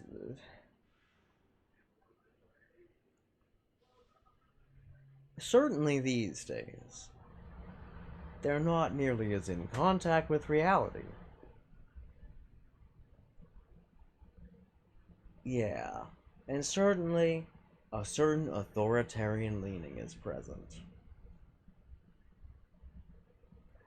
I hope you can tell from the tone of my voice, and the fact that Schleifu, I am not going to deny what you said, but I didn't say it.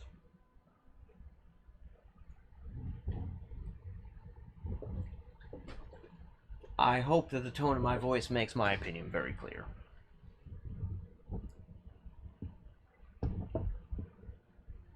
But yeah. So, like, fact of the matter, right? I am glad to have you say it, frankly. Dang. But, like, when we, like, really break down why all this kind of shit has happened, right? It's because It's because there are a bunch of people whose perspectives were so warped by ideology, their own interests, or other people's interests, and or propaganda, as well as the politicians wishing to have the perception of doing something rather than actually doing something of substance, right? Right? And then I'm amused. That then they basically passed a bunch of policies that specifically benefited a particular corporation, right? Who didn't give a shit about anybody. And basically just on top of that, like suggested passing a bunch of like what is exceedingly like damaging legislation. For example, I've spoken about before the morphine milligram equivalents. Instituting a universal dosage ceiling across all types of an entire medication class, right? That is not based on any of the factors it needs to be based on, right? So, that being instituted as a standard. And mind you, even before it was instituted as a legal standard in some states, it was instituted as a standard in the Center for Medicare and Medicaid Services formulary, which is basically the first step to making something official standardized practice, especially with insurance companies. Because it's basically the government's suggestion that certain treatments should be covered and certain ones shouldn't. So basically, as soon as they did that, the medication I was on at the time, because it was above that arbitrary dose, it went from $23 a month to $180 a month. And I don't think I need to explain to you. So for somebody, like I've told you, I basically haven't had money for many years. And it's shit like that happening, right? Because back when that happened, I still had enough to like buy food regularly, right? And that's good, street food. But I also totally understand your feelings about it. Like you're very big valid, and I totally understand. And I certainly, yeah, fuck fascism. Yeah, fascism bad. Fuck that shit, man. That's no good at all. I hope y'all understand that I, of course, just need to be a little careful about the things I say. Due to the, place I live. You know how it is.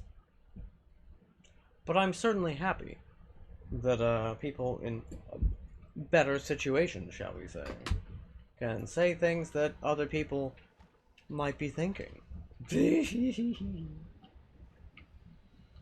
Right? But like, yeah. And it's like, okay, good. Now this is a fun little, like, explosive projectile with infestation amongst other things build. That's fun. Good shit. And this one is pretty much functionally done. I could probably give it a homing and that would make it better, and I probably will later, but yeah, it's basically done. But yes. So, like, at the end of the day, there's these forces aside that basically come down to, like in politics, the perception of having done something in response to a crisis earns you more political and social capital. And if you guys aren't familiar with the phrases of like political and social capital, I can't remember which academic came up with it first. Let me ask see if Google will tell me. Who coined the term political capital?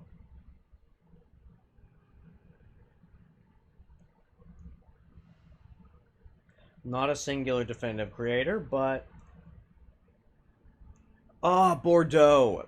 If I had to choose another favorite philosopher, it would also they're also a sociologist, and it'd be Bordeaux. Yeah, Pierre Bordeaux. They're fucking amazing. Yeah. Bordeaux.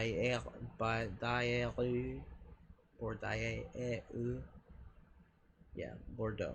I think that's right. I may have messed up. You're at the capital from Karl Marx. Yeah, I mean, I get it. That's valid. I mean, I've said it before. I'll say it again. I think that we need to eliminate the commodity form. Because frankly, it does not help anybody. And generally speaking, I think it just makes things worse. Because I don't believe that the commodity form is very helpful to anybody. And I don't think we need it. People do work because they want to do work. Right? Genuinely.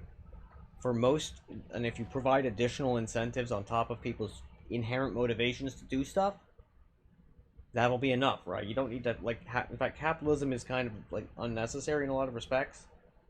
Because, like, one of the biggest lies sold to everywhere like, all capitalism using places, right, is that people don't wish to work. People are fine with working, right? They just need to be given good incentives, right? And one of the bigger reasons that, like, a lot of, like, places are unable to fill the current jobs are because those jobs are not giving good incentives for a lot of different reasons, right? Because they're basically shitty jobs, don't pay enough, and the bosses are bad, the hours are bad, the task is bad. Yeah. And of course I would like it, Shleefu. I would love that. Yes, please, send it. Absolutely. Share it in the thing. If you don't have a better way to share it, you can always upload it to an unlisted video on YouTube. To share it, that's a good way to go about that thing. And then make it so that only people with the link can do it. And then, yeah, that's always a good way to go about it. If you hit the file size limit. Which you probably will, realistically. Yeah. Yeah. That's a good way to go about it, if I'm gonna be real with you. Because it's, there's such a lot of unlisted videos on YouTube that are very worthwhile, right? You know, it's good shit. And like, or not just worthwhile, but like, there's a lot of reasons to have, there's a lot of worthwhile reasons to have a video on YouTube and unlisted. There we go. That's what I was trying to say. The other thing I said was not the same thing, and not what I was trying to say. And you shall find a way. Very good. But yeah, like, at the end, like, the fact of the matter is that, like, people genuinely want to, like, work. They want to better their lot in life, and they want to better other people's lots in life. They want to make the world a better place. It's how people generally are. And the thing is that there's just been a kind of consistent lie sold to people for a long ass time that that people don't want to do that, right? But in reality, they do. You're already done with the first chapter. Hell yeah. That's amazing. That's awesome. But yeah. And like, I think it's a lovely and nice thing about humanity, I would say, is that people want to just make the world a better place for each other, you know? And you're done with the video for the second, and holy shit, that's awesome. That's incredible. You're kicking ass. You go. Hell yeah. But yeah, and I think, you know, yeah, that's definitely one of those huge lies sold to people that, you know, sustains capitalism and the like. But it's all right, because frankly, class consciousness is rising by the day. So that's good.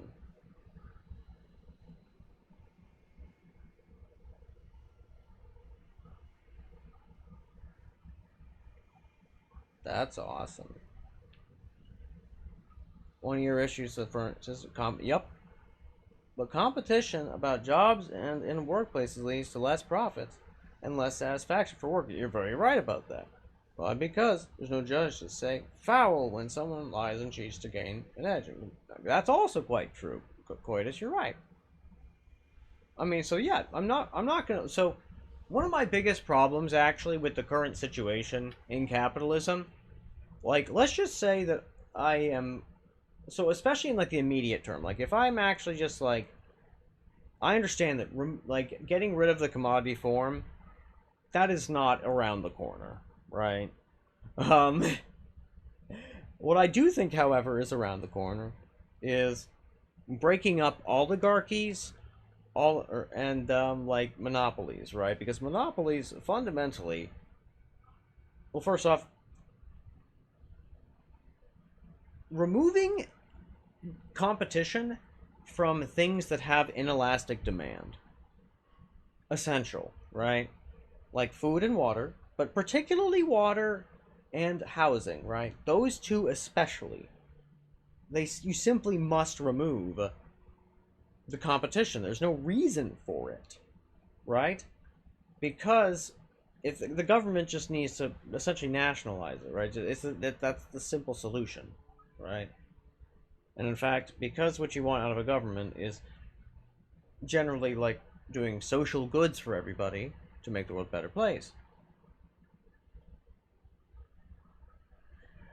Yeah, I mean, don't get me started on the current situation here for the U.S. It ain't great, and yeah, it's not great. And frankly, if I could easily move to Austria and have continuity of medical care, myself, Ren, my best friend, would all do that. Yeah. Wait, you just had a small scandal where the government found out that companies who sell berries had a cartel? Really? They had esclavos, and it was again to human trafficking. Yeah, yeah. So I mean, in case you guys were unaware as well, human trafficking is regularly done quite a lot, even today in most countries. It's a very bad thing. I'll look into it someday when you feel like being in a worse mood. Yeah. And in fact, there's a solid chance that that you will probably know some people in your lifetime who have been victims of human trafficking to some extent, greater or lesser. It happens.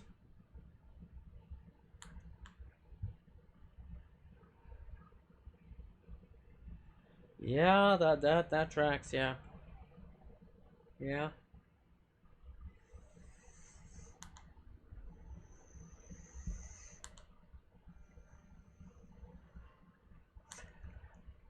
Exactly, right? And so the only reason to pay them that little is, of course, cruelty and excessive amounts of profit, right? There's no reason to have that much profit, you see. And, of course, once again, the places where this stuff does by far the most harm. I'm not saying it doesn't do harm other places, but the places where it is the most harmful is in industries with inelastic demand. People will always need food, they will always need water, they will always need healthcare, and also, frankly, I don't necessarily. I think it would be good if they also, because people are always dying, that funeral services, I think that would also be good to have, like, be nationalized and have consistent prices that never change, right? That too would be good. And that the only thing that ever increases it is inflation and nothing else. Because most of the time, it's just price setting. It's just monopolies, and it's a bunch of companies doing price fixing. That's all it is. Right? Remember COVID when all the food got unbelievably goddamned expensive? Right? And just never went down? That had nothing to do with inflation. Right? They did the math on it. A lot of people did the math. And there was no reason for it to be that high. Simple as that. It was just corporate greed, plain and simple. And yeah, like the people who are like subject to such things, they have to live in awful conditions, and yeah, it's fucked, right? So like, and then they're just getting a bunch of profits from what is effectively blood money, right? At that stage, because frankly, lots of people die and suffer, and it's cruel, and it's, as far as I'm concerned,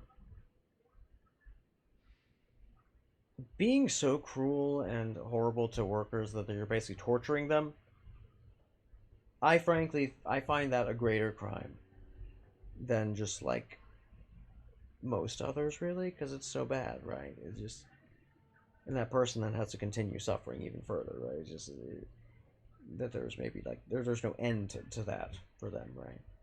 And the person like making those decisions to continue that when they could do something else, like those people doing the price fixing, those people in particular, I think, have more moral culpability than a lot of others, because they could have changed the situation for those people, right? And they didn't. Exactly. They still sell the fucking food for a really high price. When there's, like, 'cause the thing is, I'm definitely of the opinion that there's really no reason to have more, like, for a specific person to own more than $100 million. Ever, really. And like, the thing is, I think it could be reasonable, right? To, like, institute some type of sensible ass system where it's like, oh, you would like to do some type of business venture where you need, like, more money than that? Apply for a permit with this, like, fast, like, moving type of bureaucracy, right? Where, like, they look at it, is this reasonable? And they can all, and fuck, it could be like a lending bank. You could make it all in one institution, too.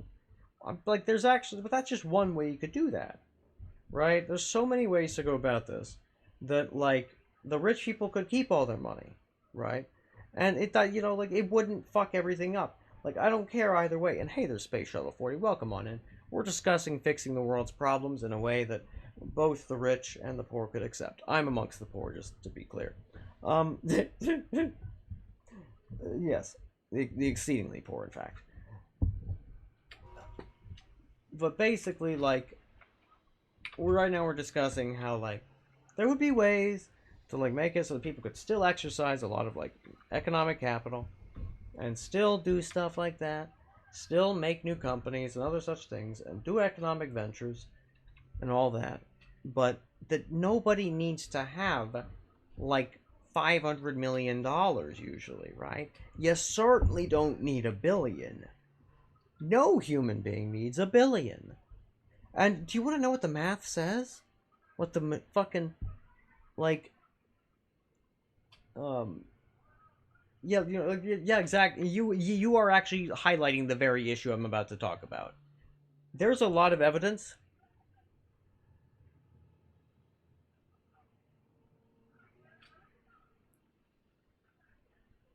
Are you referencing that one extremely? Or, well, no, I'm thinking of Atlassianism. From that one hilarious video by that one guy. Oh God. Give me a moment. Let me see if I can find it. Unless you guys know what I'm talking about. It's one of the funniest goddamn things I've seen in my entire life.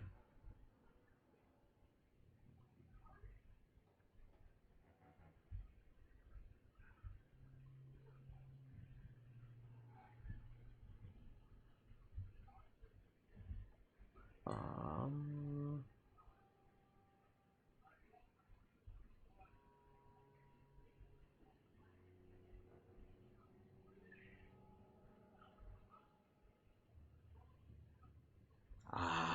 no, is that one it? No. God damn it. Why? Well, why? No, that is not the. That is not that person. No, not that fucker. How dare you? How dare the YouTube not give me the thing I'm looking for? I am looking for.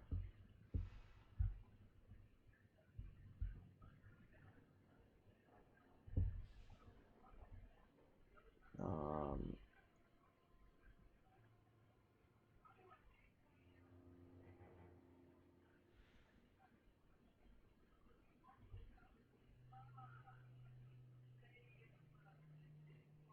Come on. Where's the funny video?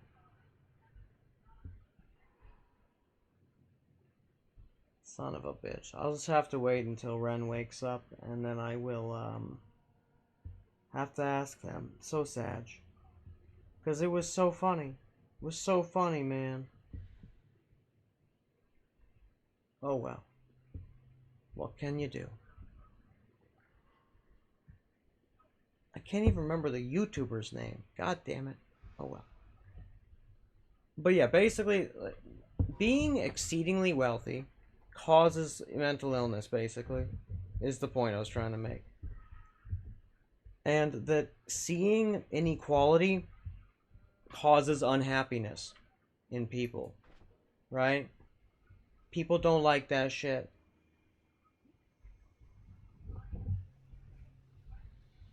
Wait, what the fuck? Are you serious? Let me look this shit up.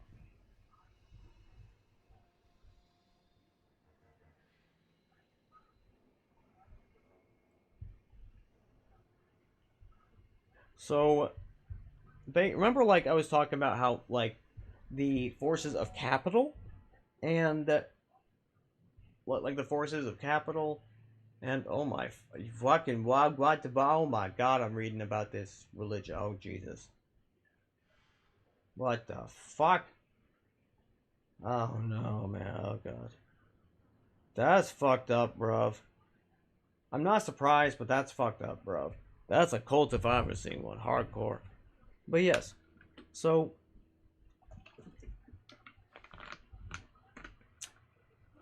oh, I bet it's in my playlist of things that I saved for comfort and to laugh at. I bet I can find the video a bit later.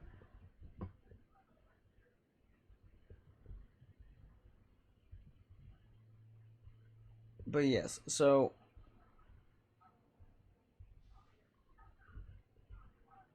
let's see, yeah. Yeah, that's right. So the forces of religion and social control through religion. Oh god, that's messed up, Coitus, but it's not that surprising realistically. Right? Because religion is a tool of like social control, right? And frequently speaking, like due to the isolating nature of capital, of having a lot of money, I mean, it and like the fact that all of the cultural like so the bourgeoisie, right, as a class, have the extremely wealthy have in a lot of regards, yeah, Shlifu, in many respects. However, I personally find this one a bit. There's a reason I dislike that particular one. It's because I find that so opium naturally is something that is like morphine is based on, right? And the fact that like it is distilled from opium, right? Morphine is, and the fact that morphine theoretically has no ceiling dose safely if it's safely titrated up by a doctor and a physician, right? And that's totally valid and understandable, Space Shuttle. I get that. But like essentially because of this religion, you can have too much of that. In fact, a certain amount of extremism, like leads to like death cults and other such fucked up things. So like, unlike that, like I feel that it's and the thing is like that shit also needs to get titrated up to, right? You can't just go like start off the bat that whack. But yeah, so I don't feel like it's full. Like that's one of my biggest things I dislike about like if I had anything to disagree with Marx about, it would be that and that whole. I think it was Marx came up with that one. I don't fucking remember who it was. No, I understand the quote. I just think it's disanalogous because of the other surrounding things. I understand that it allows the people to like have like a hope for something in the afterlife and whatnot and all that shit, and so they don't like necessarily wish to mobilize and like have the class consciousness during this life, right? I understand that.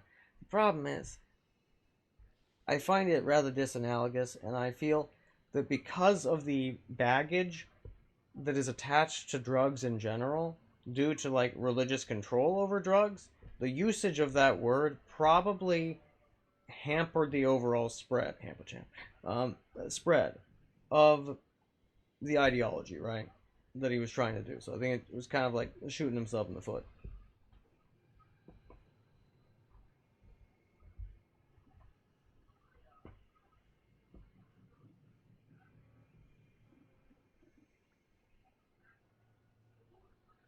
For me, the right level of richness would be being able to afford my basic necessities and then having enough money that I could make a business to basically make money while helping other people achieve similar ends. That is to say, creating situations like a network to set up mutual aid networks, right? So like a business that thrived off of connecting people, right? So it really wouldn't be a business, it'd be a non-profit or not-for-profit or something at that stage.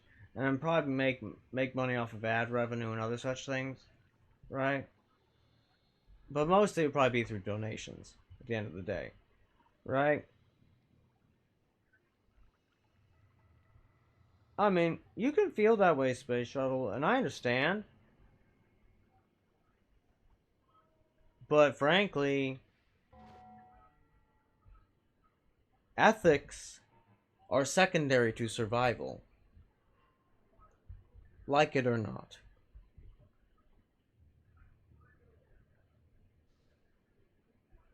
I agree, Space Shuttle.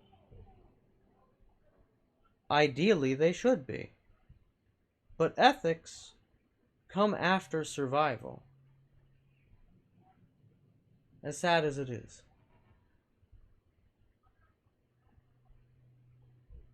And yeah, Coitus, I'm not gonna lie to you. Yeah, that Lutheran thing you would... well, come on in, Zotes, I'm glad to have you. Right now we are discussing the secondary nature of ethics, how it is subordinated to survival. How one cannot truly freely consider ethics if you cannot survive. Mm-hmm. A woo indeed. Ooh woo. Ooh woo, I agree. But yeah. Oh yeah, the best ways to prevent addiction absolutely involve just stuff like going out of your way to like improve the social conditions of people, to make the world a better place basically, and then to do early education, like early childhood education, give people the tools they need to cope with things, yeah, all that shit, yeah. I certainly hope that's a joke, Space Shuttle. If so, that's very, very funny. That's the funniest shit I've heard in my entire life.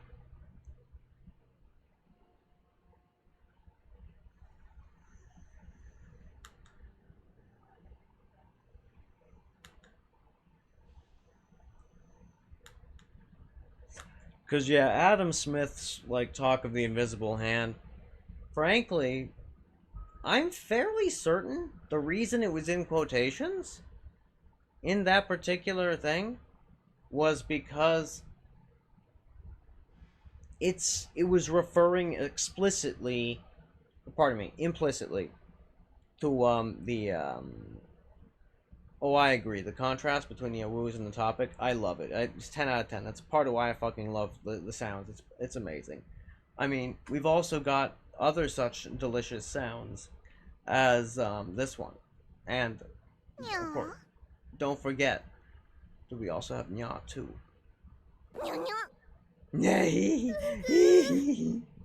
But we also cannot forget everyone's favorite. That's a good one.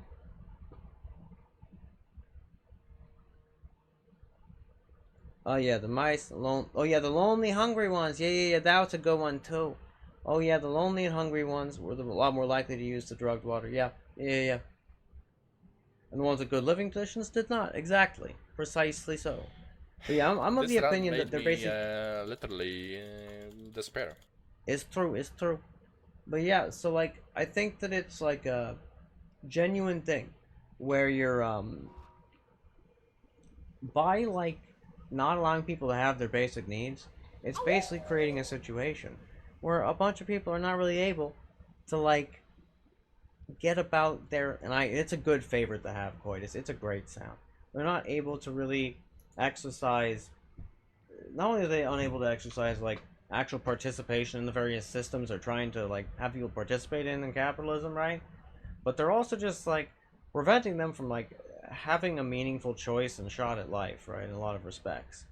And that's another really fucked up thing about all of it, right? And so I'm just like, why do they do this shit? It's fucking stupid. I hate it.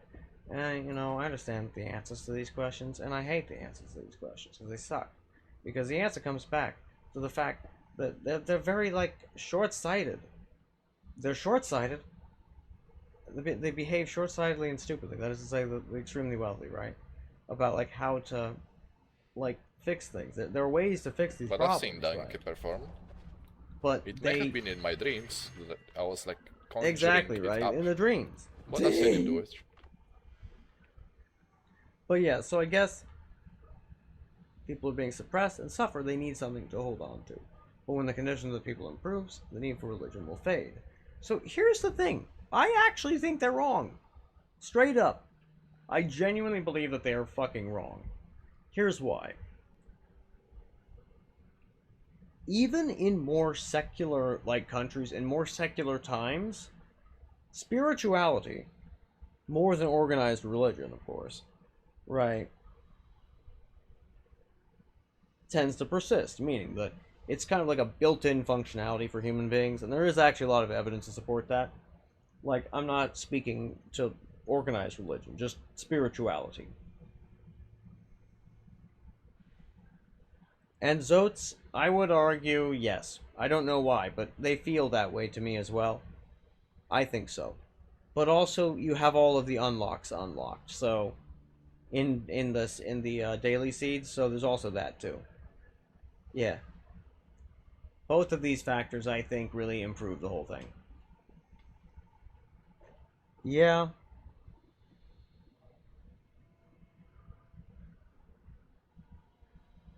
Oh, and I agree. And I agree with Sleeper. And I don't think you're saying that either. Yeah, and it's just like... I guess it's... Actually, you know what? I got this. This perfectly rounds out the point.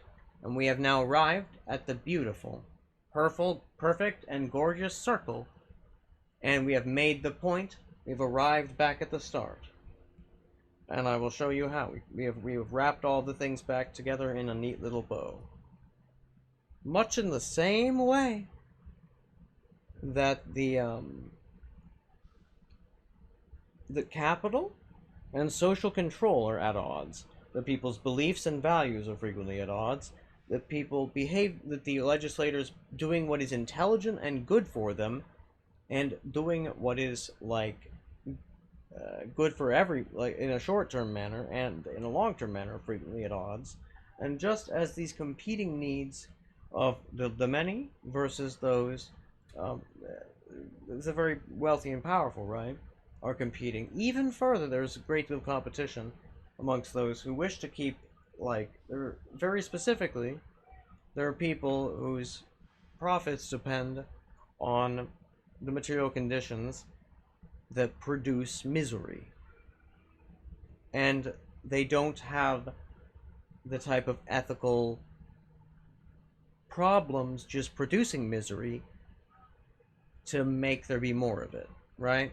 And there's not enough barriers preventing those incentives of the people who want to produce misery for their own gains or ends, or maybe just because they're fucking assholes. It doesn't actually matter why they're doing it, right? But there are people trying to do that, right? Or who, just as a byproduct of what their aims are, their actions produce misery, right? Doesn't matter. That all of these things, these competing forces, and the central struggle that we talked about on different stream about of sociology between structure and agency is playing out to produce the situations we find ourselves in, where fundamentally and that's very funny, Coys. I will look at that in a few moments. That's very funny. Oh, you got more Yolksy sound? Oh my goodness. I am so excited. This sounds delightful. For more Yolk sounds. I am so excited. But yes, so all of these things are emblematic and follow the theme, as well as wrap up the point that, in fact, amongst those with wealth and power, they have competing desires, wants, and priorities. And all of those things produce a concoction of negative results that is far worse than if either one of, than if any one group actually won out. Because if the most malicious won out entirely, absolutely nobody would stand for it. If the more benevolent people won out, things would probably get better. And if the people who just wanted their own ends to be better, to just enrich themselves, once again, either nobody would stand for it, or a combination of nobody would stand for it, and basically a bunch of, Viva la Revolucion and all that.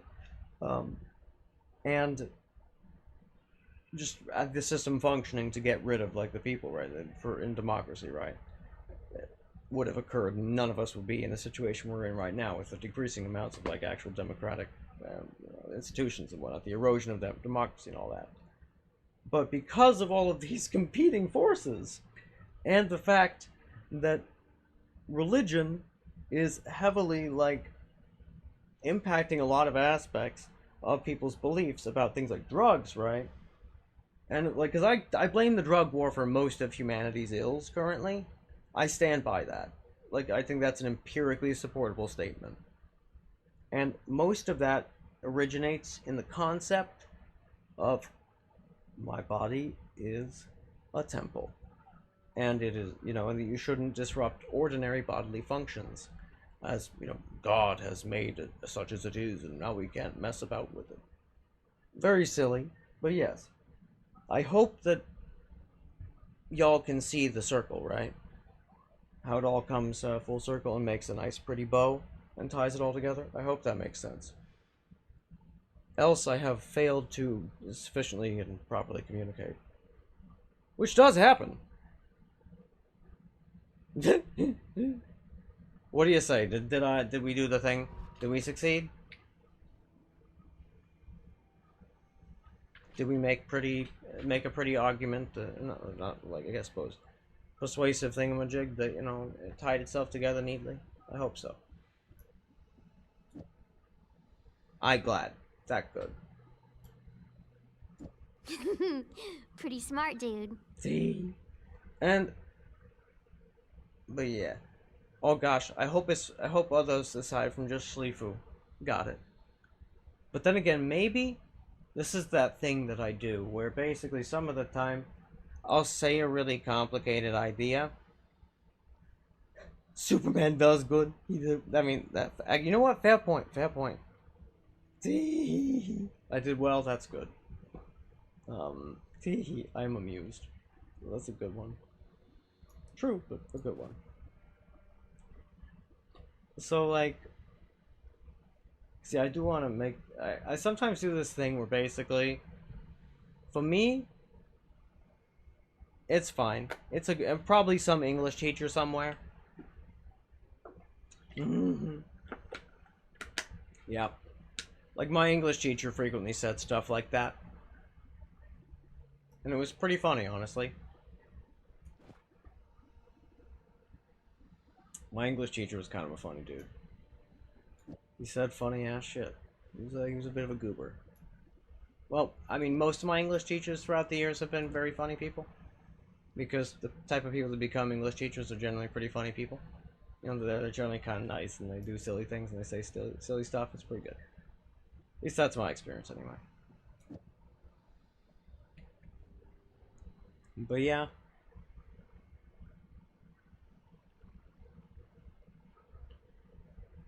And what is this YouTube video? Ah.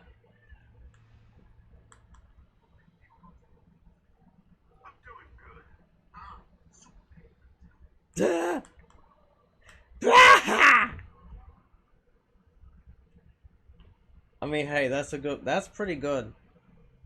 Honestly, that would be a solid one to cut into just, nah, yeah, you're not doing good. Superman does good. You're doing well, and just like cut it down to like remove all the pauses. It'd be quite funny. But I mean, that's pretty funny as it is. But like the sound, I mean, of course, part of the good of the sound effects are like it's like the immediacy factor, right? But yeah.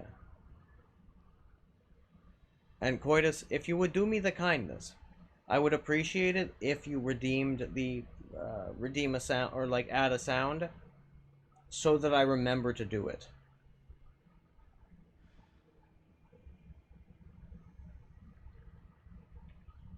Otherwise, I may forego.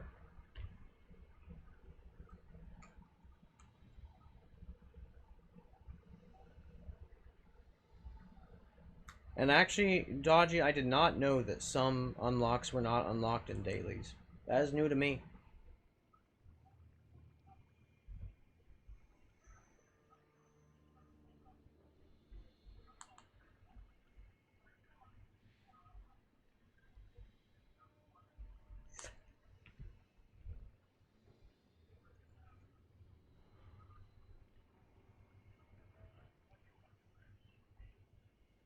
That is the funniest shit I've ever seen. That's so good actually.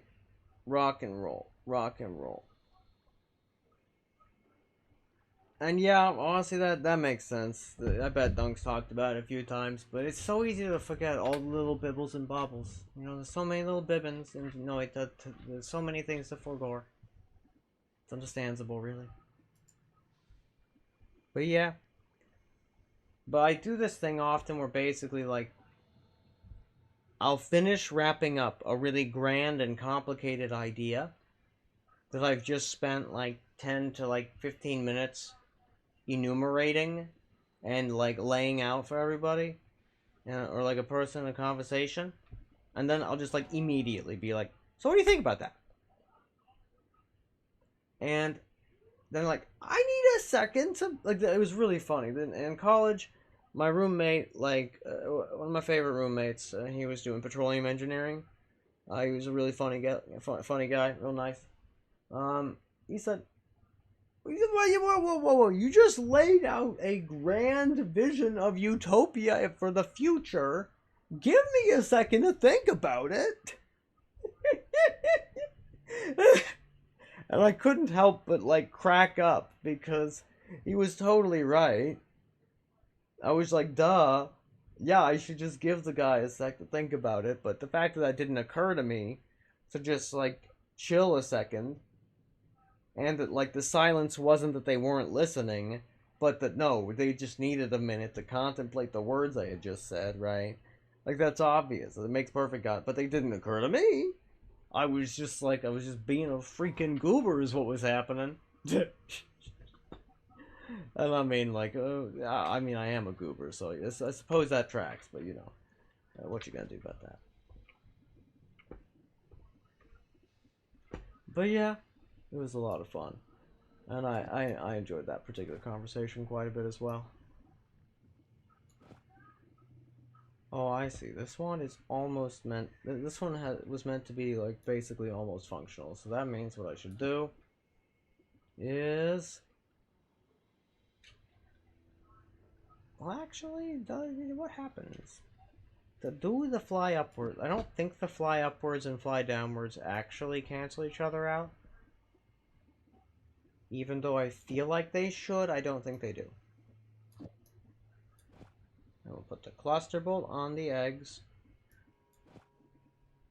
Yes. Okay. Yes, we can do that. Do. And then I should put literally any projectile into there. How about a rock? A rock for your troubles. Actually, no, we'll go spitter bolt. Spitter bolt's fine.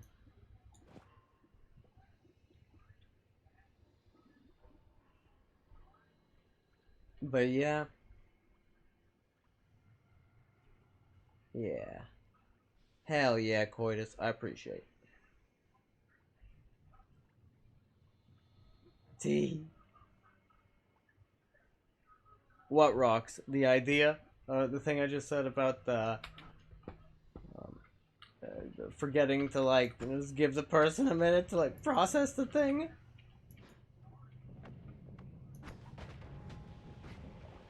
Ooh, it's pretty fun. Yeah, that works pretty well.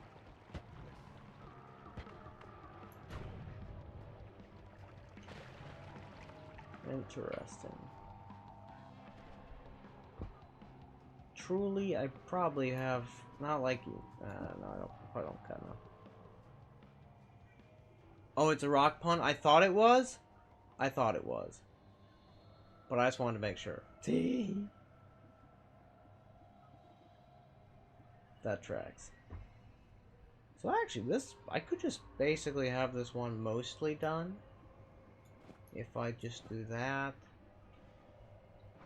Gonna need actually to swap it out for a different like I'll need to put this combination of things on a different wand actually. So what we'll do is we will rock you. Boom, boom. Something something something something something something something something something something something something something. Hell yeah. I mean, hey, I thought it was funny, and it did occur to me that that was the case. That you were doing the thing. And I enjoyed it. Don't worry. You make me chuckle, so don't you worry. I'm thoroughly amused. Okay, so what I will do here is, I think I'll just set the wand 1 down a moment and just pick it back up here in just a sec. Oh god damn it. That was quite literally way the hell further than I meant to toss that goddamn thing. I guess it's whatever.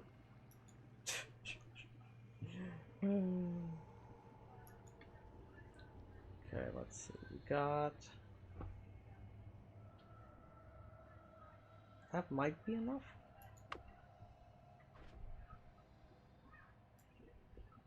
Let's go with this. This. And this. And this.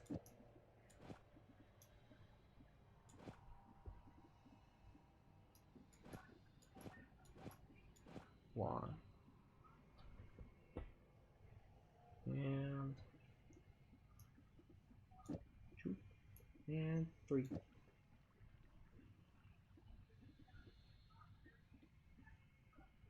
And I want to see how this fares when I do that.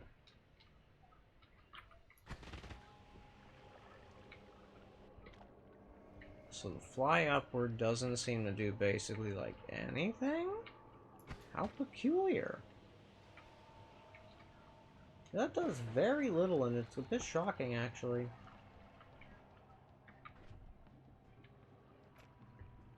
So let's take the fly upward off of it, and then just see what it does without any of that. Strange. Oh, and I have not yet done that one. But don't you worry. I'm basically probably going to do them all in a big batch. Probably a bit later. Like, I might do it today. Unsure. I have yet to decide. But what I will do is I will have a tiny smidge more Adderall and then go from there. Yeah.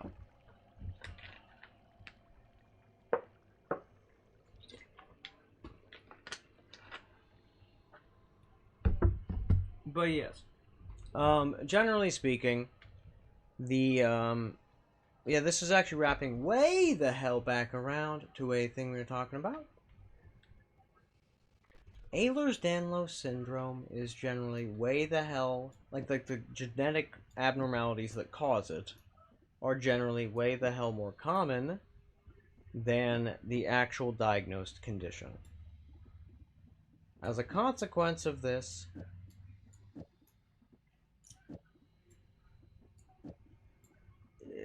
a lot of people are never diagnosed with the condition, especially because of all those factors we talked about earlier, right? So a lot of people who may not have the condition per se might well have all the genetic abnormalities involved with the condition, and that's valid. And don't you worry. I will, in fact, let you know whenever I add them, because I'm probably going to be very proud of myself when I do. I'm going to be like, I did a thing. So don't you worry. I will tell you. Not. I will assuredly tell you. Here we go. This is a goodie. This is a very good, very solid wand. So it's already got a 3 cast, or 2 casts as the baseline. So actually, maybe that's fine. Maybe I can just do this. I'm gonna just have the spark bolt. I can have this guy.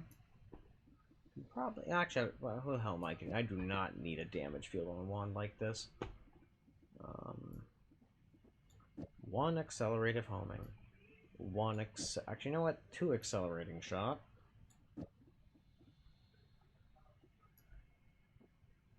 And then a triple. 1 and 2. And then 3. No. Actually, why don't we just go all in on the plasma beam cross? For giggles. For giggles, indeed. Throw a damage plus on here just because. And actually, what happens if I add a cluster bolt? I'd like to know. Like, how the hell does that even work? How does cluster bolt interact with plasma beam cross? If it's doing anything? Okay, so not the worst actually. That could be significantly worse if I'm gonna be totally honest. And that could go a lot worse. It just is released when the whole thing expires, so you'd have plenty of time to escape realistically, if that's what you were trying to do. But I'm not so sure I would like it there. That's funky. That's funky, funky, funky, funky, funky. I like that song.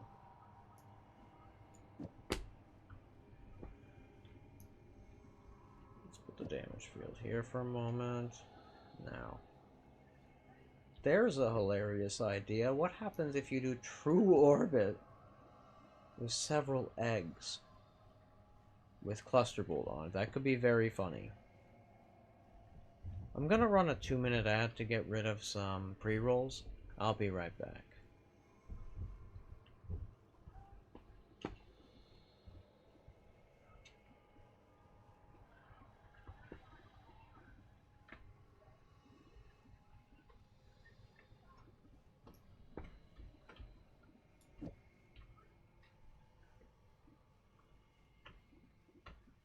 Okay.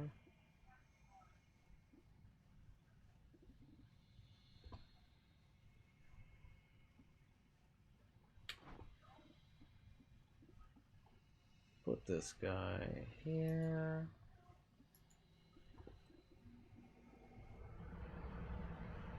Let me see. This guy. Actually, yeah, this'll do. Yeah. Plasma beam thrower. Will be quite funny.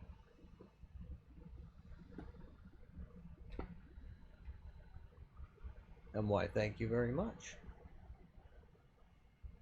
Indeed. I should add something to say Happy Pride Month to everybody in general. What that something should be, I don't know.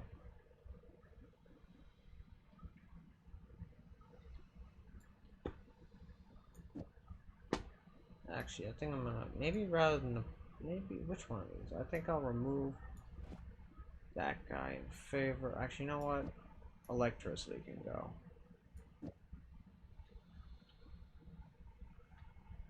Yeah.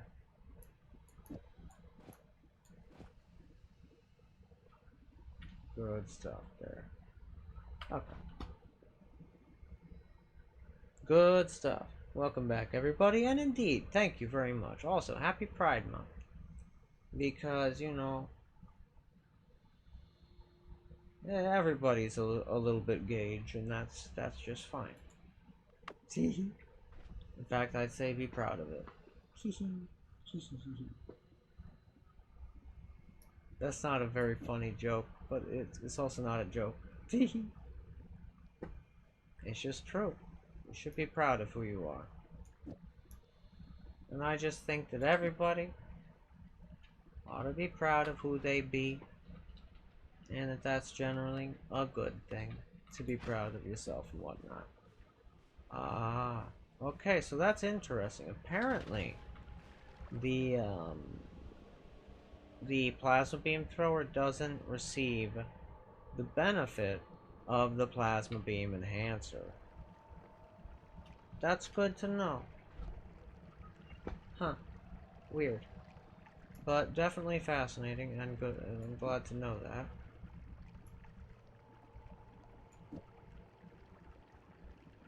The piercing is kind of unnecessary for the plasmas.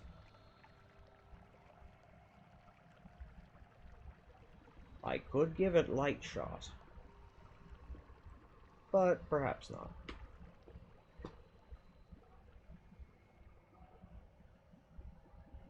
Oh yes, that's right. I wanted to put a horizontal path on this path modification modifier wand. Because that was a lot of what the stuff it had on there is for. Okay. You should also have an accelerating shack, so you have 2 deceleratings. Good stuff. And here, have an add mana. That is what this type of wand is basically for, to have that type of crap on it. Yeah, much like this one actually. Well, I accidentally got rid of the wand that I just made, and it went into storage hell, so I guess that's where it shall remain. That is where it shall remain. Not for all time, but definitely for a while. Okay. Then again, I could quite literally make a second one in almost no time at all.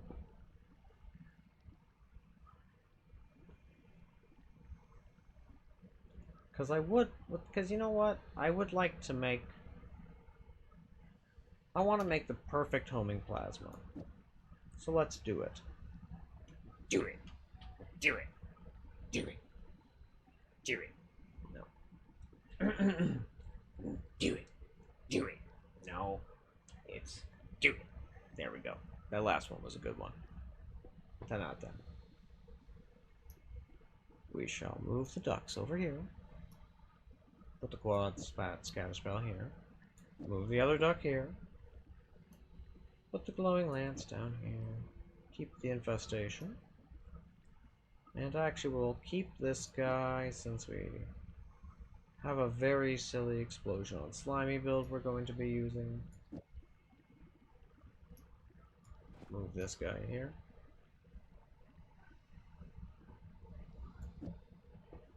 And put this one here. This guy here. And firebolt. I mean, I'm not that fond of it, but it's not a bad projectile. Never liked that sound. I mean, that's understandable.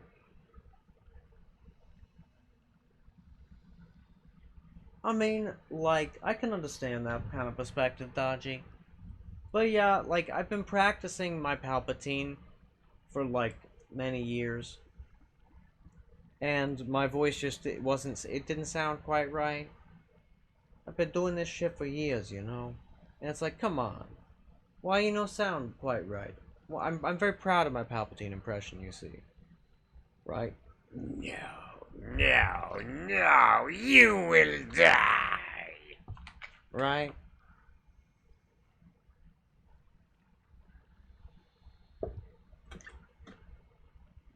And so, I was like, oh come on, why am I suddenly unable to nail the iconic? Do it. There we go. It was probably just that I needed water.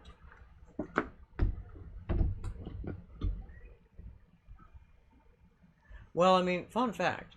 That type of echolalia is indeed a symptom of being neurodivergent in general.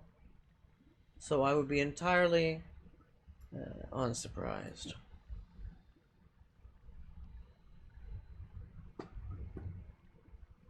Oh yeah, it's not an especially creative sound for sure. I've just been trying, like, I just love Palpatine as a villain. He's a great villain. And I have been practicing that. I've been practicing my Palpatine voice for quite a few years. As in, since I was a rather very young child.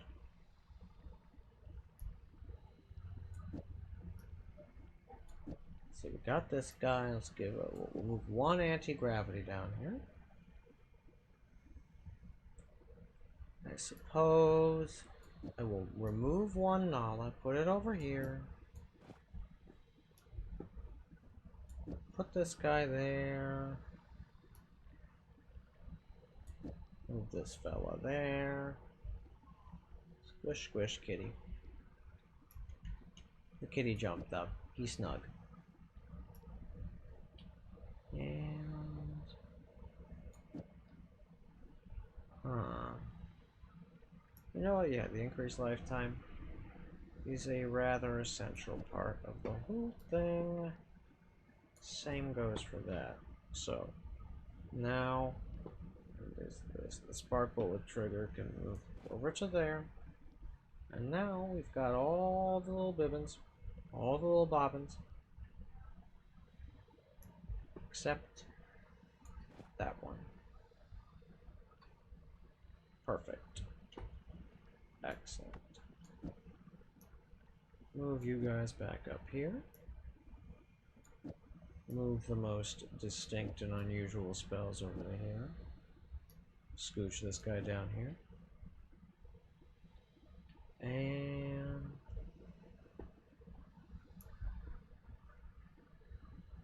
which other things? Yeah, we'll move these guys over here. So that we don't gotta deal with it. And we can just fill this particular wand up. Have a Nala here for good measure. Move the venomous curse, be done with it. No. Glowing lance. No. This guy. Yeah, perfect.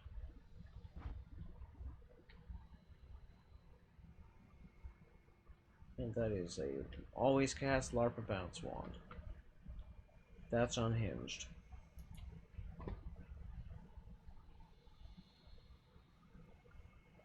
Yeah, because like the Ian, whatever his name is, McKellen? No. I don't remember. The Palpatine actor. He's fantastic. He's so good, man.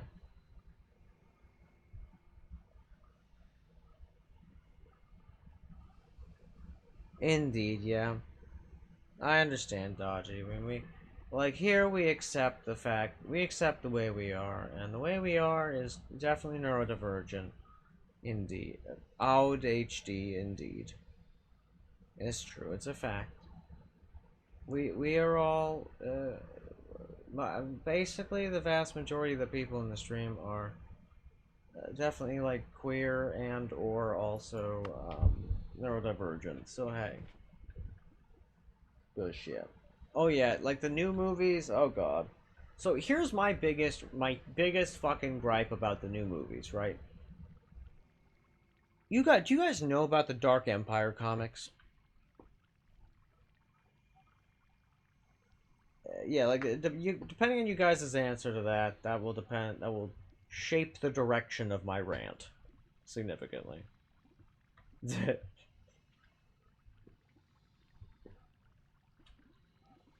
Yeah, that's right.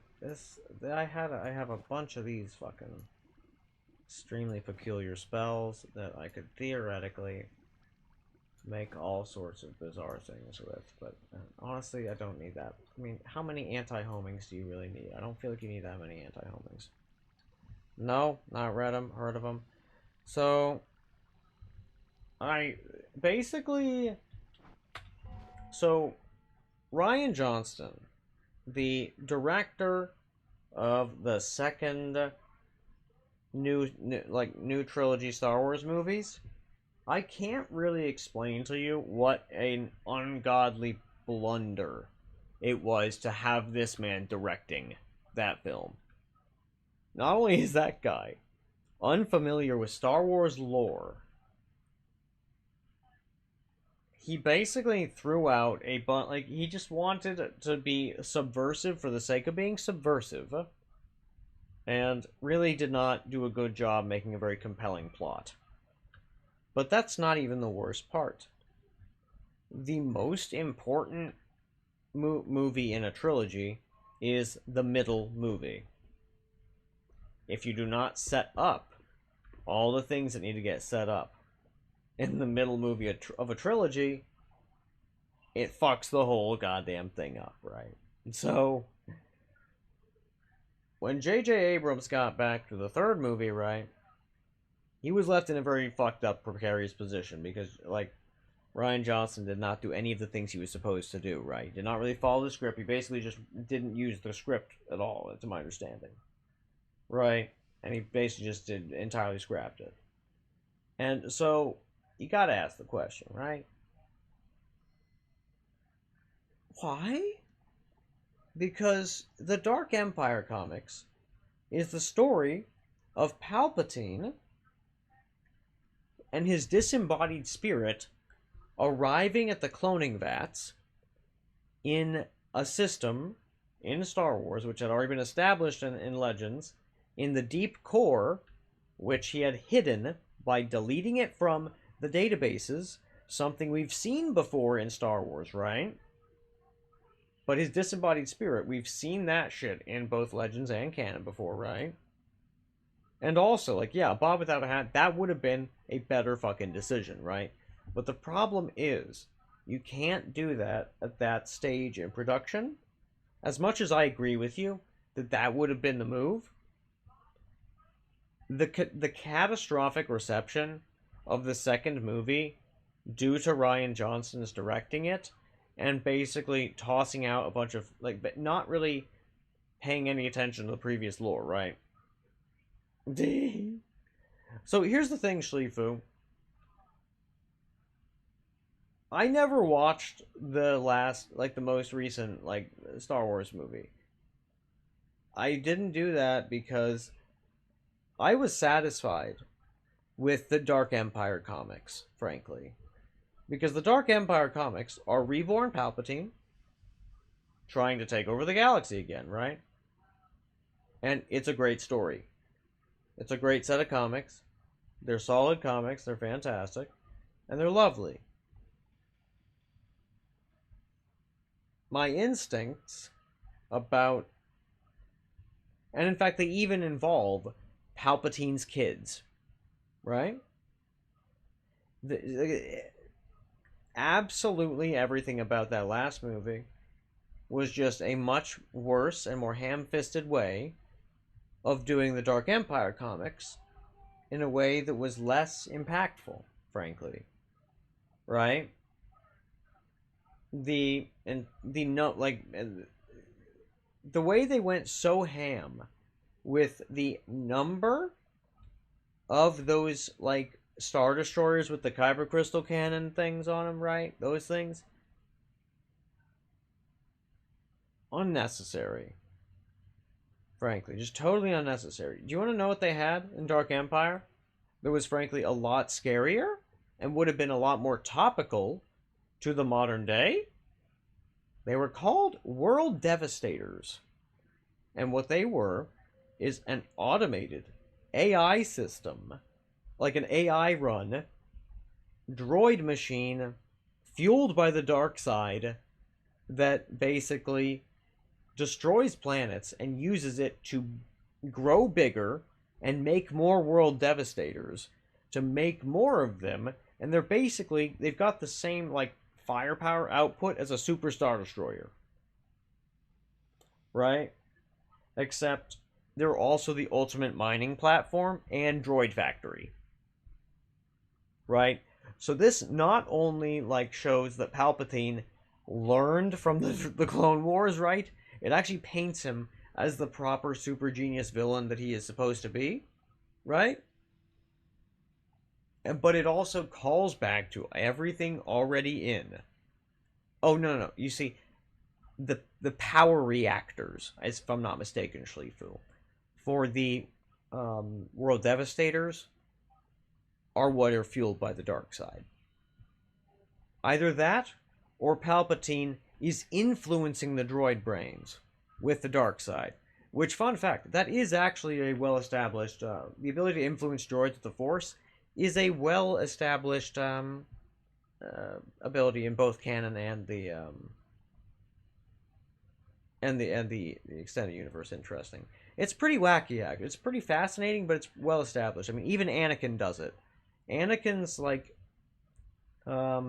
him being good with machines, I would argue, is an intuitive form of that ability to influence and, like, work with machines. Yeah. But, like, so no matter how you slice it, right? Oh, and the dark side acolytes and shit, right? And I agree, that's wild shit. But the dark side acolytes and whatnot, and the reborn people, like the reborn Sith or whatever they fucking called, all that shit that's going on in that movie is stuff that, like, again, it was done in the Dark Empire comics. And it was done better. Like, I'm not one of those, like, legends for life people, right? I enjoy The Mandalorian. I enjoy a lot of the newer stuff. I enjoy Rogue One and crap, right? But all the same, I really don't feel that the newer movies hit the mark at all. And I feel that they really should have done a more faithful adaptation of Dark Empire. You don't have to cover all the stuff. But the thing is, they did nearly every single fucking plot beat. Like, in those films, particularly the last film, I was initially super excited about it. But then I thought about it more, and I was like, actually, I'm no longer excited, because, specifically, based on how the past movie was, this is not going to be good. And the fact of the matter is, when I looked at the plot synopsis, I was like, yeah, no, I would not have enjoyed this film. The reason is very simple. It was as if it's a knockoff version of the Dark Empire comics, which the plot lines that play out in that are some of the most compelling in all of Star Wars, in my personal opinion, right? Because what's happening is basically a whole bunch of things that are, like, hinted at, like, talked about, and, like, that they're playing out throughout the entirety of the rest of the series, right? And so when they're all finally coming to their conclusion at the very end of all this shit, and it's like, this is fantastic. All of the temptations that what's his name had, that Luke had on the Death Star, are harkened back to, and fucking Luke legitimately falls to the dark side. And where is Luke in this goddamn movie? We all know he's not there. Because for whatever fucked up reason, they removed Luke from the situation. Despite the fact that, I'm sorry, Luke does not stand a reasonable chance against Reborn Palpatine. He just doesn't. Right? Reborn Palpatine has been a practicing Jedi, or pardon me, Sith, for way the hell longer than he's been a goddamn Jedi. And what's more, is that Reborn Palpatine he can hop bodies. And he had been holding back for, like, most of his life using the dark side, because the dark side is corrosive to your health. And so he could have basically just unleashed, because my fucking Palpatine had Force Storm and shit. He could like create spatial anomalies that can either teleport you across the universe or just rend fucking capital ships apart using the Force. He's unhingedly strong.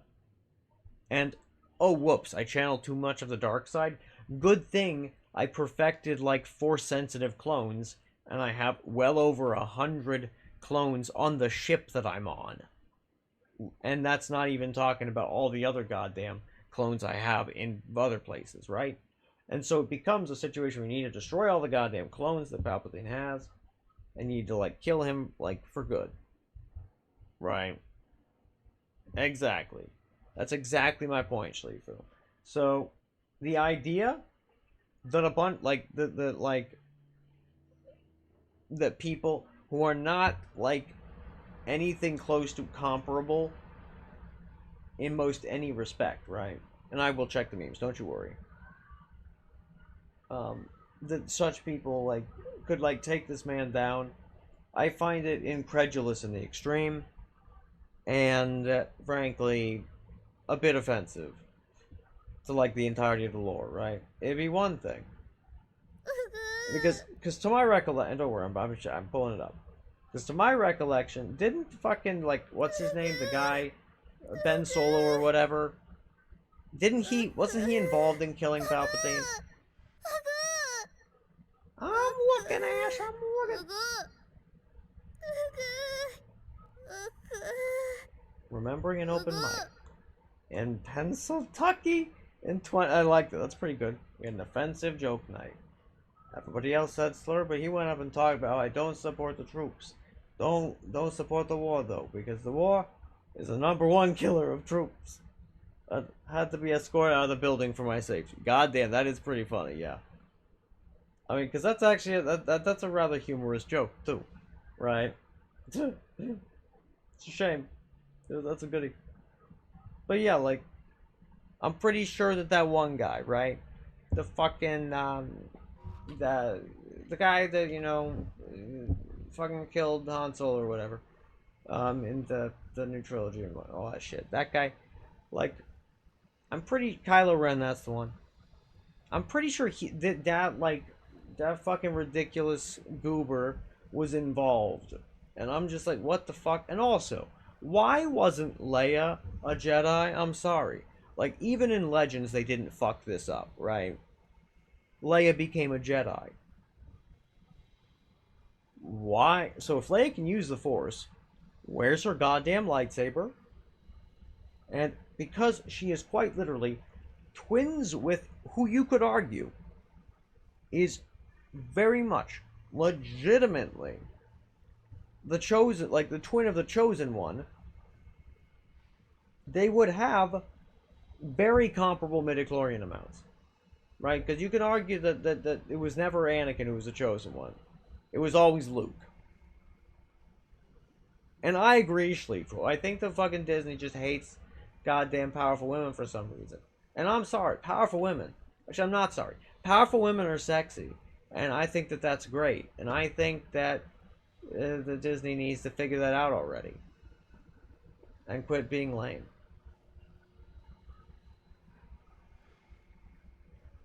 Because we love powerful women here.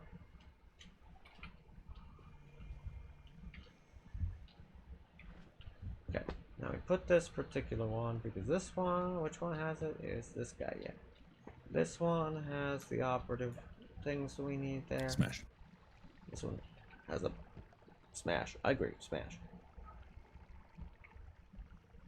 I mean, I'm not gonna lie to you, Ash. I understand where you're coming from. Except personally for me, it's more just like it'd be nice if the big lady could, like, I don't know.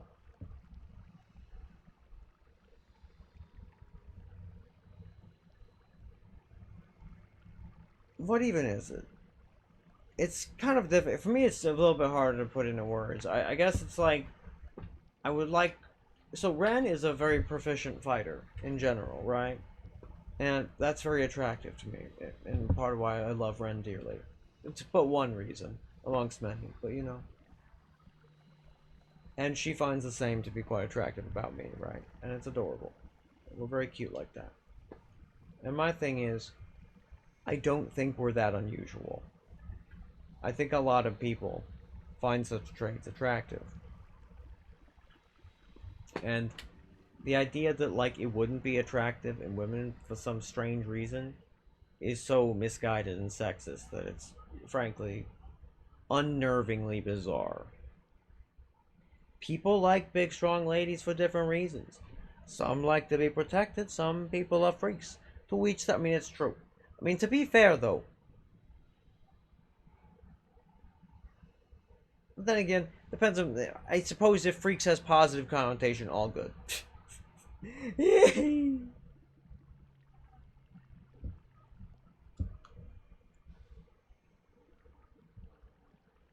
But also, there's a lot of different, like, nuance to it. Yeah, exactly.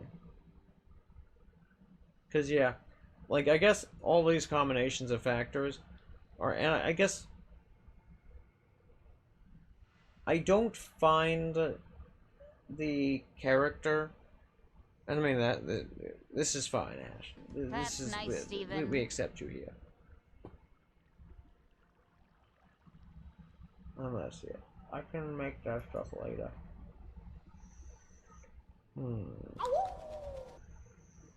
Smash?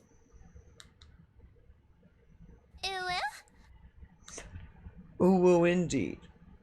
And yeah, like, my Ew. favorite, yeah, genuinely.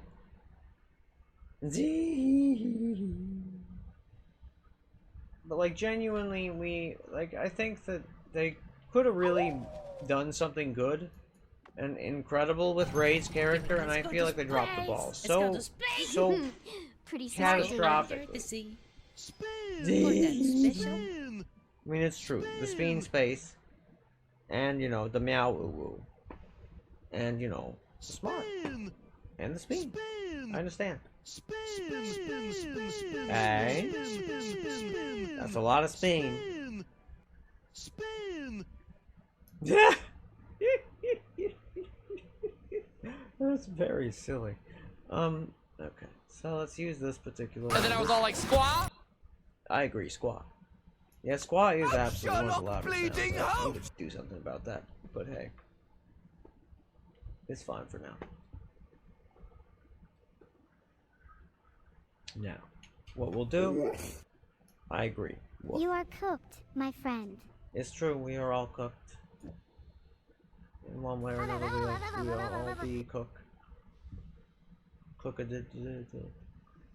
the plasma beam bounce.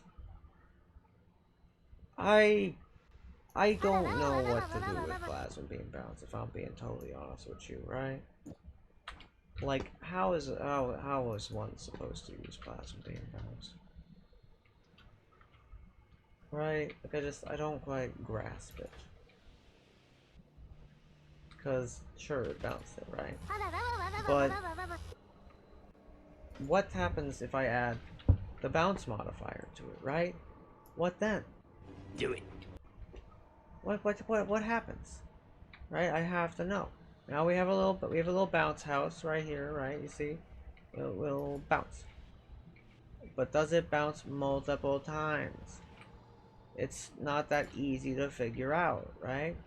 And I wish that it was easier to figure out, because I want to make more bouncies. I want more bouncy plasma, right? I want my plasmas to be bouncy, but it doesn't bounce the way I would like it to be bounced, and such is my lament, you see, because I want the, wow, kaboom, I didn't even know there was an enemy there, I wasn't paying attention, but they exploded all the same.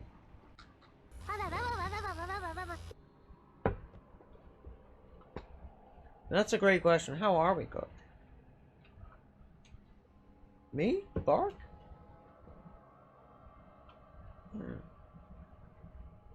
That can be a sub goal, or a money goal, or a bits goal, or something. Once I'm being paid more, if I'm actually being paid a sufficient amount to do internet clown things, then I will give you my woof. I will give you this. It is good. I can do many different varieties of dogs. Quite a few different, I can do little dogs, big dogs. What do you call them? Golden Retriever dogs, Huskies. I can do the little. There's a lot of different types of dogs I can do. It's true, yeah. And that is also true, yeah. Very true. Okay, so what I will do. Exactly, Ash, it is. You're totally right. I am. It's just that I'm not being paid enough for my internet clownery. See? Mm-hmm. I enjoy this, Sleepu. I am amused. But I need to write down that this is a great sub goal to do because I like it.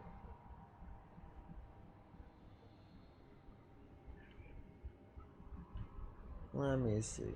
Scroll. There it is. I am going to hit the.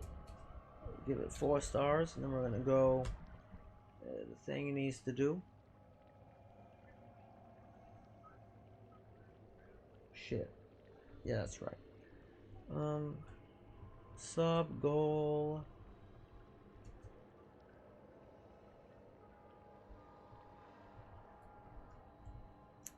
Woofs. Yes. Yes, yes, yes. And it will be tiered by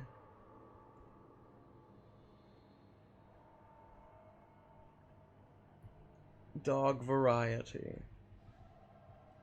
Indeed, indeed. Fantastic. And Shlifu says that they'd say they were baked till firm, then pan-fried till crunchy, and served with a smoky sweet and spicy sauce. Now, how am I cooked? That's a great question. I'm not sure, but I know I'm delicious.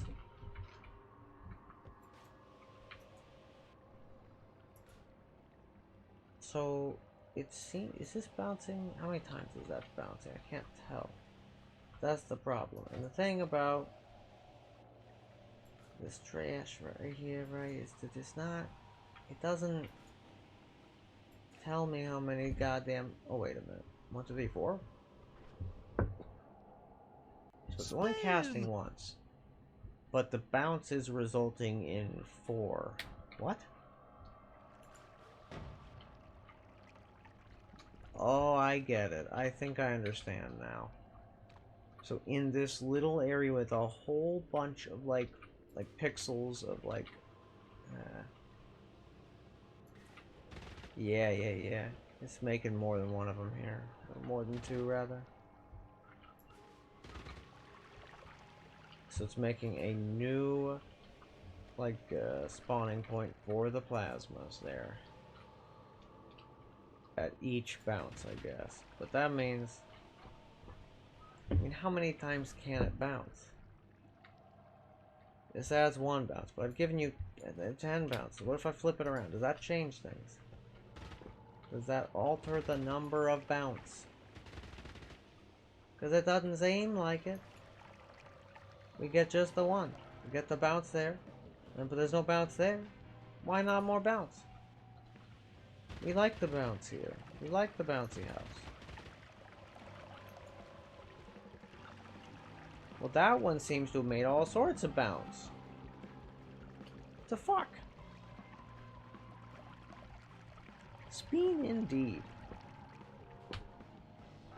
And quite as you right, because adding to Lasius' Wolf collection would be lovely. It is true, I do also need more followers and subs. This is very true. Speaking of which, I've been thinking about when I should do the like start a sub discount thing. I was thinking very shortly. And I will probably make it last for the maximum amount of time it will let me. You see, what's strange to me is that it doesn't like ping pong back and forth like that, right? I feel like it should. Why not do it? But it seems to do in like an extremely confined space. That's the peculiar part, right?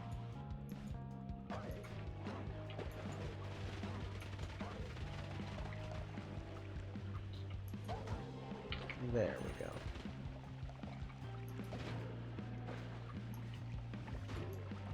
Well, I suppose I can leave the bouncy boys on this bit and deal with the rest later.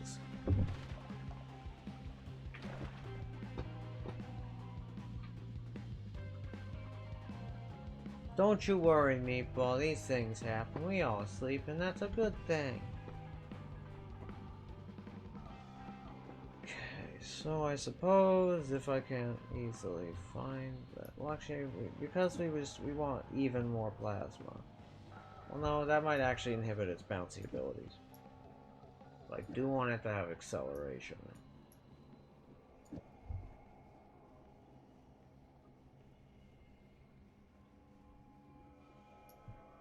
We'll do that.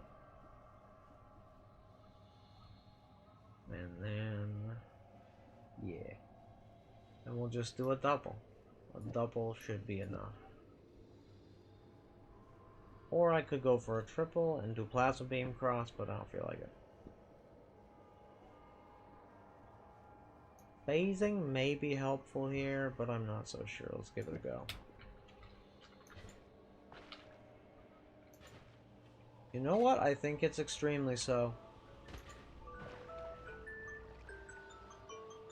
That is my alarm for I have a telehealth tomorrow. In the afternoon. So now I just need to turn that alarm back on. But for tomorrow, and a little bit later, boop, done.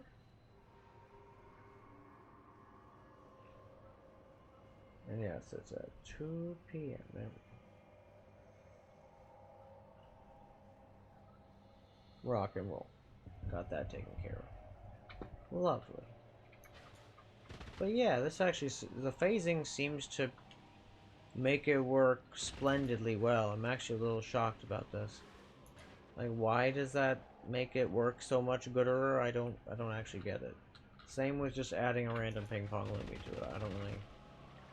Not even ping pong. It's just this luminous drill, right? It just makes it work a lot more gooder. Inexplicably, but hey, I'm not gonna complain. I'm totally here for it, so.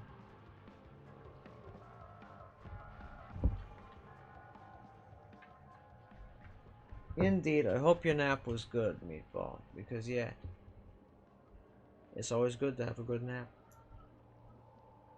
Add increased lifetime here. Okay.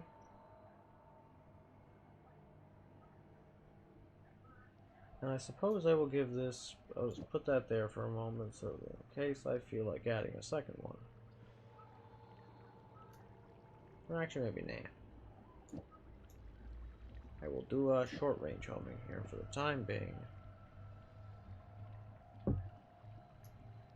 Move one of these guys down to here. And put the triple down here. Because this one does not have enough triple. Put the invisible spell down here. Slime ball up here. Plasma beam down here. This guy over here. There we are. Pinpoints of light. Rock. Explosive weakening curse.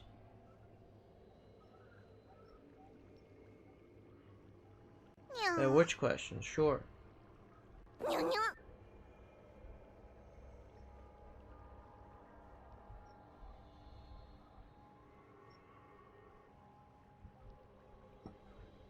I mean, Nya is always great. I like Nya. It's hard to have enough of Nya in your life because the Nya sounds are great.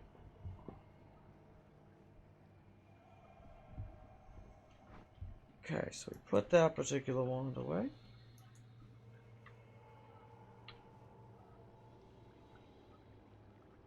Oh, the answer, yes. Yeah, the answer is yes.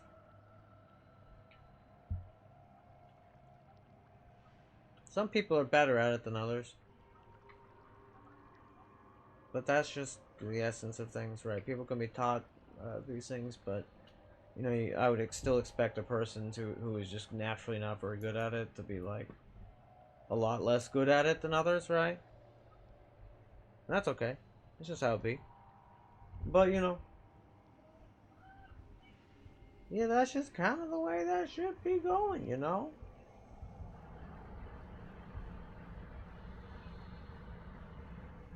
And that's perfectly okay.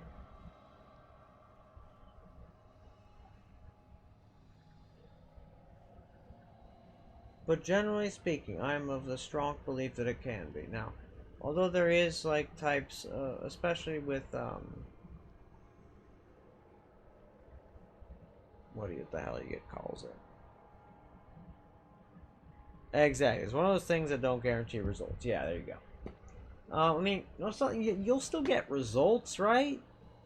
But because the fundamental thing about creativity is it's just uninhibited thought expression, right? Right? The problem is that most people who don't view themselves as creative pre-inhibit their thoughts, right? As a consequence of this, they are unable to like engage fully in the brainstorming process.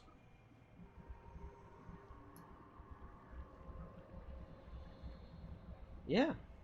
Yeah, actually that's the thing. Exactly. Yeah. So yeah, it can be improved with teaching and coaching 110%. Yeah. For sure, for sure. Because it's just one of those things.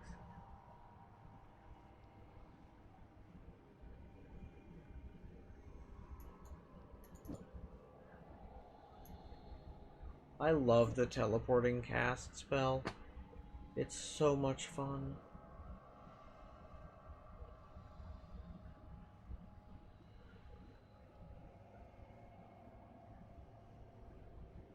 You know, how does this particular spell work with the shieldy boy, the projectile shield?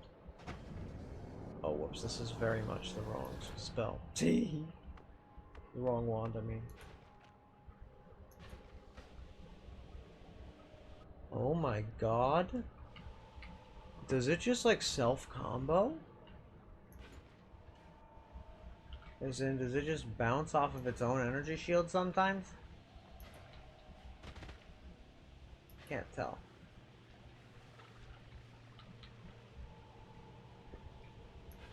The answer seems to be sort of maybe sometimes. And yes. Oh my god, this would be a very strong case for something like Chaos Lorpa.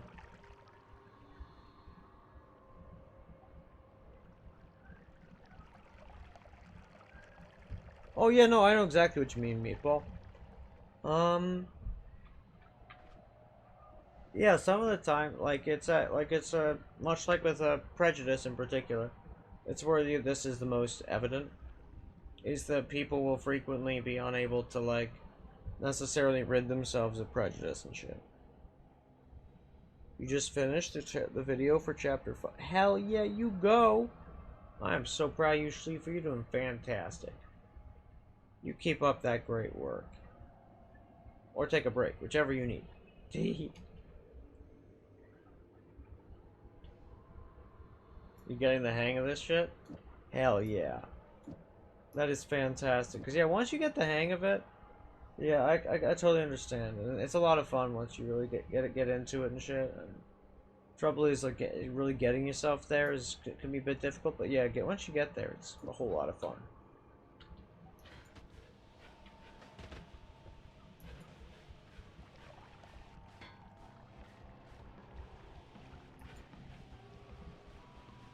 Okay.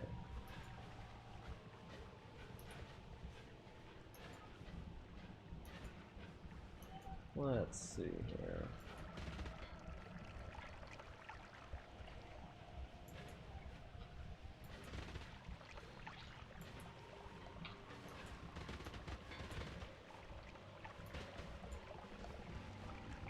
Okay. Frankly, I don't think that Chaos Larpa is a really big improvement. Shame. Mostly because it doesn't copy the modifiers.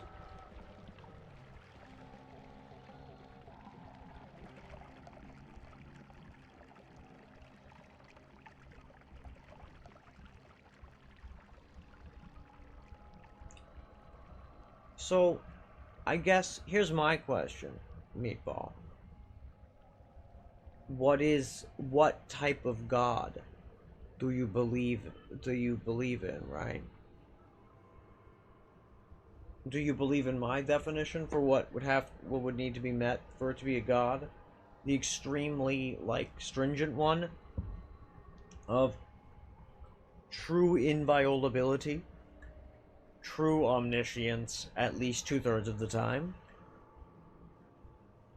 and which of course would include proper precognition, and then true omnipotence,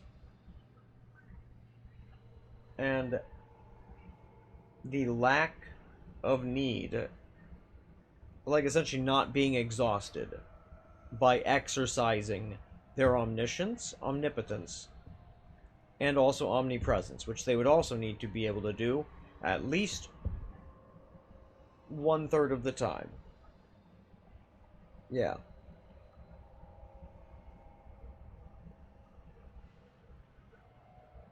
Right, but I'm asking you, what in your mind, what you feel a god is, that your brain is insisting, right? That's what we are speaking of. But don't you worry, Schleifel. Yeah, you'll get there with the voice acting, I've no doubt.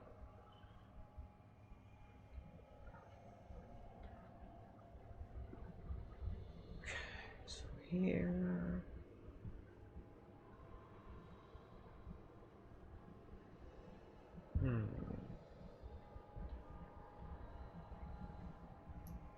What happens if I put Orbit Larpa? Ooh, that's very cool looking, actually. I love the hell out of that. That's amazing.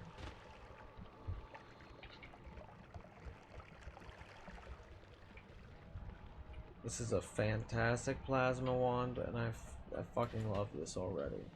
This is great. Why is it firing in the opposite direction? I don't understand. Is it bouncing that hardcore, maybe? Possibly. Seems that way.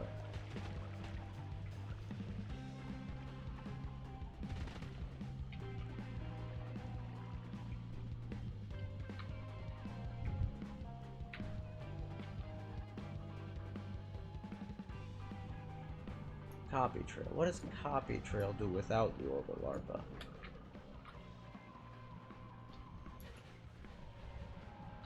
Ooh, that's delicious.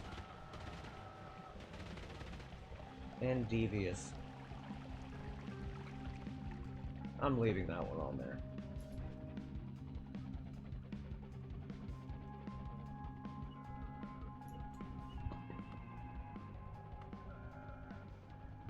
Okay, what else we got? Do do do do do do do do do do. I mean, I could go for a speed up, honestly. A speed up would go kinda ham on a setup like this.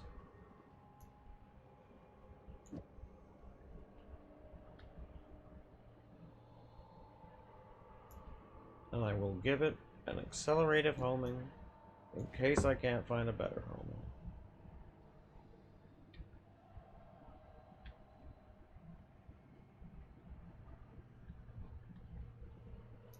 I will move this guy and the chaotic path and the gravity and anti-gravity down to here.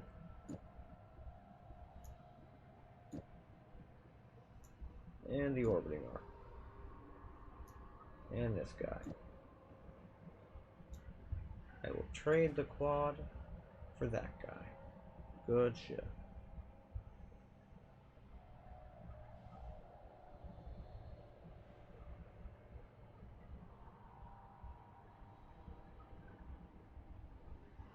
And you see, this is precisely...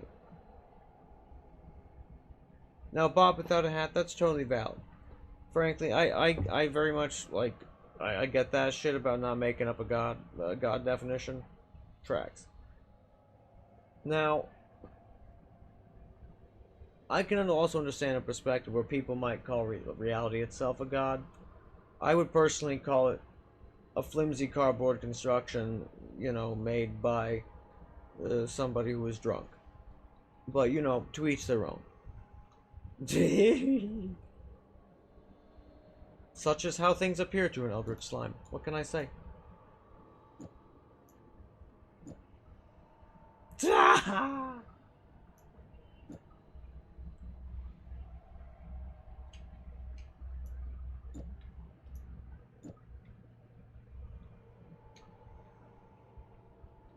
Me.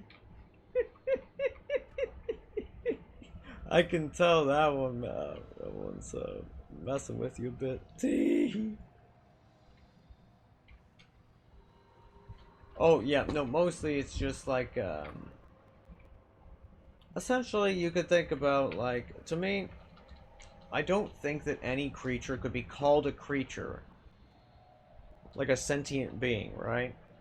That God, like, if any such God exists in any respect, in my eyes, they would need to meet certain criteria, otherwise they would be unworthy of worship. Right? Because if they were not truly omnipotent and omniscient and all that shit, right? Because part of being a god to me is to be worthy of devotion and worship.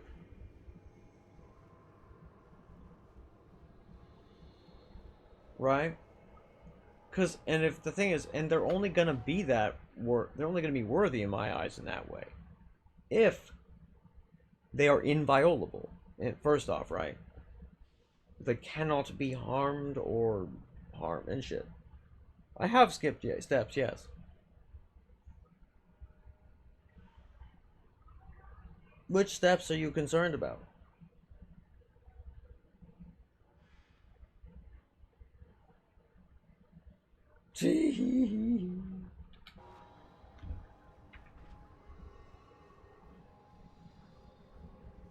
Yes, which ones?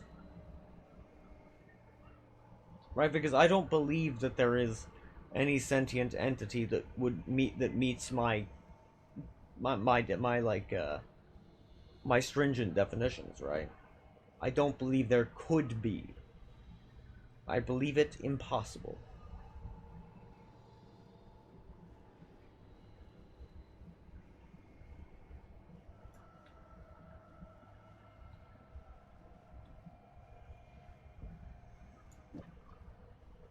You got it, a Bob without a hat.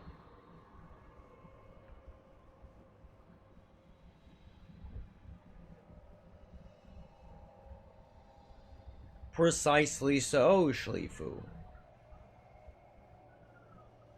Exactly. You have cut directly to the heart of the matter. Once again, allow me to give you the smart. Pretty smart, dude.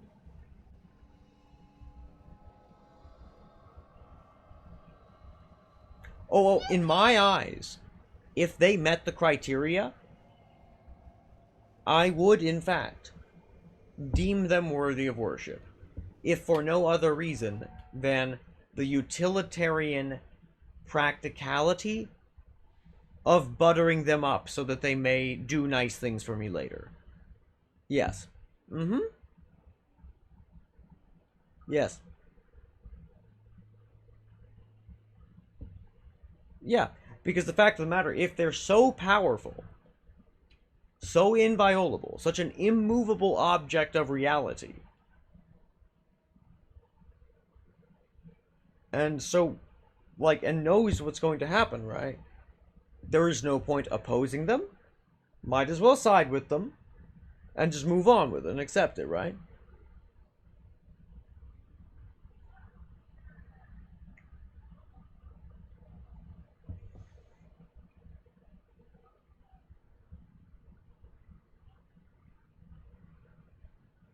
You know, that's a great point, Dodgy, right? That's exactly where I'm at. Like, that if there was a super intelligent scientist and they designed disease, kill millions, and a creature that would spread it to millions, send millions, and by any reasonable definitions, they'd be called evil, right? Absolutely.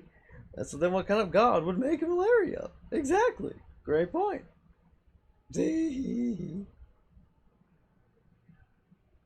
Oh, no. So, like, Meatball. My criteria, to me, they're what I would require to ever deem an entity so far above me as to deserve worship. Because to me, blind devotion is not something that I think a being can be worthy of. Yes, I'm not understanding which things you're struggling with, bud.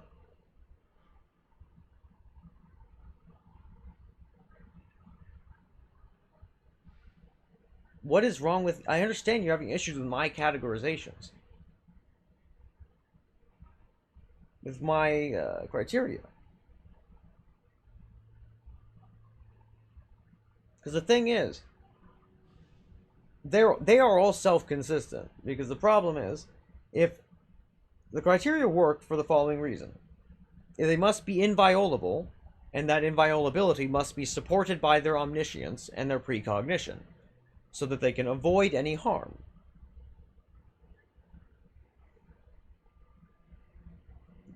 I am doing it right now for you. And it's so they must be able to avoid harm, basically, to then be able to exist in perpetuity, right? Eternality is not necessary, right?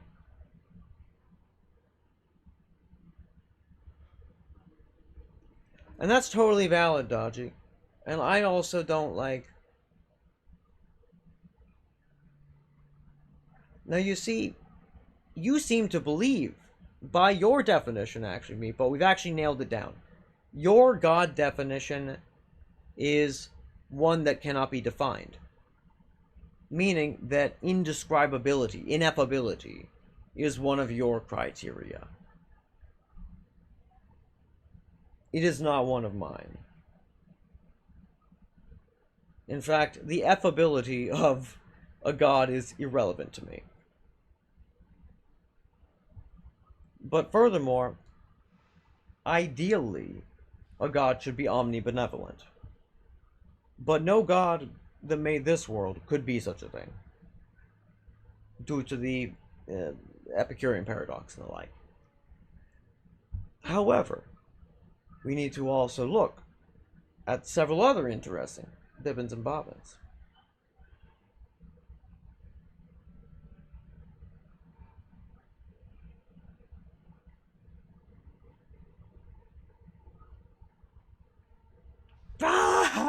I don't think that's quite what he's saying, but I can understand why you jumped there immediately. But I don't think he meant anything by it, Meeple. I think he may have been kind of memeing on it, frankly. But even so, yeah. Because that is a great question, Dodgy. Like, and I would be interested to know the answer to that one, Meatball.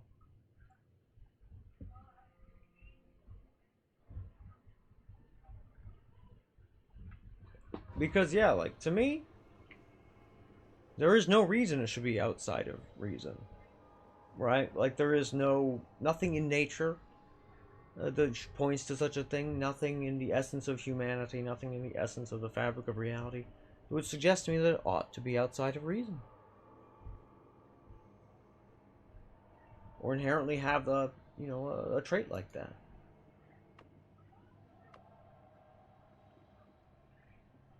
That's not to say that there couldn't be, like, beings and spirits of great power, such as eldritch slimes. However, of course, that, such a thing does not qualify them as a god.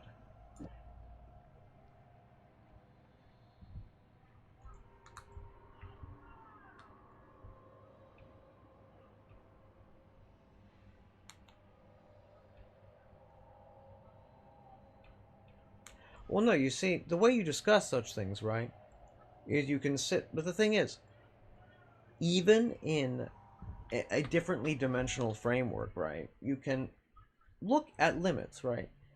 Like, that's why I said that they would need to have their omniscience, right? So basically, part of my thought process is they need to be unkillable, right? If a being like that can be slain, they're no god. Sweet poop.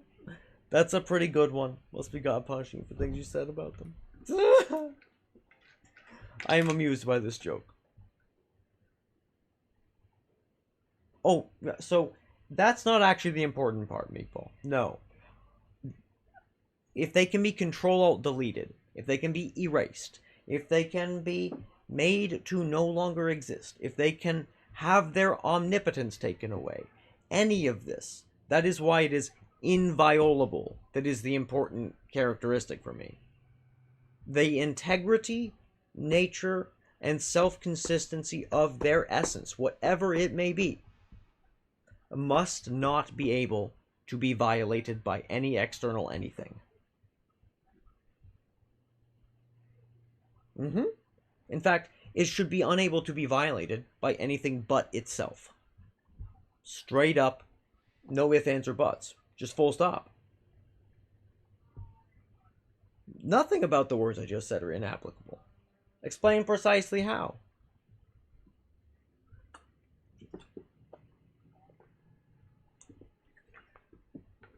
I'm interested. Because, you know. Because to me, like, truly, the inviolability of the being is the central feature. It is what would differentiate you from any other being, or thing. Or, like, because, like, then we also need to discuss the difference between, like, what would be a god and what would be a, like, either sentient or non-sentient type of, like, embodied force or something, right? Like, some other type of being or creature that is, like, well outside of what you would normally expect and would be normally, like, an average sort of being and the like. Which I would say would be a separate sort of thing to have a separate discussion about.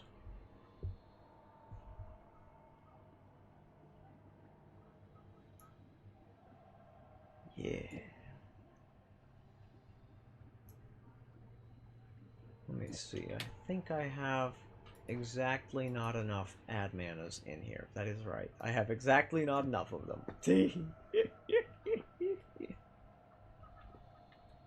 You know, I wonder... I do need to grab up more rotate foes out of these storage wands here to put on this plasma thing. Because a rotate towards, I think, would go rather ham with this whole setup. In fact, I know for a fact that it would. Because I think it should alter the bounce physics on the actual plasma beam, which, again, would go very ham. In most delightful ways, I would think. Possibly not, but I think it would. And I guess I could technically settle for auto-aim, but I would really prefer not to, actually. Because no thanks. I don't want it. Because, as we all know, auto-aim is not... It is more meh. Which is more meh than other options. This one is the concentrated light bounce. I'm gonna put that feller there. Very good. So you say...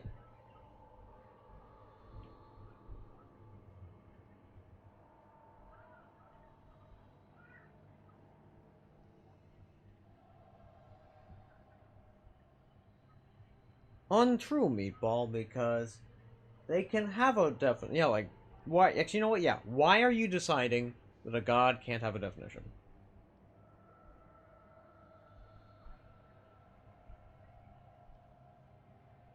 So, Meatball, and welcome on back, Bob Without a Hat.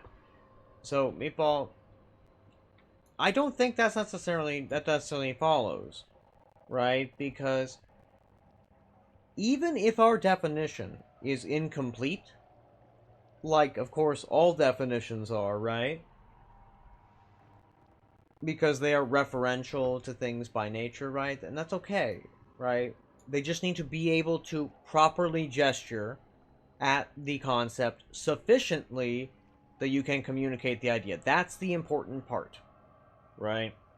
So, to me, the most important aspect of what would define something as a god, which I don't think anything that meets these criteria could really even, and still remain sentient in perpetuity. I'm of the opinion that if such a being existed, give it enough time, it will crush itself to death with the weight of its immense loneliness by being so powerful, and the fact that it is basically just going to, like, either it'll, like, end its own existence, share its power, or it will, just be crushed under its own weight, basically, right?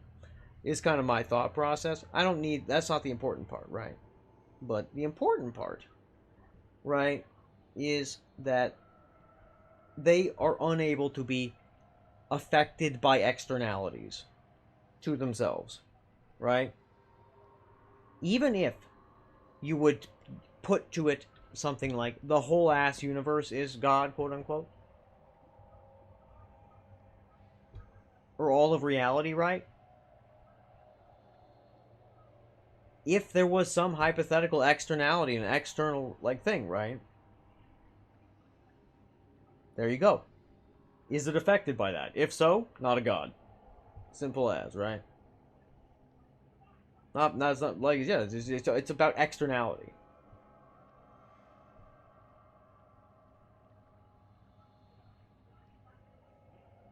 So, that's an assumption that we can't apply things like, we can't apply words and concepts to gods. That's an assumption.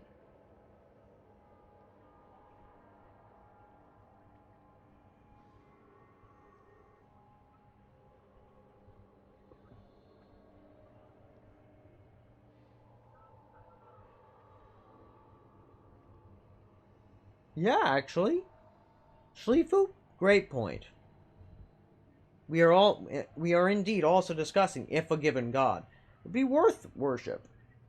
And, and for that you don't even need to know whether, like, a god in its entirety. You only need to know what makes that thing worthy of worship, and then check the things the god does and does not do against these criteria. It's a great point. A god can be dumb. Exactly, yeah. 110%.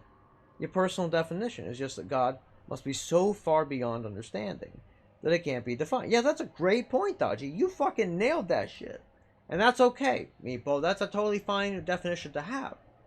There is legitimately no problem with a definition like that. Right? And, like, even if you've accidentally defined it, even though you don't wish to, that is, functionally speaking, the concept you're gesturing at.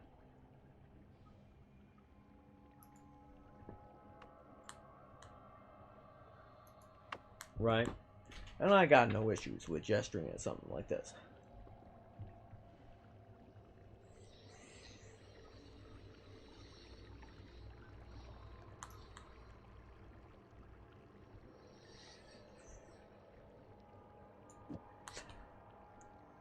Honestly,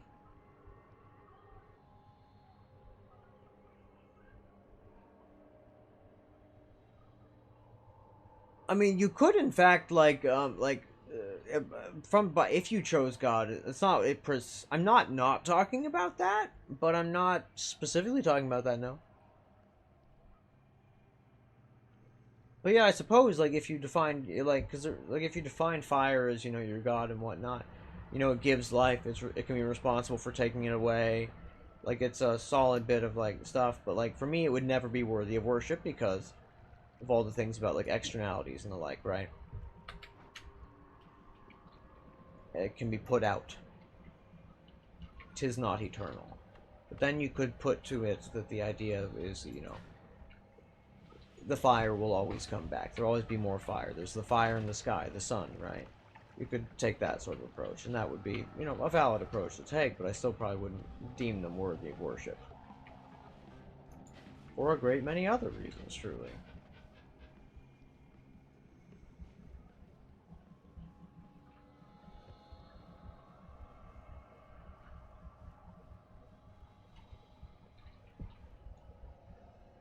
And I would agree with you in large part. And Dodgy, yeah, the gods are essentially symbols in large part. That said, ideally, like if we were going about like properly, so like defining the gods and whatnot, all that shit. Like we should ideally be able to like.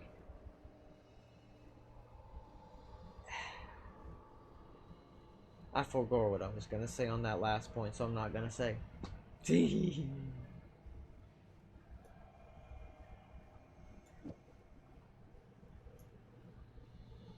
I wonder how well the projectile area teleport is for this shit, and whether it is like good for, or whether it takes away from the overall thing. I honestly don't know, but it does seem pretty fucking effective, so... That's a little bit my point, right, Meatball?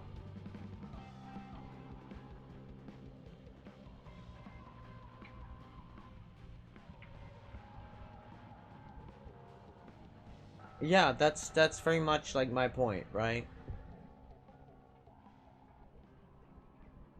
Yes, you have functionally made my point from a different angle, right? The reason I made a definition like that is because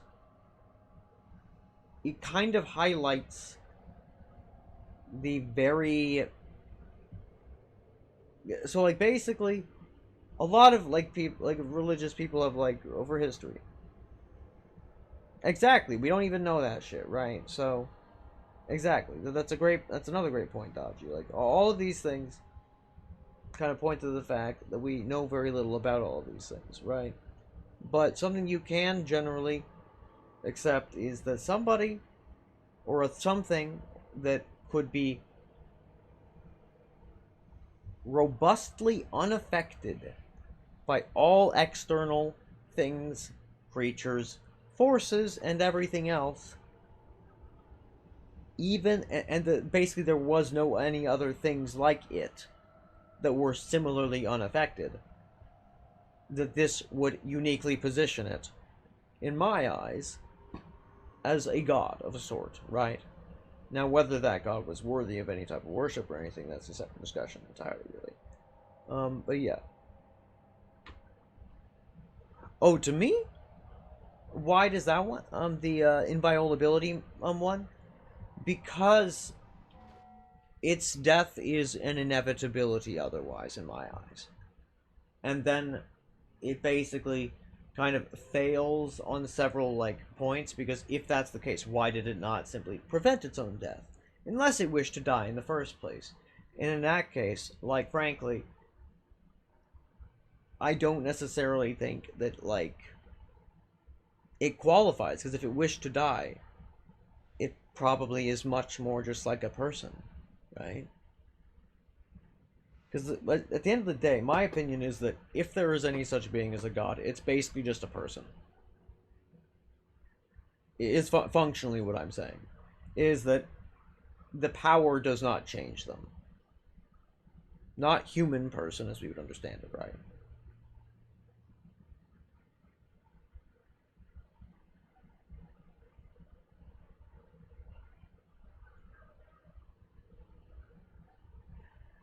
So, Meatball,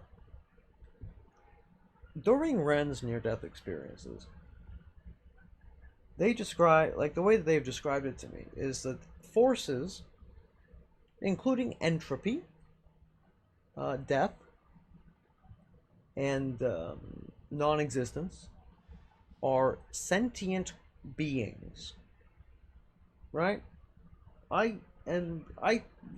Well, you can take it as a religious view if you feel like. Yes, that, exactly, if it exists, it can unexist, basically, yes. I understand what you know to be, Meatball. I understand what you know to be entropy is not a force in the way that you understand it. the way that I'm referring to force here is not in the physics sort of way. It is referring to an entire system of understanding that is not like, and yeah, I fundamentally disagree, Meatball, that if something exists in the first place, it can cease to do so. Now, like, the consequences of that, right? Say the Higgs boson field is destroyed by some means. Well, yeah, that's going to have a lot of consequences, right? But you wouldn't say then that the Higgs boson field is not extant, that it doesn't exist. Right? Yeah. And Shlifu say, also, now that you think about it, can anything ever be worthy of worship? And I would say no, Shlifu. In my like personal opinion, nothing and no being truly would could or would truly be worthy of worship. And in fact, I would go so far as to argue worshiping something depersonalizes them, dehumanizes them in a way that's even unfair to that being. Right? It strips them of accountability, of their ability to like relate to other beings, and it really just kind of like separates them from everybody else in a way that would be unfair.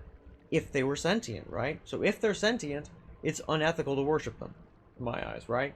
Thusly, the really only thing you gotta prove at that stage is that they're a sentient being with feelings. Yeah, simple, right? And if so, they're not necessarily like worthy of worship. They're not necessarily going to like be qualified as a god in my eyes, and thusly they're just going to be treated with the same dignity any other being would be treated with, right? Simple as. Much simpler than, you know, all these other things, right? Like, it's just kind of like a... It's like a...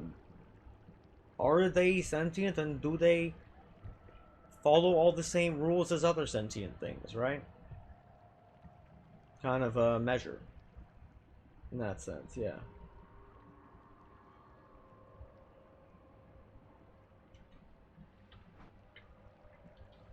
Now let me just put this wand right here, up in the ceiling.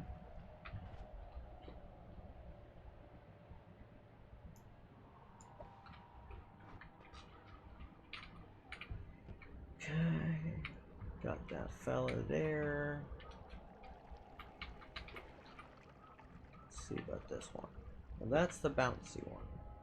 Since we, frankly, I would be interested to see what the explosive... Okay, I guess I can... Let's just try it out real fast. How does the explosive bounce? Actually, this wand, it gets to go in my, like, 3. It gets to go 3 because I'm loving this wand. It's fantastic. And it's got a lot of interesting things that I want to try on. So I'm just going to do that so I don't have to have it sitting there.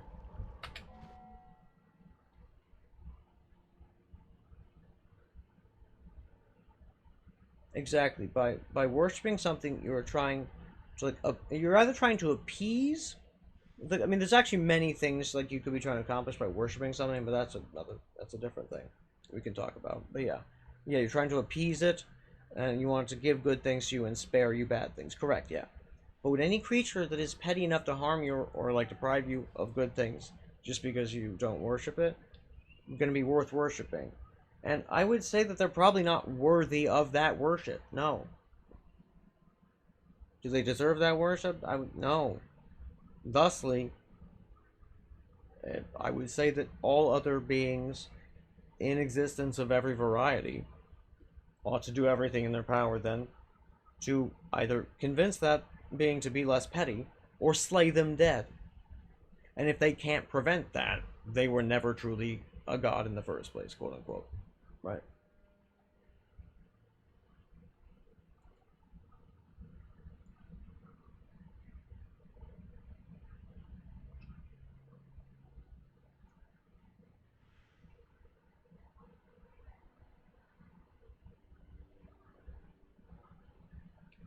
Oh, and the thing is, I would assume they would be constrained by time, but just in an unusual manner.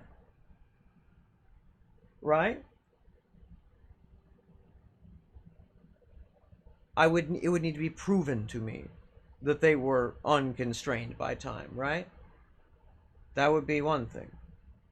But then, in addition to that, they would need to be unaffected by atemporal phenomena, right? Things that did not interact with time.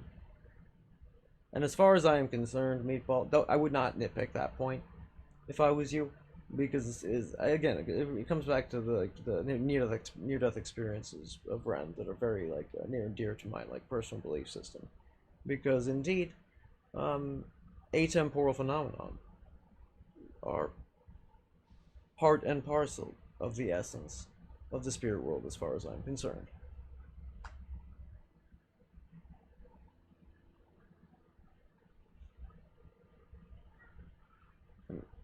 That's a great point, Dodgy, about the antiparticles. Great point.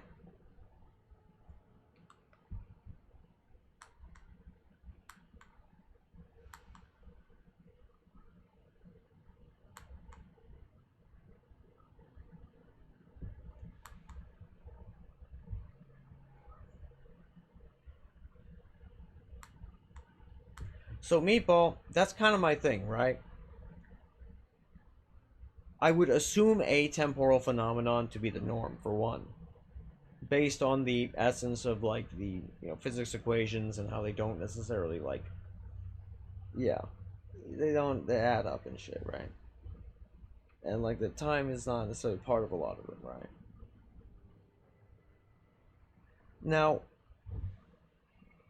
I think mayhaps your definition of existence is the one that's severely limited, Meatball. Quite frankly, right? To me, to Ren, it's not that. It's a lot more broad, right? All of the beings in the spirit world that we both believe to exist. They are sentient and they go about doing the things they do. Simple as that. Just in a different form of reality, right? One that is partially atemporal. Simple. Yeah.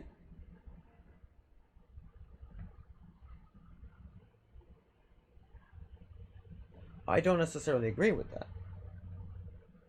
They don't. No, I know. So fundamentally, Meatball, something that that was something Brett is very clear about with all of this. Causality is unrelated to time. This can be hard to grasp,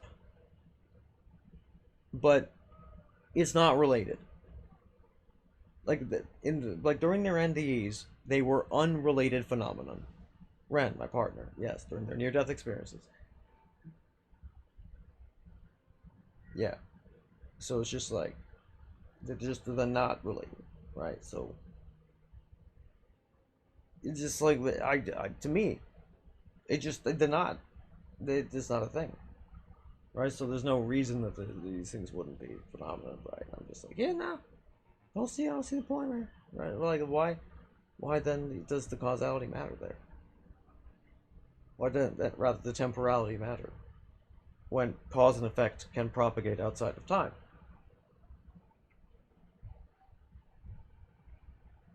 Yeah. Yeah.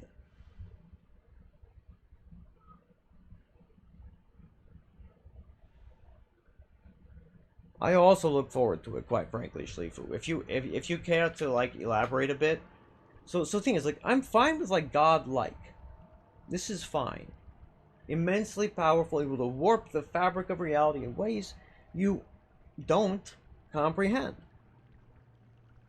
Meets Ball, George, or he if you want. But what about Meeble? What about Meeble?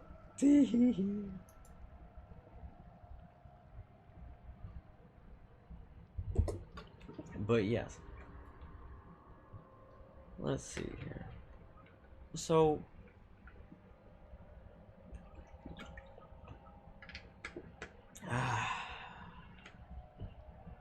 the kitty's looking at me why are you drinking water so loud, huh, Pa?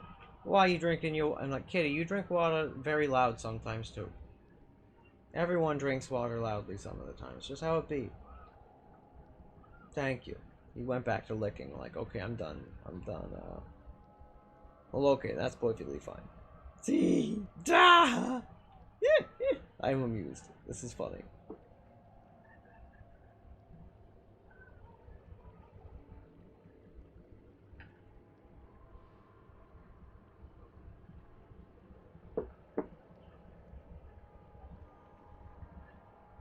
Oh, good. Because, yes, Meeble is silly as fuck. High tier silliness. It's good stuff. But yeah, so like... And I kind of think part of what makes, So there's a type of, like... So one of the most, like, ubiquitous, what do you call it? Features of near-death experiences, generally speaking, is actually a timelessness. Although Rens tend to be a bit unusual as compared to certain others, in various respects, in terms of the fact that, like, it's a very academic sort of experience, but that's a separate discussion entirely, really. And a lot of time was spent, like, learning about and understanding the various, like, mechanics of the universe during the experience. Almost every single person who has a near-death experience reports some amount of, like, timelessness as a factor. Which, I think that's mayhaps, possibly, at minimum, something to consider. I think it says something, personally, about the nature of reality, but, you know, I certainly have never been that, keen to try to convince people of that particular type of point, because a lot of people got a lot of opinions about a lot of aspects of that kind of stuff, and I find that most of the time it's not worth trying to convince them.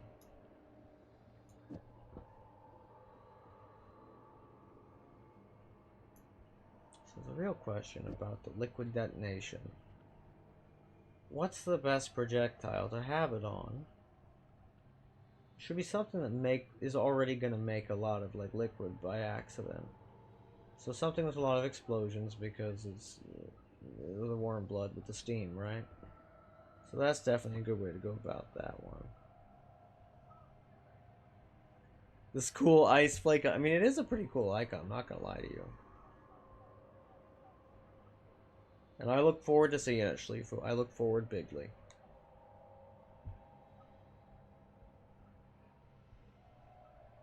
Small firebolt, you say? Or the firebomb? Or just ordinary firebolt? It extends only to the small firebolt? I'm amused.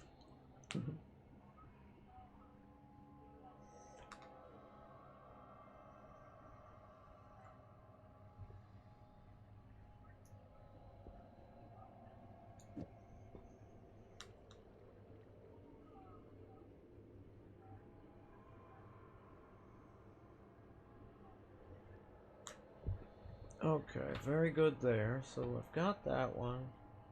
I would very much like to just try Slithering Path real quick, because I think this is going to be ridiculous, quite honestly.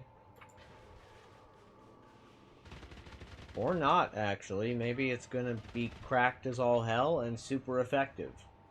Especially at getting rid of Taikasovas.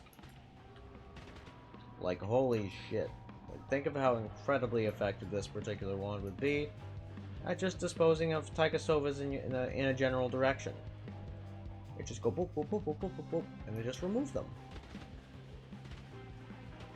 That's actually kind of perfect, honestly. I did not expect Slithering Path to be so helpful. But now I have to ask the question. Do I still require the speed up?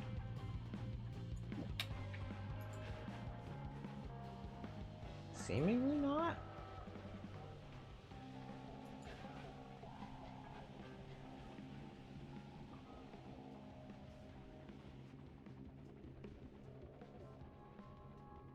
Meat bologna.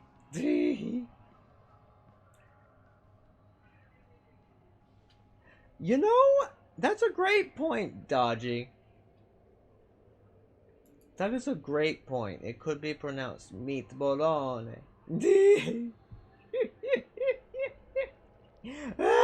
So silly. 10 out of 10. High tier ridiculous, and I am pleased. I am greatly pleased by this silliness.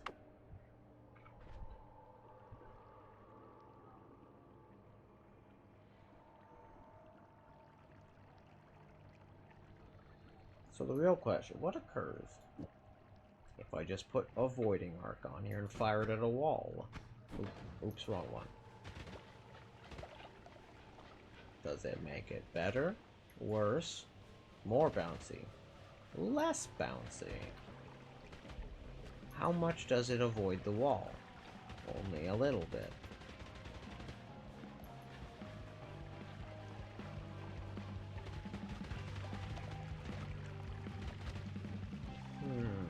Unsure if this is helpful.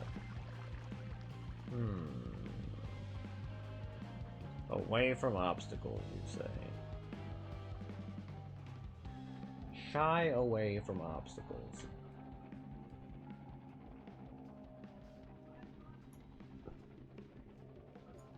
Because we want it to bounce more, not less, I think I can do without that one.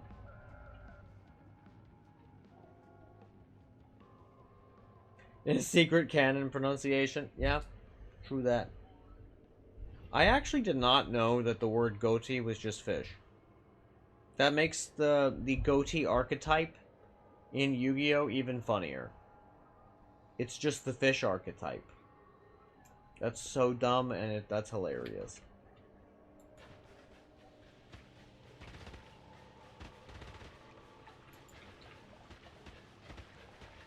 Interesting. So without the accelerative homing, it's a lot more like... It moves a hell of a lot faster, it's a lot more incredibly freaking aggressive. But also, it seems to cover a much larger area that it's happy to just fill with plasma beam.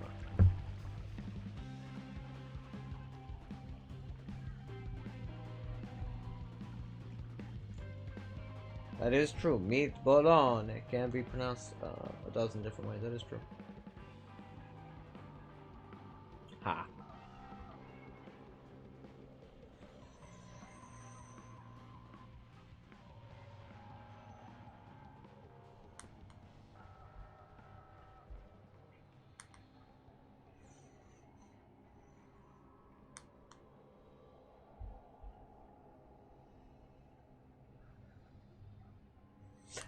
Oh, dodgy. That is quote worthy. I am adding that one to the quotes.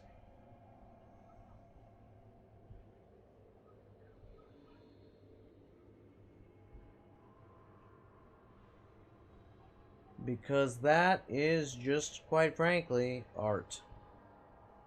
Art, I say. I believe this is the correct window over here. No, it is not. Let me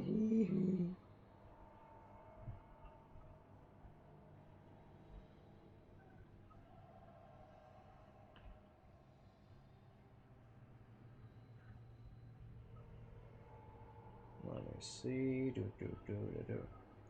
Baby shark do do da do do do do do. Baby shark do do da do.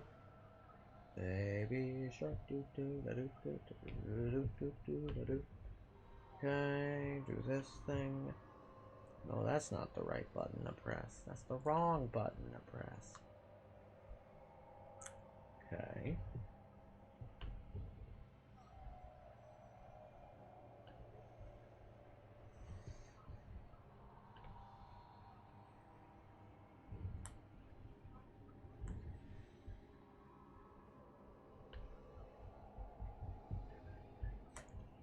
I decided to just open up a new window because, quite frankly, it's going to be much faster this way.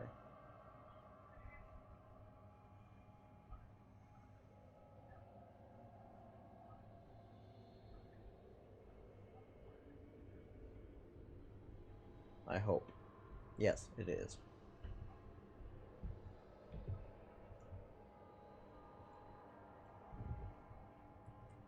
a dodgy J in reference to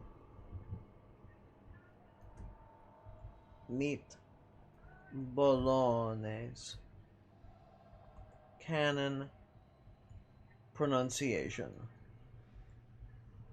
No, secret canon pronunciation.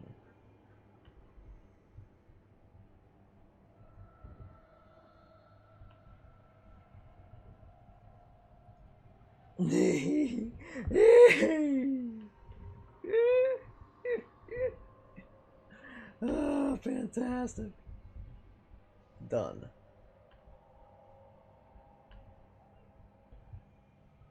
Maravilloso.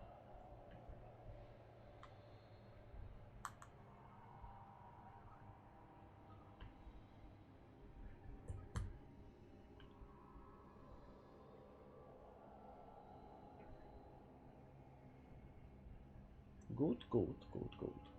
Okay, good shit there. Okay. Pressing the buttons for the watch streaks. You know how it goes. You know how it bees.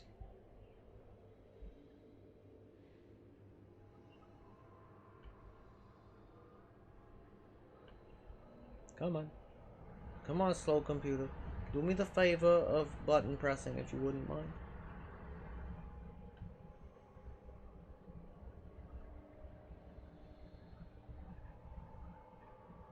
Well, never mind. There went that idea. I was gonna share my 140 stream streak on Kanubi's channel, but it went up to 141. Oh well. Fuck it. What can I say? Indeed, not my cellular juice. Anything but that. I was taught and thought it's though. That's a pretty good one, a Bob without a hat. That's a real good one. And no, I've not heard that one before. It's a goodie.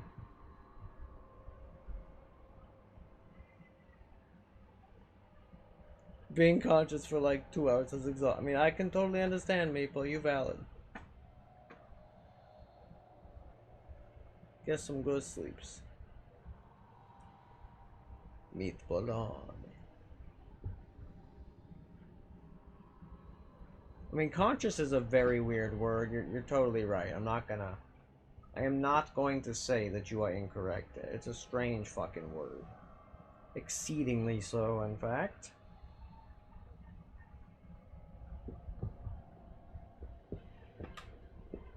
Couscous? That's pretty good. That's pretty good eyeball correction to that. Yep, I like it.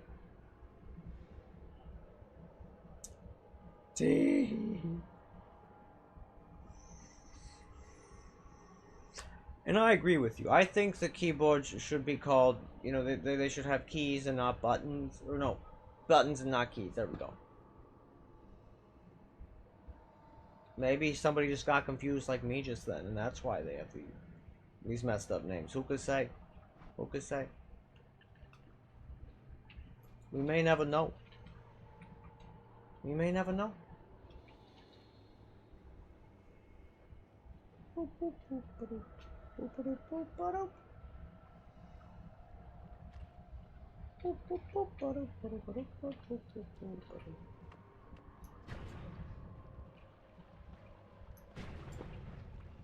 Here we are. Okay. Yeah, so that's right. The last ingredient I need to find is a normal-ass homing spell. Which I know I have quite a few of because I went out of my way to summon Tykasova Farm to get a lot of them. Here's one of them. Although this one is sort of getting used right now, but not exactly. It's certainly not being used effectively, that much is true. I'm going to run a little 2-minute ad and go to the bathroom. I'll be right back.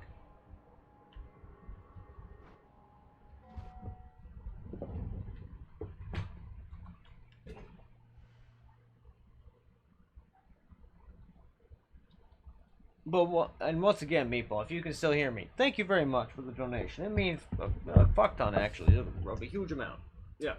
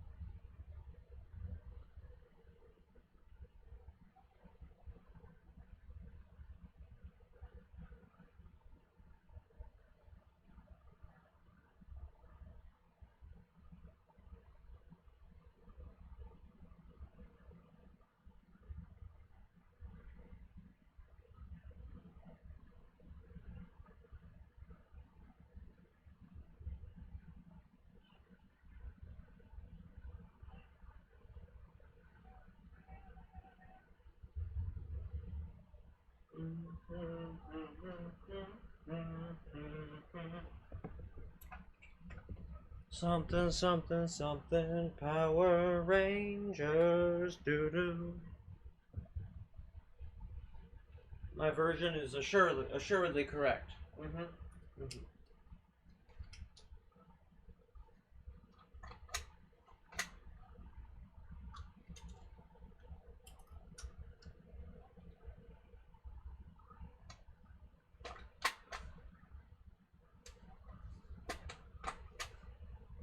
I'm actually pretty sure that I may not have gotten any part of the Power Ranger theme correct in, like, any sense at all, actually. Like, I may have legitimately gotten every single part of that attempted reproduction of that incorrect. And hello once again, Space Shuttle. Welcome on back. Oh gosh! We're already at 7 hours. My gosh. That's incredible.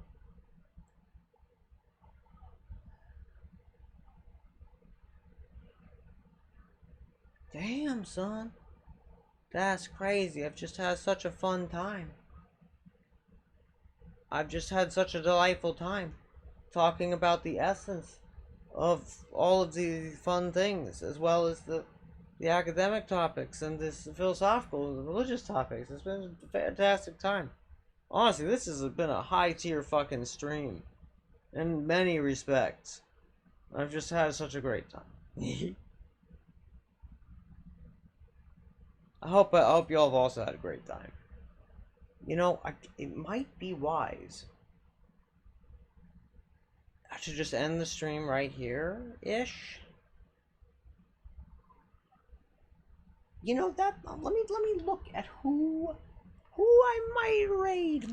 Maybe.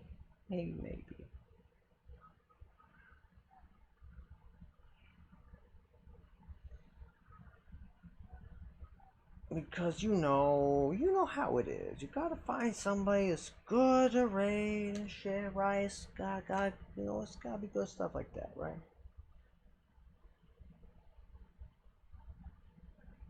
Otherwise, it will, of course, most likely, probably be somebody like, Indeed. I had noticed that Indeed Last Ace was no longer, streaming. tragic. Truly tragic. So we could also go to Darium. That's a possibility. We've got... I think there might be other options. We'll find out.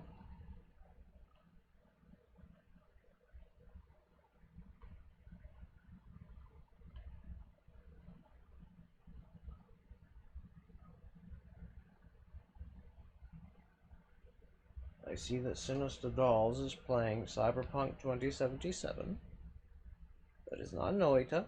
You know, I think it's Turbo Tego's day. Because we've been following them for a while. They are also playing Noita. I know nothing else about them, but they have a clone trooper in their thingamajig, right? In their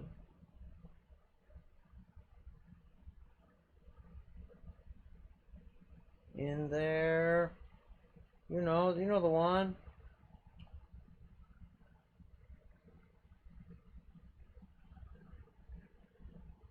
It's true.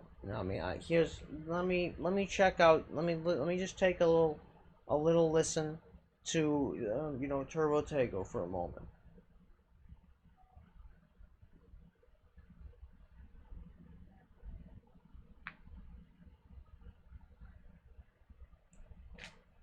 Ah, yes, I remember this person.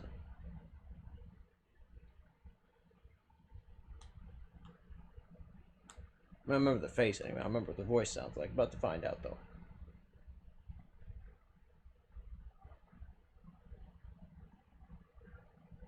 Pre-rolls and all that.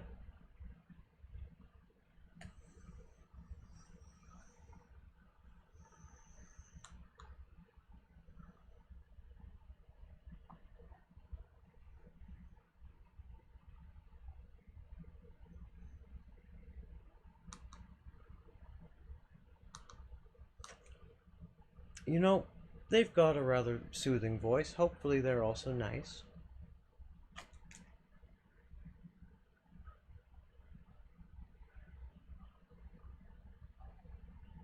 Indeed. I just hope that we don't accidentally dunk note them. But we will certainly find out, won't we?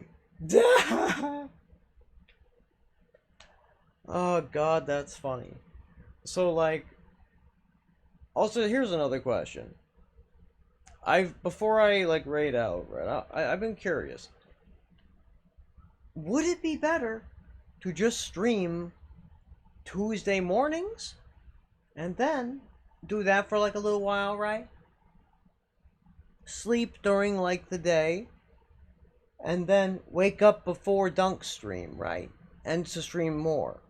Like, I haven't decided whether the Monday stream is good.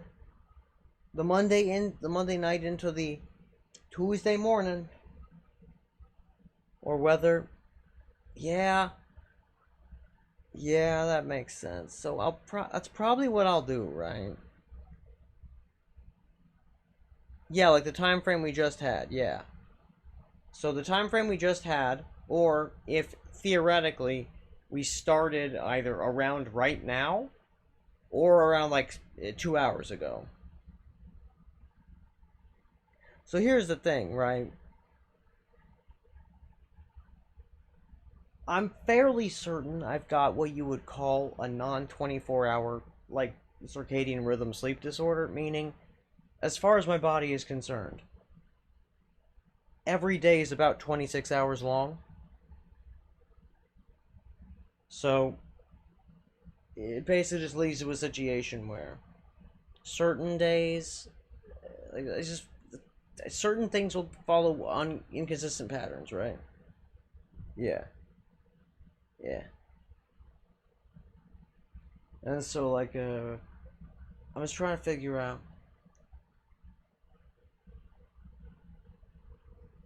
like, which is more convenient for you guys, really, out of curiosity.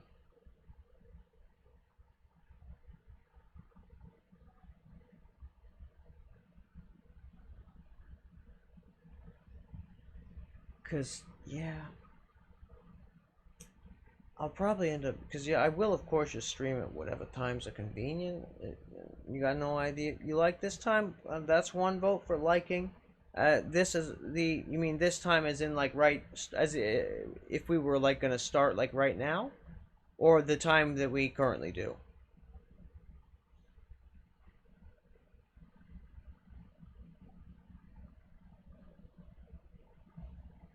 And also I need to prep all of this. Rave/channel. Okay.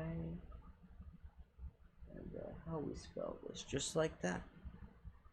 Not a difficult name to, you know, like for you, the stream started around 4 p.m. Oh, interesting. Yeah, that's pretty nice. Actually, that's pretty nice. It would be pretty ideal for Schleifu. Okay, okay.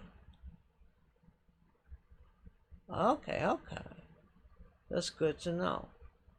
So that is good. That's actually very helpful for me to know, because what this tells me is that, like, my tendency to like stream for what is like in America, like I think that the peak hours, like for me, my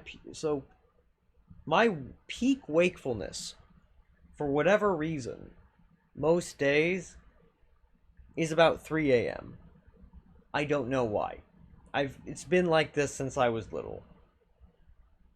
Yeah, I'm most awake around 3 a.m.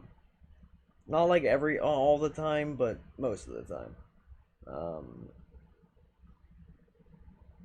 Yeah, just kind of goes that way. That such is the essence of the natural wakefulness cycle. Okay. However, you know what? I am noting this shit down, actually. So,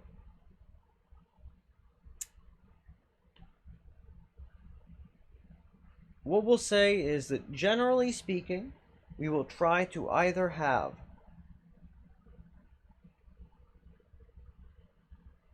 a Monday night or Tuesday morning stream. That's what we'll say. Yes. As well as a prior to Dunker Slam stream or a post Dunker Slam stream on Tuesdays. Yes. Or / into the Wednesday morning times, yes. So, Mondays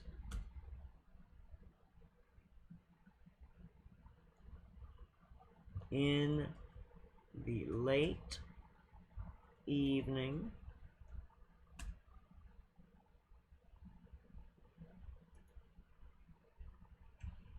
(11 p.m.-ish) into Tuesdays in the morning, have a stream. Yes, this is good. Whenever I end, it'll probably just be, oh yes, and then, and another, either before or after Dunk's variety stream. Excellent. This is perfect.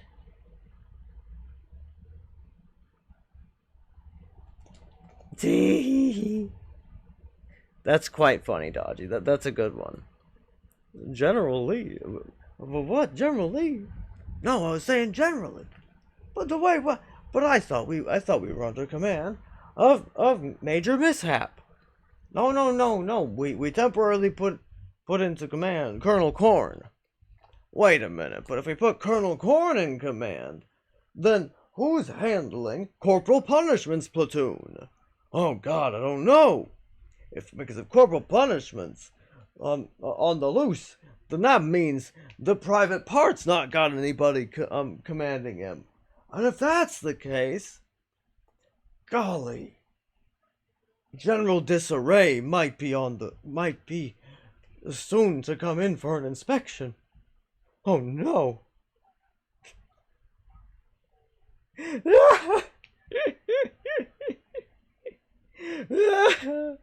I'm pretty proud of that.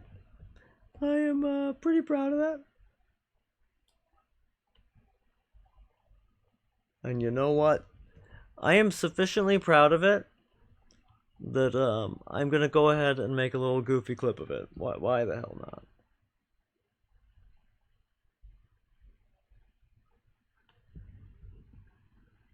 Okay, this one will be Colonel Horn. And That's nice, Steven. indeed, I agree. It's nice, Steven.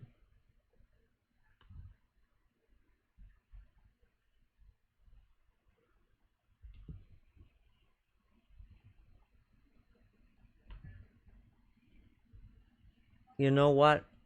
It's just gonna be a longer clip, and I don't know if it's gonna have the whole thing, and I'm just gonna have to live with that. I'm just gonna have to be okay with that.